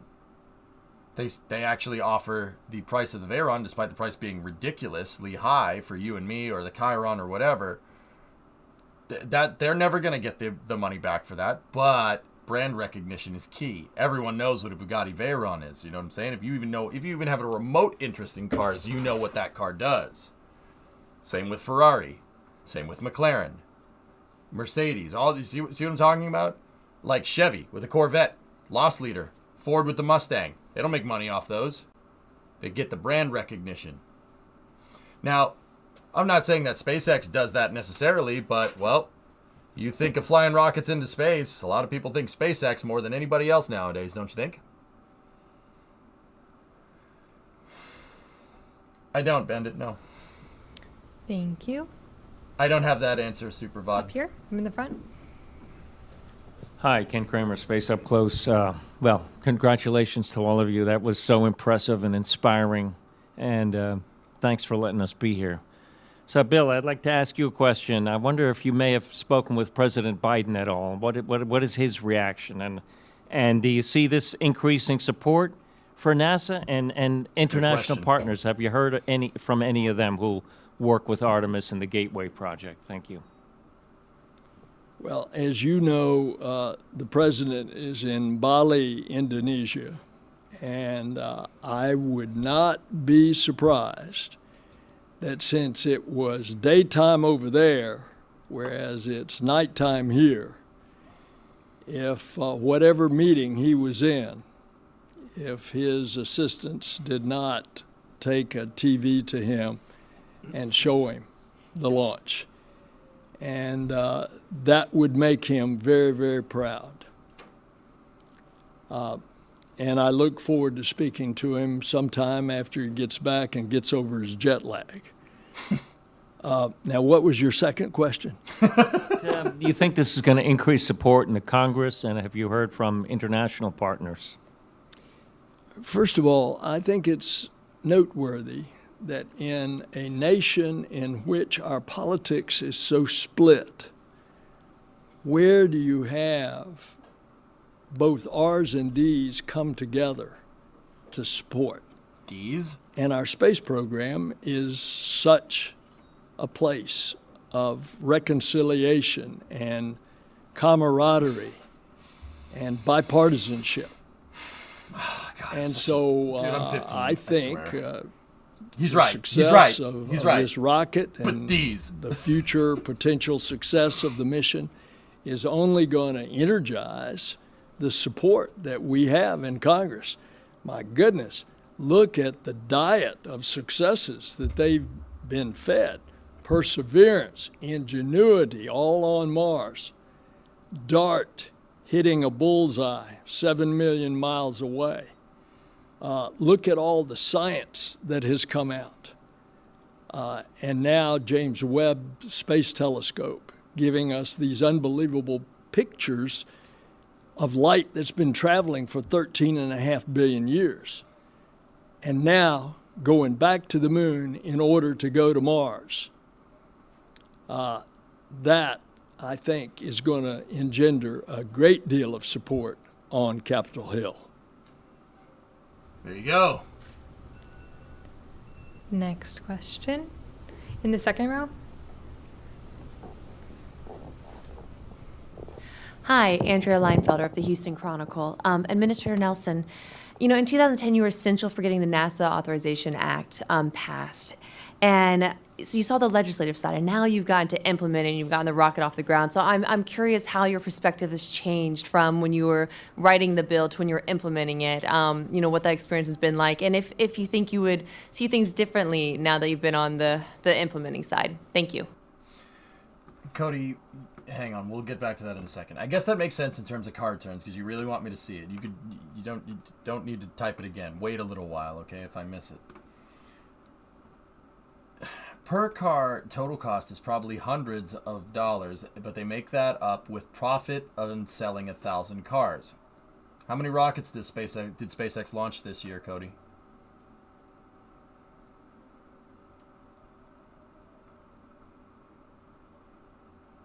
See what I mean? Does that make sense? At least 7. More like 7Ds. About 350. Not a lot for the customer. Yeah, Dizer. So? There's demand for Falcon 9 to launch. I don't think it really makes a difference if that demand is internal. That would be like Ford making semi-trucks that carry their cars around that they produce and calling that, well, that doesn't count. That doesn't count towards all the trucks that they make. No, there's a demand for it. Who cares where it comes from? That doesn't matter.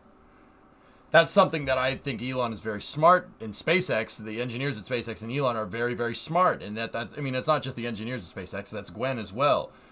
You know, they knew good and well that even if you make a reusable rocket, there ain't going to be that much demand. Demand is cyclical when it comes to launching rockets. It is entirely dependent on satellite life.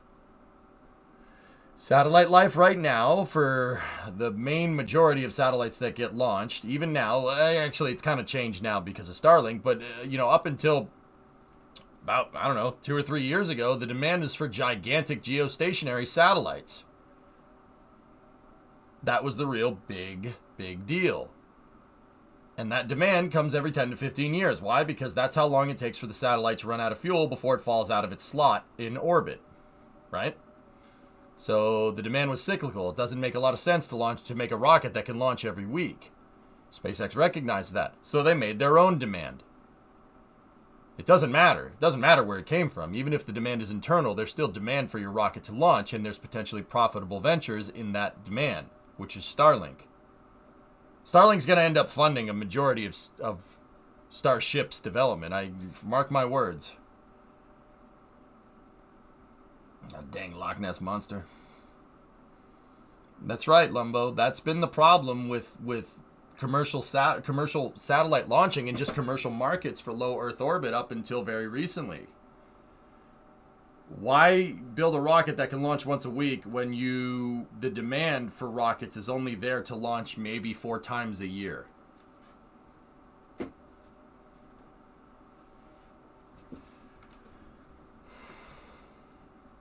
I agree, silly. It's a really, I mean, dude, Starlink is going to be way more profitable than SpaceX ever would be on its own. No doubt. I mean, Morgan Stanley gave them I think it was a $80 billion evaluation a couple years ago, which is absurd. Yeah, that's ridiculous. That's just for Starlink. It's not even for SpaceX.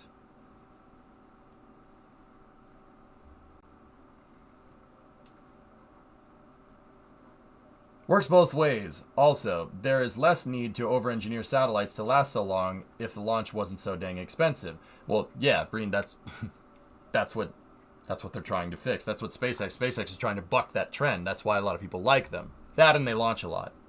Firmly believe that's the reason why people like them so much. They launch a lot.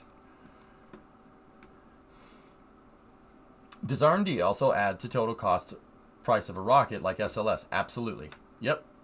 Everything. It's total cost involved. Everything. The research and development, manufacturing the booster, the tools, all the vehicles that you need to move the rocket around. Everything. That's why SLS appears to have a heavy price tag. If you did the same thing for Falcon 9, it definitely wouldn't be a $40 million price point. Absolutely not. Total cost involved, total money invested gets factored into cost. Now, don't get me wrong, Falcon 9 would be lower. It'd be lower than most. But if you're factoring in development cost, if I had to guess, Falcon 9 cost a couple $2 billion to develop it, at least to get it to the Block 5 variant that we see now the most. Probably a couple billion, easily. Tack Falcon Heavy on top of that, man. Yeah, it's right in line with how expensive a vehicle with that type of capability would cost.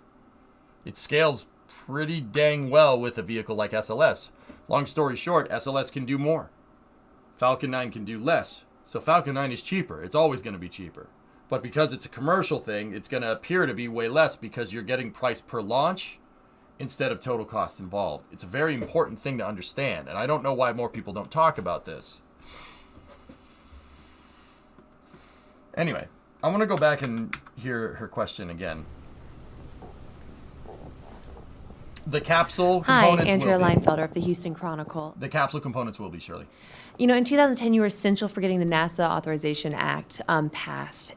And so you saw the legislative side, and now you've gotten to implement it, and you've gotten the rocket off the ground. So I'm curious how your perspective has changed from when you were writing the bill to when you were implementing it, you know, what that experience has been like, and if you think you would see things differently now that you've been on the implementing side. That's actually a good question.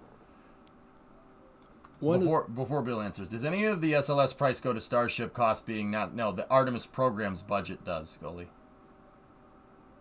I thought the SLS program had cost $20 billion to get to this point, so how did they get $4.1 billion per launch out of that? Where did you hear $20 billion? You're pulling... I can tell you right now, Cody, that's something you read on Reddit or something. It's not $20 billion. You can look at the fiscal budget. It's not that much. Over the last 10 years, it isn't that much. Hey, Urban, thanks for the raid.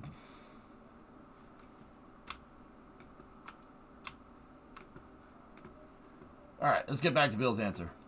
One of the first things that I did when we got back to the buildings here was I sent a text to Senator Kay Bailey Hutchinson. who was my partner in crafting the legislation back 12 years ago. As soon as I can get their address, I will also be texting Rob Neighbors, who was an assistant in the White House to President Obama. Thank you for the and raid, to man. Jack Liu, too, who dude. was the director of the OMB at the time. He Office of Management became and Budget. later the chief of staff to President Obama, and then ended up as Secretary of the Treasury. To congratulate them, as I did Kay, as well. That's just a speck. I mean, the congratulations goes to everybody. This team, this professionalism, that performance tonight that you saw. And so my perspective has changed because I get to see it from this point of view. However, remember back in those early legislative years, I got to see it from an inside view when I participated in the 24th flight of the space shuttle. And so this is really a gratifying time, but it's only going to get better. That's Bill Nelson. He's the administrator for NASA, Dart Guy. Humans to the moon. In 3 years, we're going to be landing on the moon. And then it's going to be a series of things, including, someone mentioned earlier, Gateway, a lunar outpost, a mini space station. So Artemis 4 is actually going to go up, install Gateway in this lunar elliptical polar orbit, and then the lander is going to come and attach to Gateway, and the transfer of the astronauts will be through Gateway, the mini space station. So one thing will build on another as we prepare to go to Mars late in the decade of the 2030s. Thank you. In the second row here. Christopher Mick, Hudson Star Observer. I'm not sure who would field this question. I was just wondering, some of the early video footage that was coming down from the ICPS and the Orion, there appeared to be some slight yawing back and forth to the camera. I'm kind of used to the kind of locked off, no motion of the camera shots before, so I didn't know if this was just unique to the architecture with the ICPS and the Orion, or if it was something unexpected. Yeah, I'll just say that those Probably Earth, Mars. those images were from the wingtip cameras on the solar array wings of Orion, and they were basically when we. DM could interest you very much. Listening to this is what's going to interest me the most right now, Aldecard. Had a ignition event on the RL-10 engine, which is the interim cryo propulsion stage's upper engine. We saw that during the perigee raise maneuver, but then also at the ignition and startup of the translunar injection maneuver. It's normal. We knew that would happen. There's a reason that we position those solar arrays in a very specific position, because we do impart a load on the on these solar array wings, and they are fairly lengthy. Howard probably knows exactly how long the solar array wings are. I don't remember off the top of my head, but there's a reason that we put those in those positions. I don't know if you have anything to add, Howard. No, I think that was very good, Mike. Thanks. Howard's just like, nah, we good. Jeff Faust with Space News in the back.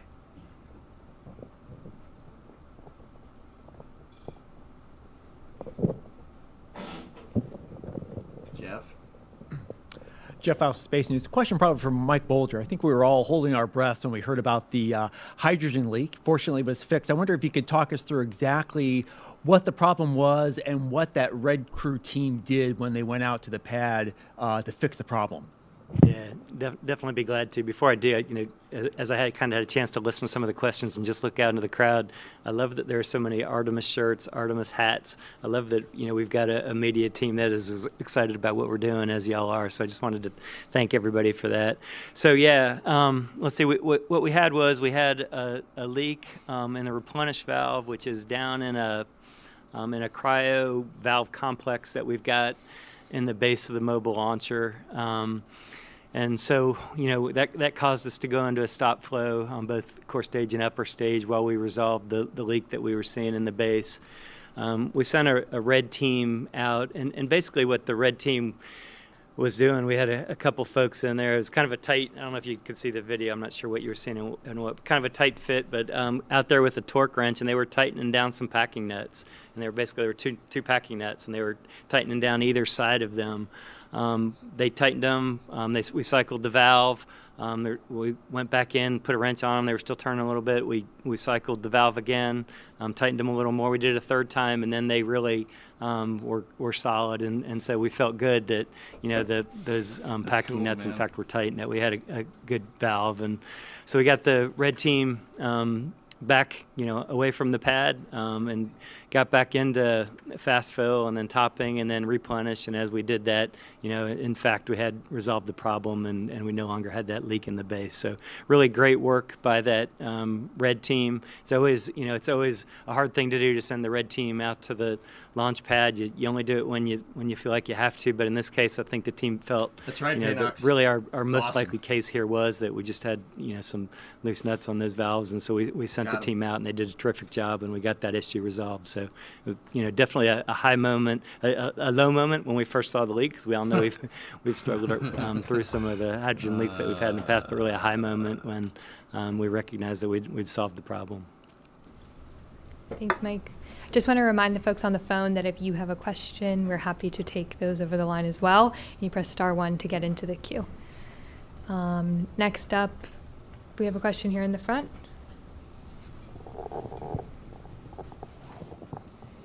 This is what's called a post-launch press conference, guys. Post-launch press conference. This was last night. I fell asleep. I couldn't stay up for it. So this is a recording from last night. Yeah. So I just wanted to go through and see if there's anything here. This is a really good opportunity to learn when you get all the NASA engineers in front of you.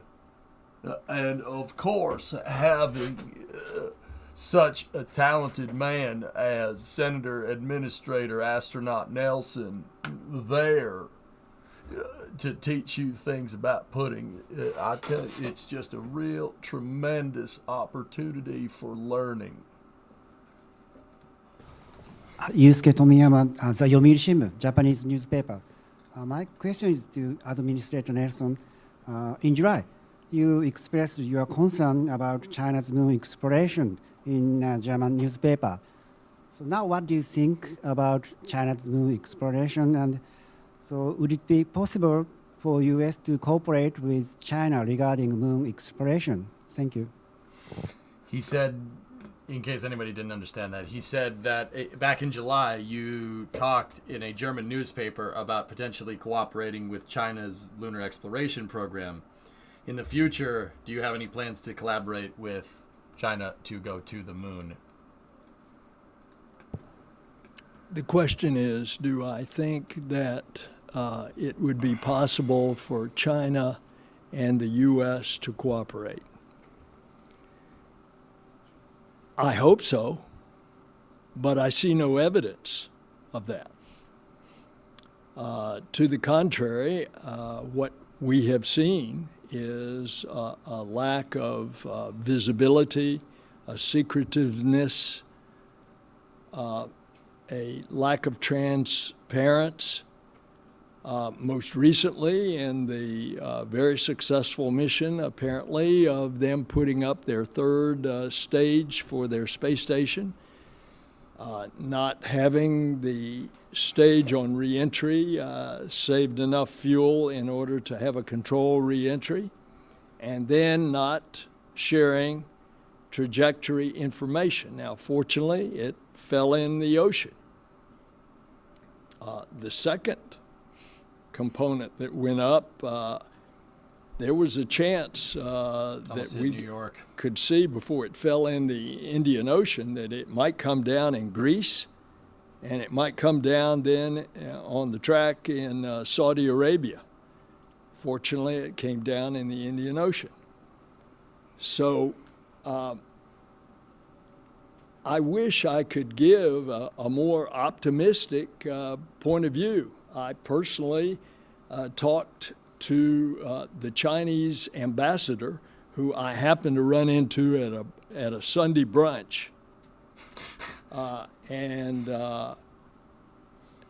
he said, "Well, we can cooperate." And I said, "Well, Let me give you an example of something that you could do. I said 50 years ago, we returned samples from the moon. We shared that with the international community.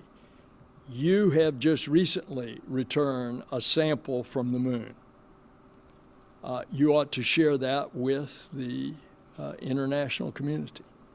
And that was about 6 months ago when we had that conversation, and nothing has happened. Next question. Here in the second row. That's a good question. Hi, Sophie Sanchez with Cosmic Chicago. First of all, congratulations to all of you. My question is for Mike Bolger. A follow-up on a question I asked Charlie back in August regarding the role of the Red Crew in assisting launches. She said then that the difference between shuttle and now was the use of high-tech cameras and just more technology in general so that the crew can evaluate and report remotely. But then she also said that up until now that has been adequate, and but you still have the option to send the Red Crew to the pad if you needed to. Can you tell me a little bit about that moment in the countdown when you guys realized that tech alone wasn't adequate enough and you needed to send the crew? How was that decision made? Yeah, it's an interesting question. So let me think. So, we recognized we had a leak, and we were able to get a camera on it, although it wasn't a great view. We kind of were seeing the top half, and we could see some vapors. And so that helped inform that, in fact, what our measurements were telling us we could also visually verify. We talked about were there options where we wouldn't have to send a red team out there, and specifically we were talking about could you basically shut the replenish valve off and use the main valve in a very delicate way to try to perform that same function of a replenish. And the cryo team, which is an amazing team here at the Kennedy Space Center, had actually written a procedure and determined how they would do that if it ever came to the point where they had a replenish valve that wasn't working. But none of us really thought that was an ideal approach, particularly as we've talked about kind of needing to have this kinder and gentler loading process. We were concerned about where normally you would have you would be using a replenish valve with a much lower flow, and I would be trying to manage this issue with a different valve, which was a lot bigger. And really, as the team talked about it, I think the prevailing opinion was it's probably these packing nuts. Let's go out there and let's just put a wrench on them and let's see if a turn of the wrench is going to resolve this issue. And when we got out there and when we got that wrench on and when it turned, we started to feel pretty good. Hell yeah. That we probably were going to be able to resolve this. Cool, so, man. I appreciate your question about how does technology help you, and there are so many ways that it does. And you talk about the ability to get imagery that you could never get before. There are also times when you just got to put a wrench on a nut, and you got to resolve an issue that you've got, and that's where we ended up today. I like that. Mike's cool. I like that guy. Marcia Smith with Space Policy Online. Sometimes you got to just go out there and put a damn wrench on it, man. Putting that on a t-shirt. Oh, that's freaking sweet, dude. I like that guy.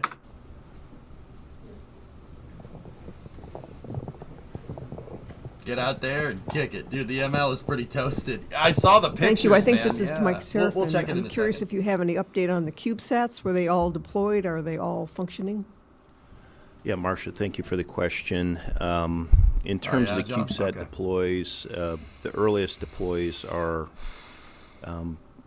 not quite 4 hours into the mission, and I'm not sure exactly where we are timeline-wise. We're probably it's partly because of the sleep shift in the early morning launch, but the first group of 5 ought to be deployed any time now, and they continue on until about 8 hours after launch. So they're starting soon, and we needed to get separated from the Orion spacecraft to expose the deployment area, and then the interim cryo propulsion stage needed the performance disposal maneuver. All that has happened, so now we're setting up for that CubeSat deployment phase, and I haven't heard of the status of those yet, but we will get an update as we get further into the mission on those.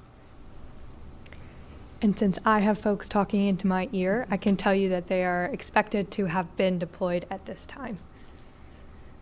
Next question. In the second row here. in the blue shirt. Or third, sorry. Hi, Stephen Clark from Spaceflight Now. I think my question's probably for Mike Seraphin, but Howard, you can pitch in if you want to. With this successful launch, I'm wondering if you could quantify or describe the amount of risk that's been retired from this mission with the successful demonstration of the Space Launch System. And looking ahead, I know the big priority one objective is getting the lunar reentry velocity at reentry and splashdown. But over the course of the outbound leg to the moon, what are some of the major test objectives that are planned over the next few days? Yeah, Stephen, that's a great question. Thank you for that question. Certainly, the Space Launch System delivering with precision to the point of translunar injection was one of the objectives, and it did exactly that. The insertion altitude we were aiming for a 975 by 16 nautical mile insertion. We got 972 by 16. That's well within the noise of a system like this. That's real good. And then real good. The vehicle Damn. delivered us to the point of translunar injection. The quote that I heard was very dead on, but there was a word inserted between dead on that I won't share with you here in this setting. But that just shows the precision of the system. In terms of how much risk did it retire, certainly the ascent environment, all the separation events through booster separation, the service module, It's different, fairing Flavia. separation, the jettison of the launch abort system, ascent with the core stage and shutting down the 4 RS-25 engines properly, jettisoning the core stage, and then I'll tell you in a second, Nova. Interim cryo propulsion stage doing a perigee raise maneuver, followed by a translunar injection maneuver, while you've got the deployment of the Orion solar arrays going on in proximity to it, and positioning those in time, that all of these choreographed events happen such that you do it within the load-bearing capability of the system, and then getting Orion converted off of battery power to solar array power before the batteries expired. All those things were demonstrated successfully today. And then disposal of the interim cryo propulsion stage, responsibly disposing of the interim cryo propulsion stage, as Senator Nelson was alluding to earlier. Now we flew up through the low Earth orbit and micrometeorite orbital debris band. We had 40 collision avoidance cutouts today. Call someone, during there's our been a 2-hour murder. window, and the team found the right time to go because of our ability to screen through all that. We are heading outbound through the Van Allen radiation belts. Those are high periods of concentrated radiation. We are flying outbound past the Earth's magnetic field into the deep space environment where it gets extremely cold. The spacecraft loves to fly tail to sun for thermal and power production, and we've demonstrated all of that.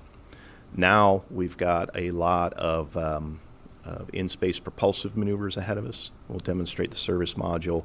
We'll demonstrate deep space command and control using the deep space network, and then we've got to set up for the second part of our priority one objective on the way home, which is the direct reentry of our brand new spacecraft with a new heat shield design, and then recover it. So we bought down a lot of risk today, but we've got a lot of mission ahead of us. As I said at the outset, we are on day one of a 26-day mission. And I don't know, Howard, if you have anything to add to that. Yeah, maybe I'll just add a couple more things. Mike, that was a great recap. Certainly going outbound, we're going to be testing both engines, our main engine, and of course our auxiliary set of engines as well. So that'll be very important as we do all these correction maneuvers and the big burns. And of course the thermal environment that we're going to see in deep space is going to be always going to be a challenge, and we're going to correlate our models and get the data that we need from all our sensors.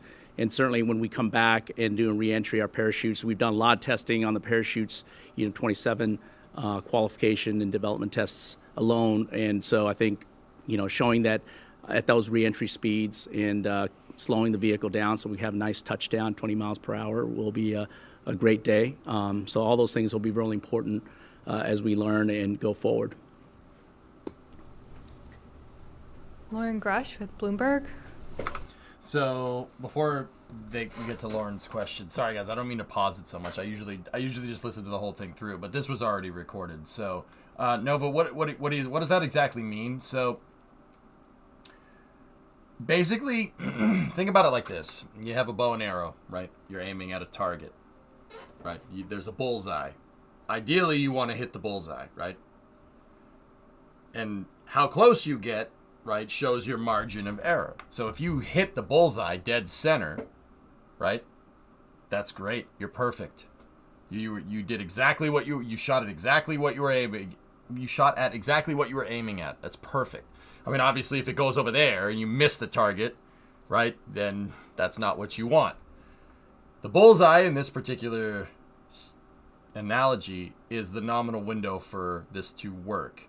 They were aiming for 975 by 16. They got 973 by 16. That is a near perfect bullseye. SLS inserted the Orion and the ICPS into pretty much the exact orbit that they planned, with like maybe that is quite literally like maybe a 1 to 2% deviation at best. I doubt it's even a 1% deviation. That is about as good as you can do. It's like, once again, it's like shooting that bow and arrow. You're never gonna get it exactly 100% dead center in the bullseye. It'll be close, but it's never going right through. No way. It's not gonna be dead center. This is about as close as you can get to dead center without actually being dead center. It was perfect. Basically, the vehicle performed flawlessly, which is fantastic to hear. That's really good. It's really a breath of fresh air, man. Nice, Alex. There you go. Yeah, likes, exactly. 973 to 975 is like, yeah, it's less than 1%. 0.2. Yeah, you're probably right, dude. Flawless victory. That is perfect. You don't get... That doesn't happen a lot. Well, it does, but like that's really good for a first launch. That's unbelievable. That doesn't. I should say that again. It doesn't happen a lot on the first flight. There's not often times where you put a rocket with like 100,000 parts, 100,000 moving parts on the pad, send it and get it and hit the bullseye. It would be like, you know, walking up to an archery range, taking that bow and arrow, letting it go, and hitting the bullseye dead center, just cold turkey. That doesn't really happen like that, but in this particular case, it does. It does. Or it did. Boosted in the... Anyway, next question. In the back on the left. Yeah, no practice. This is the first Hi, time they Lauren sent Gresh it. with Bloomberg. I'm just wondering if you got more details from the range about that Ethernet switch that gave us all trouble, and why did that crop up during... Look at John. Look at Howard. They're like, Jesus Christ. Oh, my God. Howard's like, no. He's trying not to laugh. That's the best. Hi, Lauren Gresh with Bloomberg. I'm just wondering if you got more details from the range about that Ethernet switch that gave us all trouble, and why did that crop up during what seemed like a pretty critical part of the countdown? Thanks. That's a good question from Lauren. That's awesome. Yeah, Lauren, I'll tell you what I know on the switch.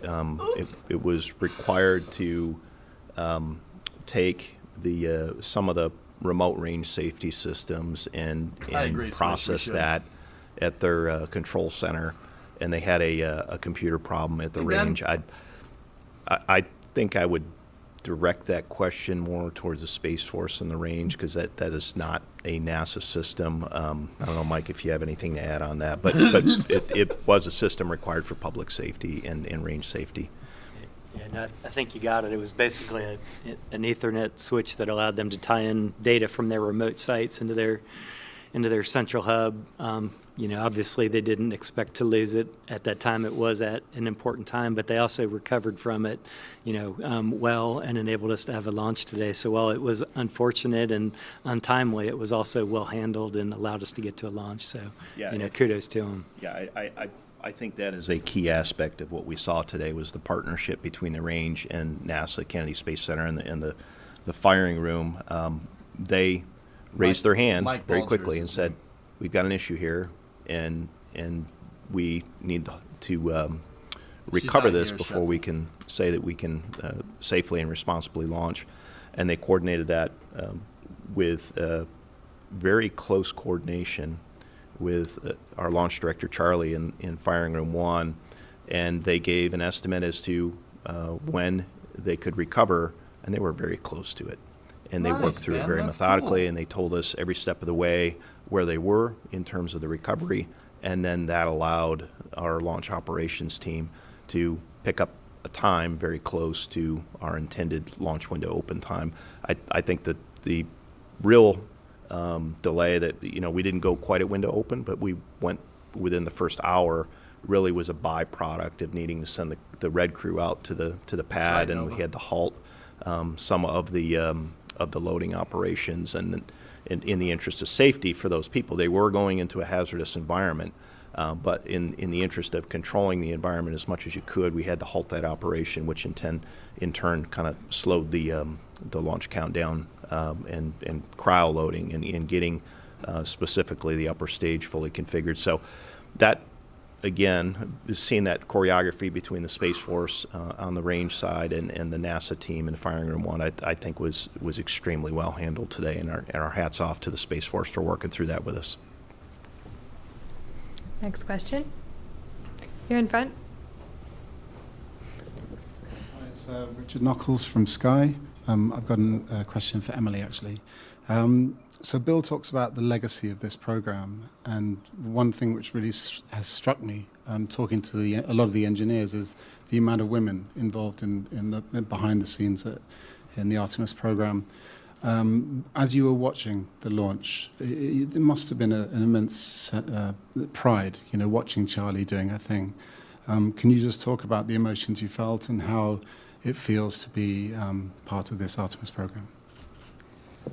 Certainly. I mean, I think my emotions are matched pretty well, not only by everybody at this table, but probably everybody who was watching it, whether they were working it or not. There's an enormous amount of pride. There's a great deal of awe.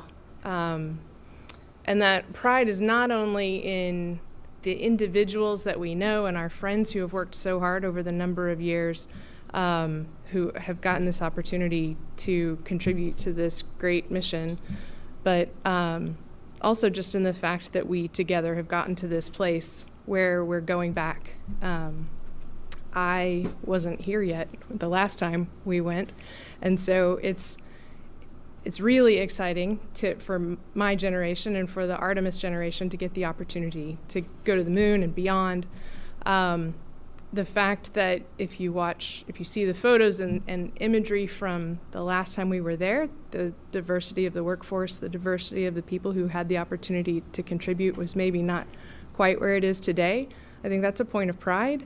But it's in no way surprising, because I think we've all grown in that direction as well. And so when I was interviewing to become a flight director 15 years ago, I made a little bit of a faux pas saying I really wanted to be here and be a flight director when we went back to the moon, and at the time that was considered, well, you can't stay in the flight director office that long.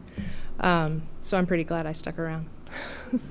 If I could, I might just add to that. So, Charlie's obviously a beloved member of our team. She's the leader of our launch team.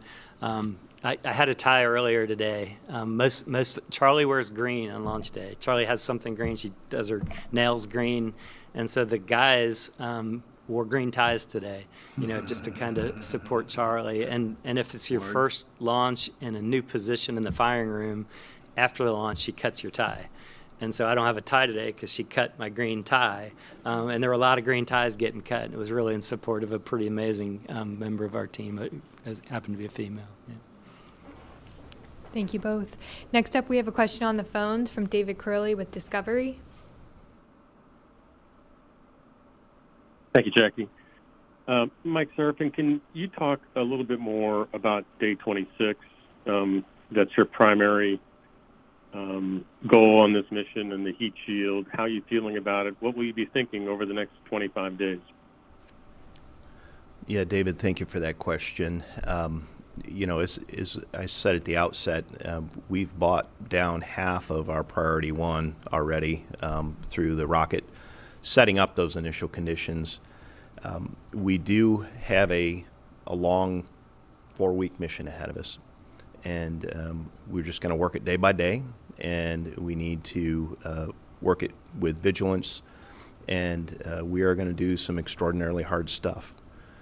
We're going to fly within 62 miles of the surface of the moon and use a lunar gravity assist to insert us into what is called the distant retrograde orbit. Agreed, Deb. And then shake down the spacecraft while it's out there. And then on the return, fly another 62 miles from the surface of the moon and use a lunar gravity assist to send us back to Earth. And we need to do it with enough precision that we hit from 250,000 miles away. That is essentially our deorbit maneuver. We need to do it with enough precision that we don't skip back out into deep space, or that we don't come in too steep and overstress the vehicle. So there's a lot ahead of us. We're just going to work it day by day. We're actually going to share some fun stuff along the way. We're going to share imagery similar to what we did earlier today of kind of first shots of the Earth from the spacecraft. We're going to share imagery from inside the cockpit. We're going to share imagery close up of the moon. But there's a lot of hard stuff that we've got to demonstrate. And at the tail end, kind of our capstone is going to be the high-speed reentry. We're going to come back at Mach 32, or 24,500 miles an hour. We're going to slow that spacecraft in about 20 minutes as it goes from entry interface to subsonic and parachute deployment, and then splash down in the Pacific. When we get to that point, it will signal the arrival of our deep spacecraft and human transportation, and it will show that we've got a capability in place in combination with the rocket that we've already demonstrated that puts us on a path to accomplish the rest of the Artemis manifest in front of us. So again, we've got to take it day by day. We're going to learn stuff as we go.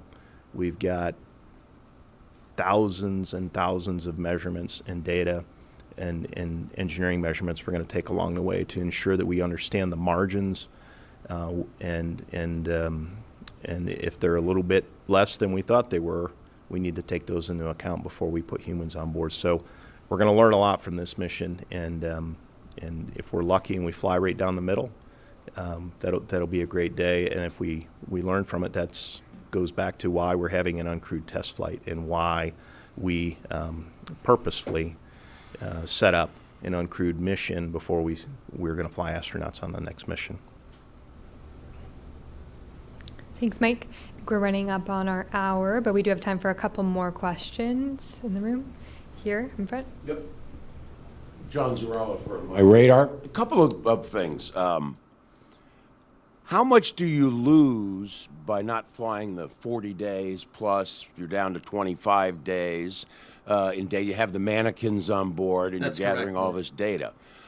For anybody who wants to answer that. And the other one was, over the course of the months, we've talked to so many folks on your team Hang on, Zaza. who have been with the program since the very beginning, more than 10 years. What do you have to say to long-timers out there who persevered? And as you said, Mr. Administrator, it's been a long time coming. I like that guy. That guy's cool. It's a good question. Go ahead. Start. Well, I'll answer your second question. I'm a long-timer myself, and I've been with the Orion program since the very beginning. I would say to my colleagues and the people that came before me, I mean, it is obviously a historic day for us. We've dreamed about this day. We've worked very hard, persevered through a lot of challenges, not only weather and other things, changes in terms of administration and such, but it represents. I think John said it very well. The hardware is the hardware will perform. It's the people across the country, and in fact in Europe as well, working with us, spending long hours trying to make this endeavor happen. And I think it's a very proud moment. And I look at what we did today, and I reflect back upon all the late nights and the long hours we worked together with all the people that across the country, like I said, in Europe, trying to make this happen. And we should all be proud of what we've accomplished so far, but we've got a ways to go. And each day is going to be very important for us in this mission, because I think we're going to learn a lot as we go forward. So that's how I would respond to that part of the question. Yeah, and I would agree with Howard. Perseverance Soon, is the word Baz. of the day Soon. here. This team up here and the folks that they represent have had to persevere through quite a lot over the years, and months and months and months of preparation and testing and coding and just understanding on the ground what the systems are capable of, are representative of where we got to today. But in terms of whether we lose objectives through a 26-day mission instead of a 40 to 42-day mission, it is in the margins of extra data takes. The longer time we have out there in the distant retrograde orbit allows us to get more data, but we would still accomplish all the objectives. When we baselined the Artemis 1 mission, it was originally just a 26-day mission. And when we started looking at the mission availability, we realized that we couldn't launch as frequently as we would like. The launch availability was roughly 1 week per month. And we asked the team, can you come up with a solution to improve our mission availability? And they came up with what we call a variable mission duration. We got a short class and a long class mission, and in the middle, you extend the stay about the moon in the distant retrograde orbit, and that actually doubled our mission availability, so we could launch roughly 2 weeks per month, or roughly half the month. And that was seen as a win in terms of mission availability, and also in terms of buying down risk. But we're flying a 26-day mission, and that is originally what we had intended. It just gives us fewer data take opportunities for a whole host of things, but we are confident that in the time frame that we're talking about flying, that we can get enough engineering data to say that we can fly crew with confidence on the next mission. Thank you very much. I think we have time for one more question. Not hearing any in the room, so we have one more on the phones with Jim McKenna with Aerospace Tech Review. Thanks very much. For Mike, and you may have already addressed this, but what's the next big milestone that will affirm your confidence that you're writing down the risk of the mission and the vehicle? And also, I think for Emily, when does the Orion arrive at the moon? Okay. Emily, do you want to start? I don't think I have that particular piece of date. Let me see if I can remember it. You go first, and I'll see if I can remember it.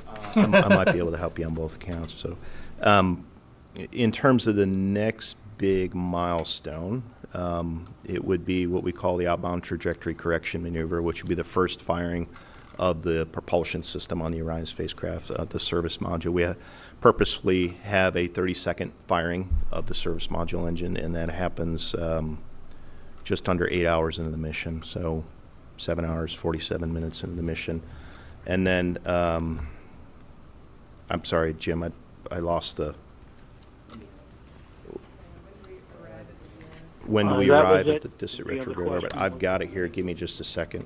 Yeah, it's roughly a week. Yeah. And then we spend about a week in the orbit, and then we spend about a week coming home. There's a reason I write this stuff down, Jim. Hang on just a second.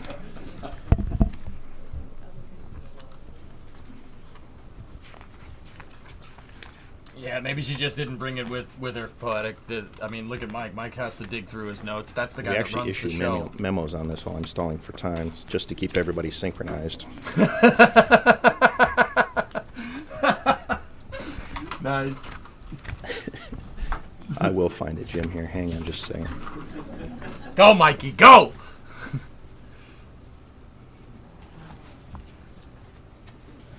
It's the best way to do it, Weed.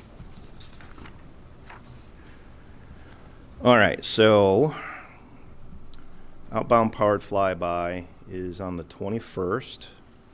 It's 7:44 Eastern time in the morning.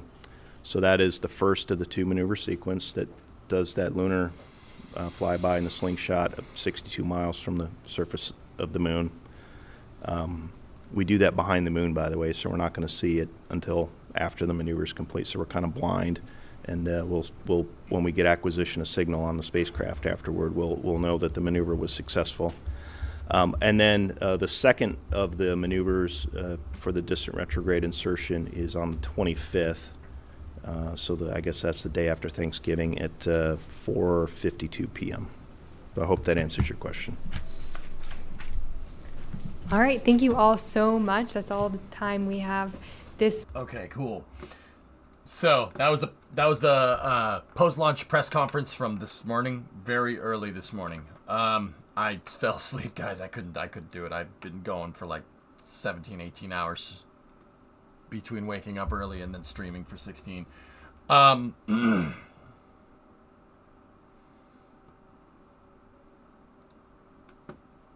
So, a lot of you guys asked, I noticed, Isaac, you asked this, and John, you just said it too. A lot of you guys were asking, like, why don't we put Starlink out there? Why don't we put Starlink out there? What do we do? Well, okay. So, first of all, this thing is going into a distant retrograde orbit, right?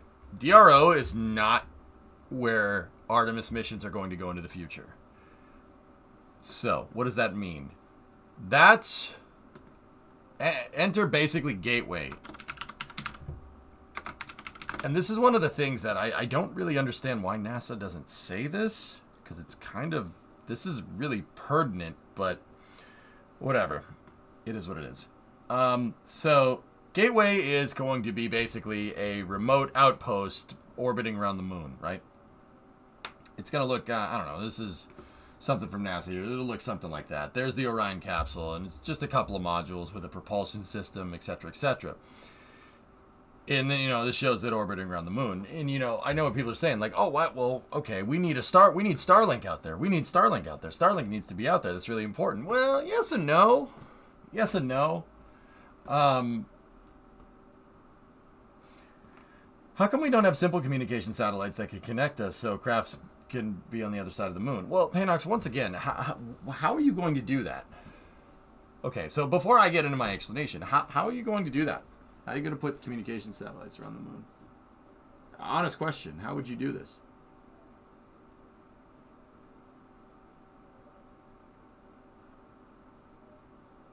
How would you do it?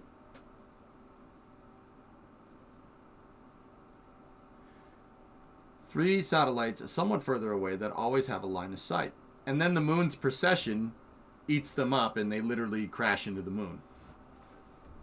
It's not that simple, dude.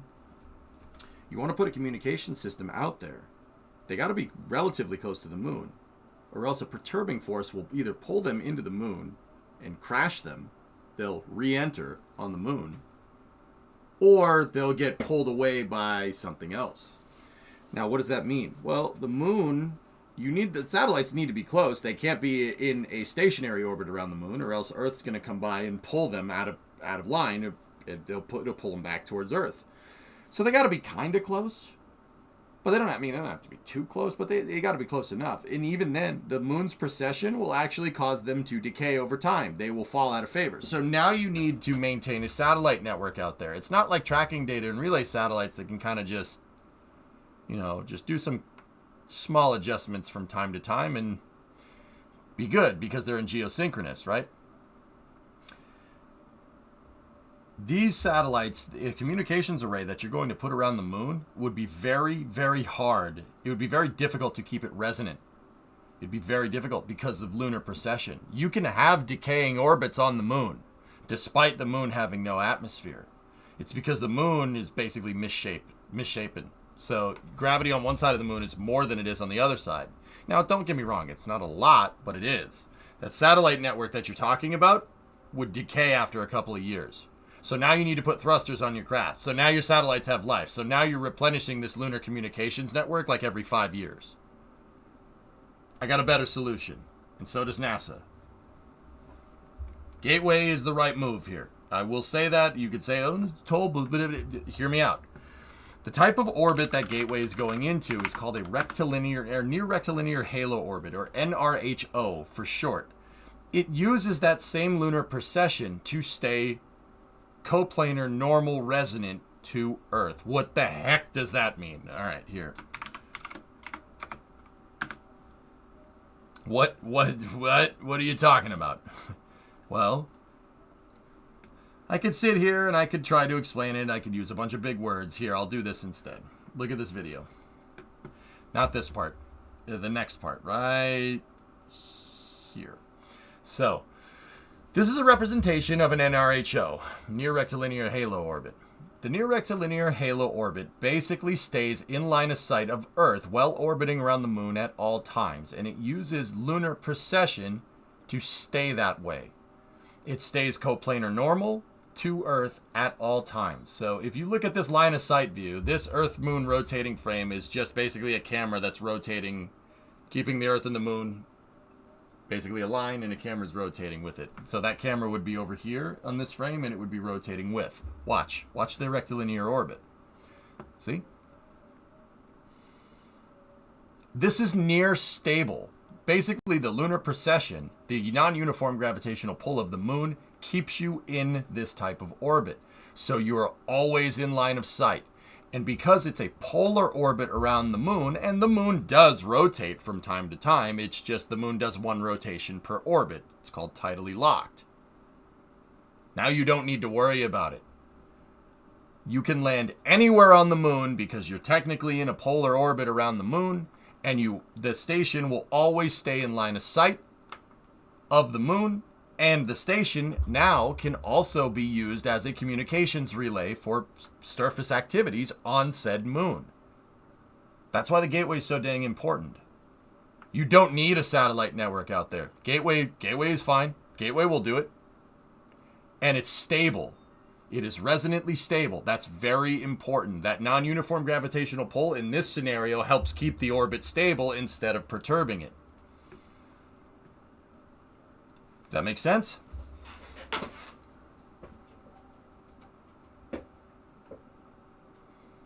You cannot do that in KSP because KSP doesn't have precession, because there's no n-body physics. Yeah, that's why. There's no need to do that. You don't need to do that. Literally, at your lunar base, put up a cell tower that can communicate with Gateway, and it'll work just fine. Because think about it. They want to land at the South Pole, right? NASA wants to land at the South Pole. If you look at this elliptical polar orbit, so a highly eccentric, highly inclined orbit around the moon, Gateway is in line of sight of what for most of the time? The South Pole. You think that's a coincidence? Nope. Not a coincidence. That's done entirely on purpose.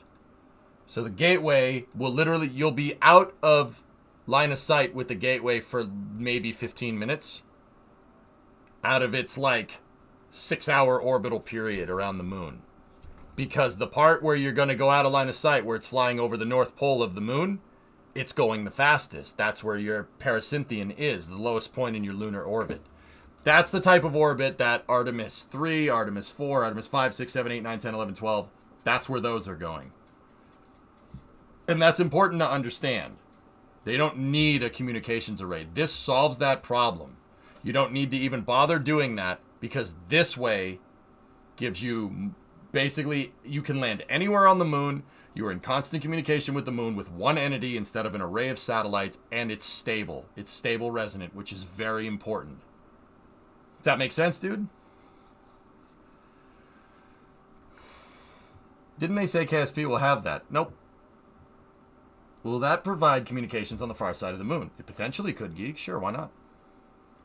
It goes so high up, yeah, eventually. It's not going to give you full coverage, but it's going to be close.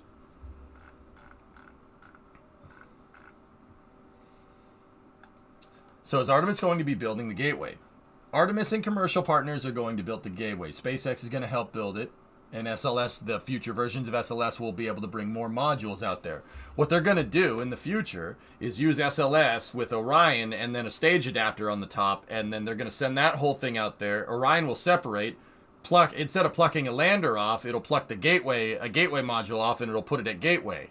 And then SpaceX will send, or another commercial partner down the road will send a lander, and SpaceX will get Lunar Starship out there, and they'll attach that to Gateway, and the crew will use Gateway to transfer to Starship, and then they'll land on the moon. But Actually, every mission should work like that except for Artemis 3. Artemis 3 is just going to have Orion rendezvous with Lunar Starship, and the crew will transfer, and then they'll leave some crew in Orion up in space, and then other crew will go down and land on the moon on Artemis 3. That's the plan, at least. Too many steps, though. I disagree, Baz. I disagree.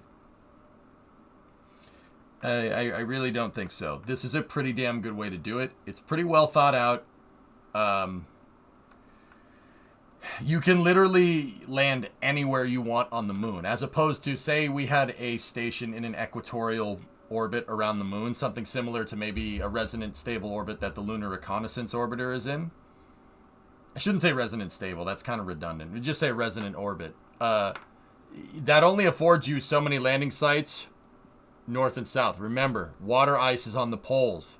So you need to have something that affords you to be able to land on the pole. You need basically something in polar orbit. That's the only thing that'll allow you to land near the poles without consuming insane amounts of rocket fuel, right? Can SLS with the EUS get parts of a lander out to Gateway? That's the plan. Yep, in the future it could, Cody, yes. Sorry, I meant if KSP2 will have N body, not in body. N, the letter N. N-body physics. And the answer is no, Jackal. I know what you were saying. Simplifying the space segment will complicate other segments of the architecture. Yep. It's always a trade-off. Bingo. Rocket Guy, I'd prefer this for lunar exploration. The only thing I would prefer over this would be a more integrated mission architecture like Apollo, but we've been over that many times. Dude, if this is not a bad way to do it. It's not the worst, that's for sure. I redeemed garage stretch brake. Oh. Okay. Oh, it's thought out and sound for now, but I hope we are working towards a more elegant system. Baz, what may I ask, what is a more elegant system? If you don't mind me, I'm not trying to be disrespectful. What's more elegant than this? This is very contrived. It's very well thought out. I'm just out of curiosity, like, is there something I'm not thinking of here? I mean, they could have just used some CubeSats on this mission that would be disposable after the mission was done. What's the context of that statement, John? There were CubeSats on this. What do you mean?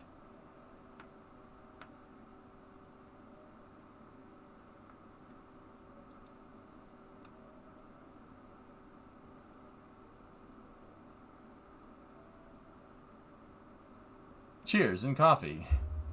Nice. Let's watch Michael Byer. There's no Rocket. There's nobody named Michael Byer. It's Mike Baylor or Jack Byer. There's nobody that works at NSF named that. For behind moon communications, why not just launch a cube satellite? What's a cube satellite gonna do? A communications relay? So you want a communications relay that can successfully relay a signal 250,000 miles in a satellite that's the size of a shoebox.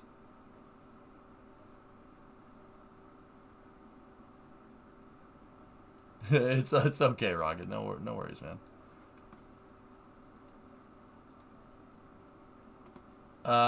Yeah, if you can figure out a way to do that, John, please let me know, because we'll make millions of dollars. So how are we going to colonize the gas giant moves in the Kuiper Belt and the Oort cloud bodies?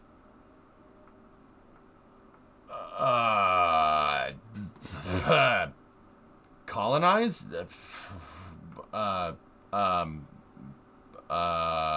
That's a really long question, Ben. With rockets is my answer, because that question is so general, I have to give you a general answer. With rockets, yeah.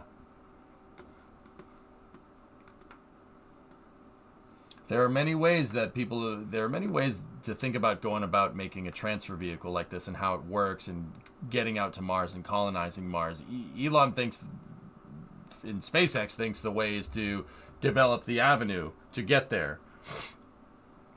And if you develop the avenue to get there and then launch that a lot, you bring the launch cost down to make it more accessible, and then the technology will come. That's how SpaceX is doing it. But yeah, or that's how they want to do it, at least. I want to go skiing on Pluto someday. I hope you packed a coat, man. It's really cold on that planet. Yes, it's a planet. Shut up. I get it. Per the IAU, it's a dwarf planet because its orbit intersects with other planets. Shh. It's a planet. Be quiet. I'm skeptical current chemical rockets can scale to colonize past Mars. Why not put a gas station on Mars then, Karma? That's like saying I'm skeptical my car can drive from New York to Los Angeles. I'm skeptical it could do it. Well, we have a system there. It's called infrastructure. Highways and gas stations will get you there pretty easily. I know. I've done that. Well, it was LA to Boston, but you get the idea. Make a gas station on Mars. Why not? What's wrong with that? Why don't you see that as working? 1 or 2 spacecrafts in the future. I get it. For now, we're limited by our tech, and which is why we got what works now. Okay, 1 or 2 spacecraft in the future. But I guess, man. Yeah, I guess I get it.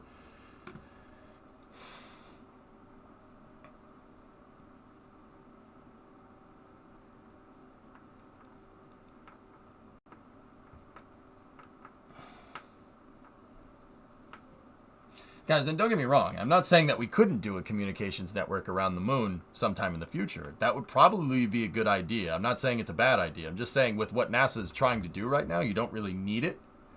But maybe in the future we will. In fact, I guarantee you in the future, eventually, if the commercial market finds its way to the lunar surface, which will happen, hopefully, once NASA decides to pack up and go to Mars, you know, Starlink around the moon would be a great idea, but dude, it's not as easy as Earth. Not as easy as Earth is.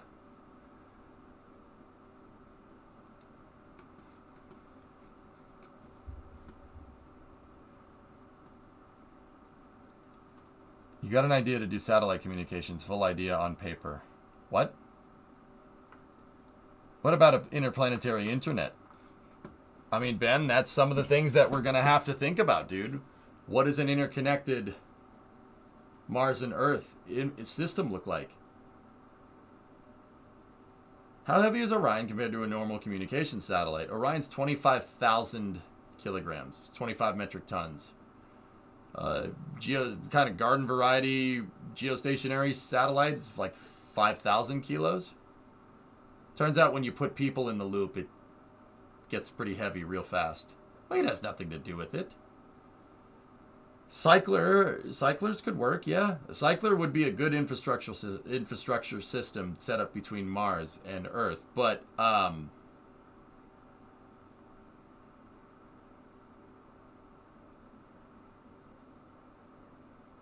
problem with a cycler is that it only comes around every couple of months. I actually have thought about this and had interesting ideas for better ways to do it, but it's just an opinion. It probably wouldn't work. Nuclear pulse rockets. That's not a good idea. I got an idea to do whole solar system satellite communications. Full idea on paper. Sorry, I was too fast on enter. Okay. You still have to accelerate up to TMI to dock with a cycler. Yes, I think... I honestly think how...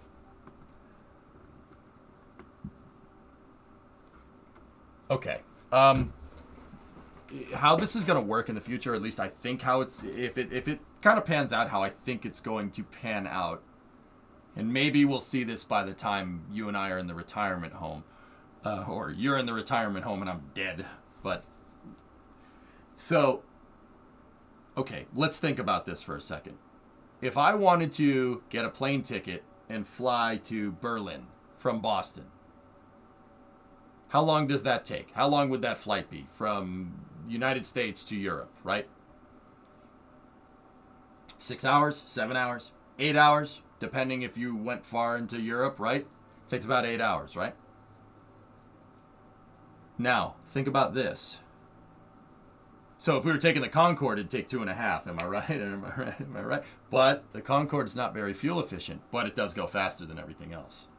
That's probably the fastest way that we know of. What's faster?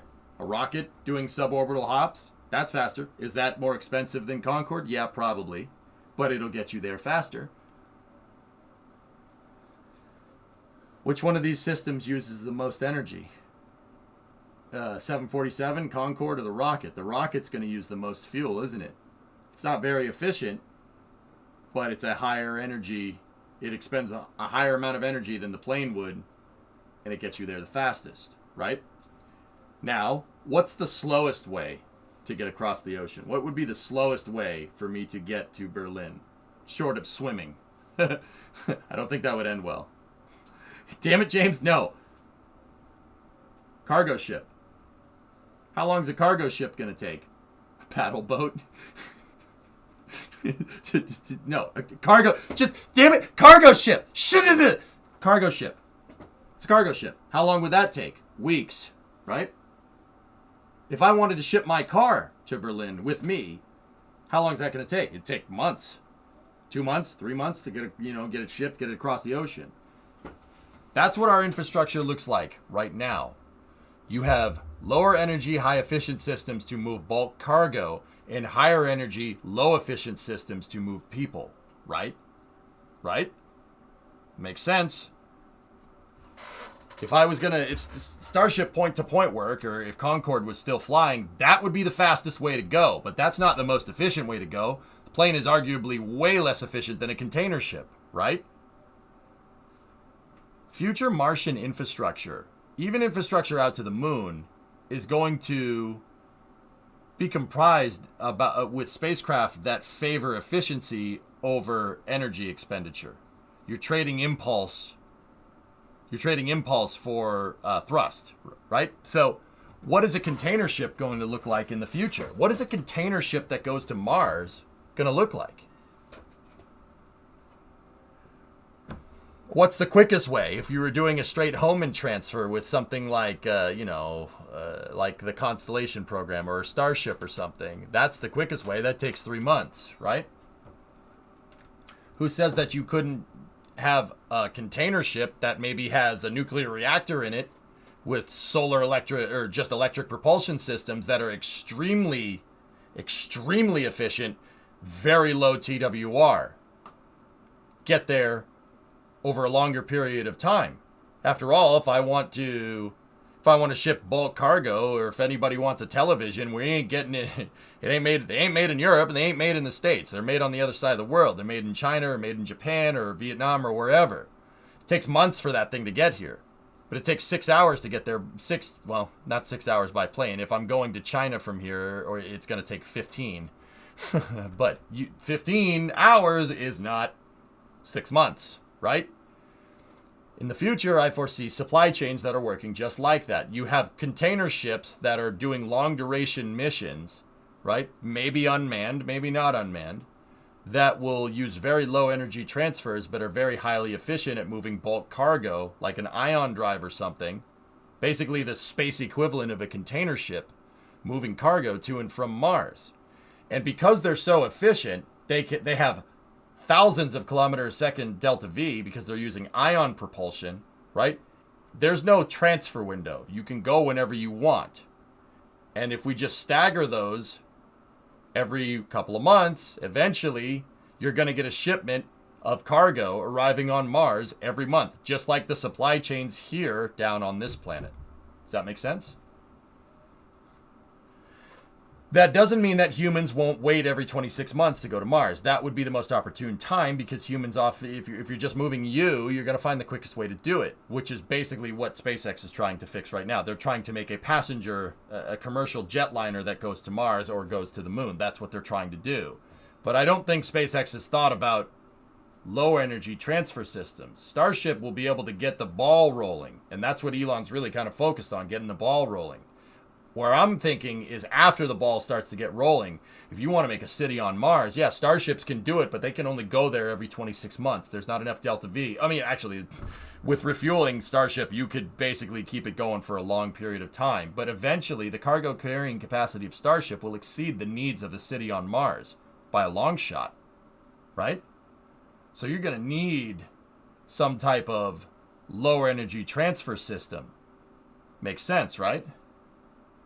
I think something like that will occur once we have the need for that infrastructure. Yeah, Rocket. That's basically what I was just saying.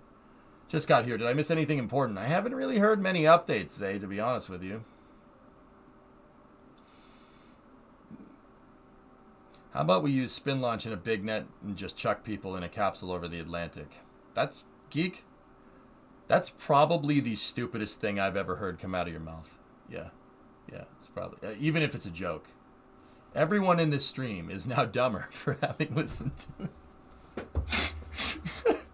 It's probably the dumbest thing I've ever heard. Can we not do that? I mean, I'm not going to lie to you. I'd probably do it. That sounds like fun.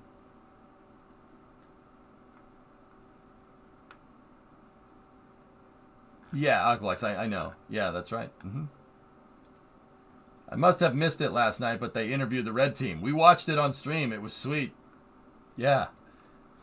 Trent, Chad, and Billy. Geek, you hurt my head.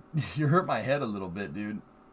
I would love spacecraft with 2 reactors and some huge ion engines. That would give good transfers.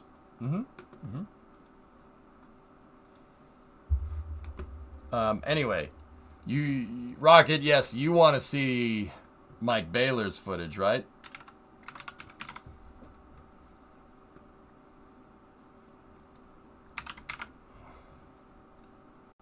That made you laugh. Yeah, that's fair. Oh, you got retweeted by Chris Hatfield. All right, let's see. This is Michael Baylor's remote footage.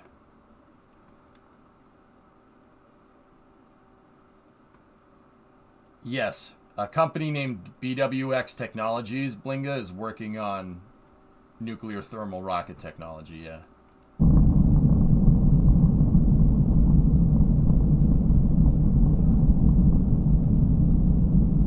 Boosted in it.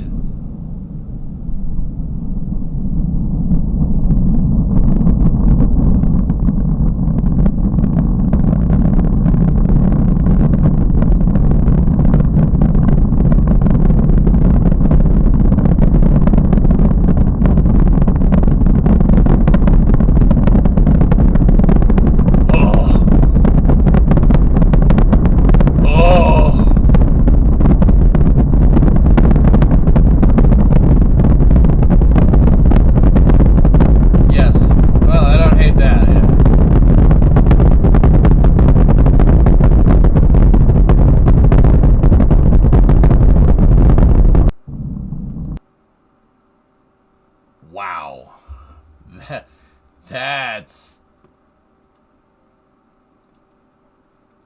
Okay. Yeah, I don't hate this. Yeah, I don't hate this.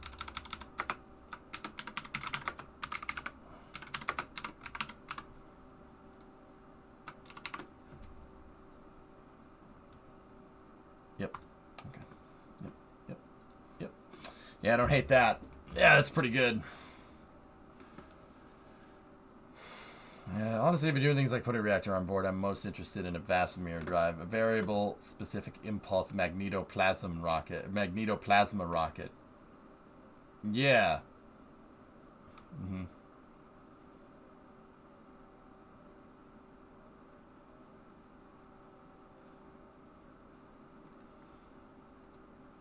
Yeah, I mean, that's fine, but I like mine better.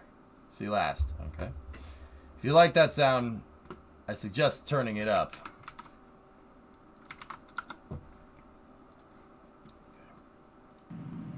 Nah, Bandit, I'm gonna turn it down, just because.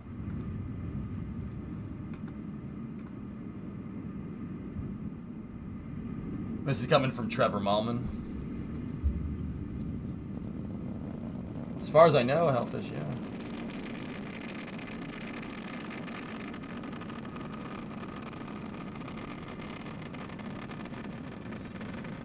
Digital, you just made my brain hurt.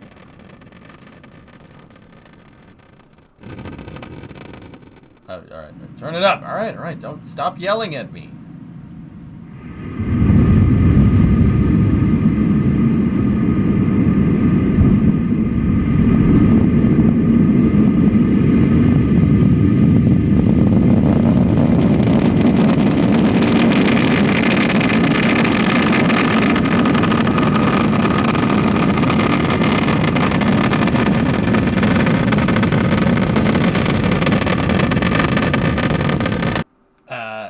Flykin, okay, yeah, hang on. Well, before I sit here and get more garage footage, Flykin did retrieve garage stretch break, so we can go watch more footage out there. We have the garage stretch break happening. Yeah, Joey, I agree. That sound is mint. It's like the crackle of a top fuel engine. Fires me up, man. It's like you go into a crowd and yell shake and bake really loud. Okay, let's go out. We'll go out to the garage and we'll take a stretch break real quick.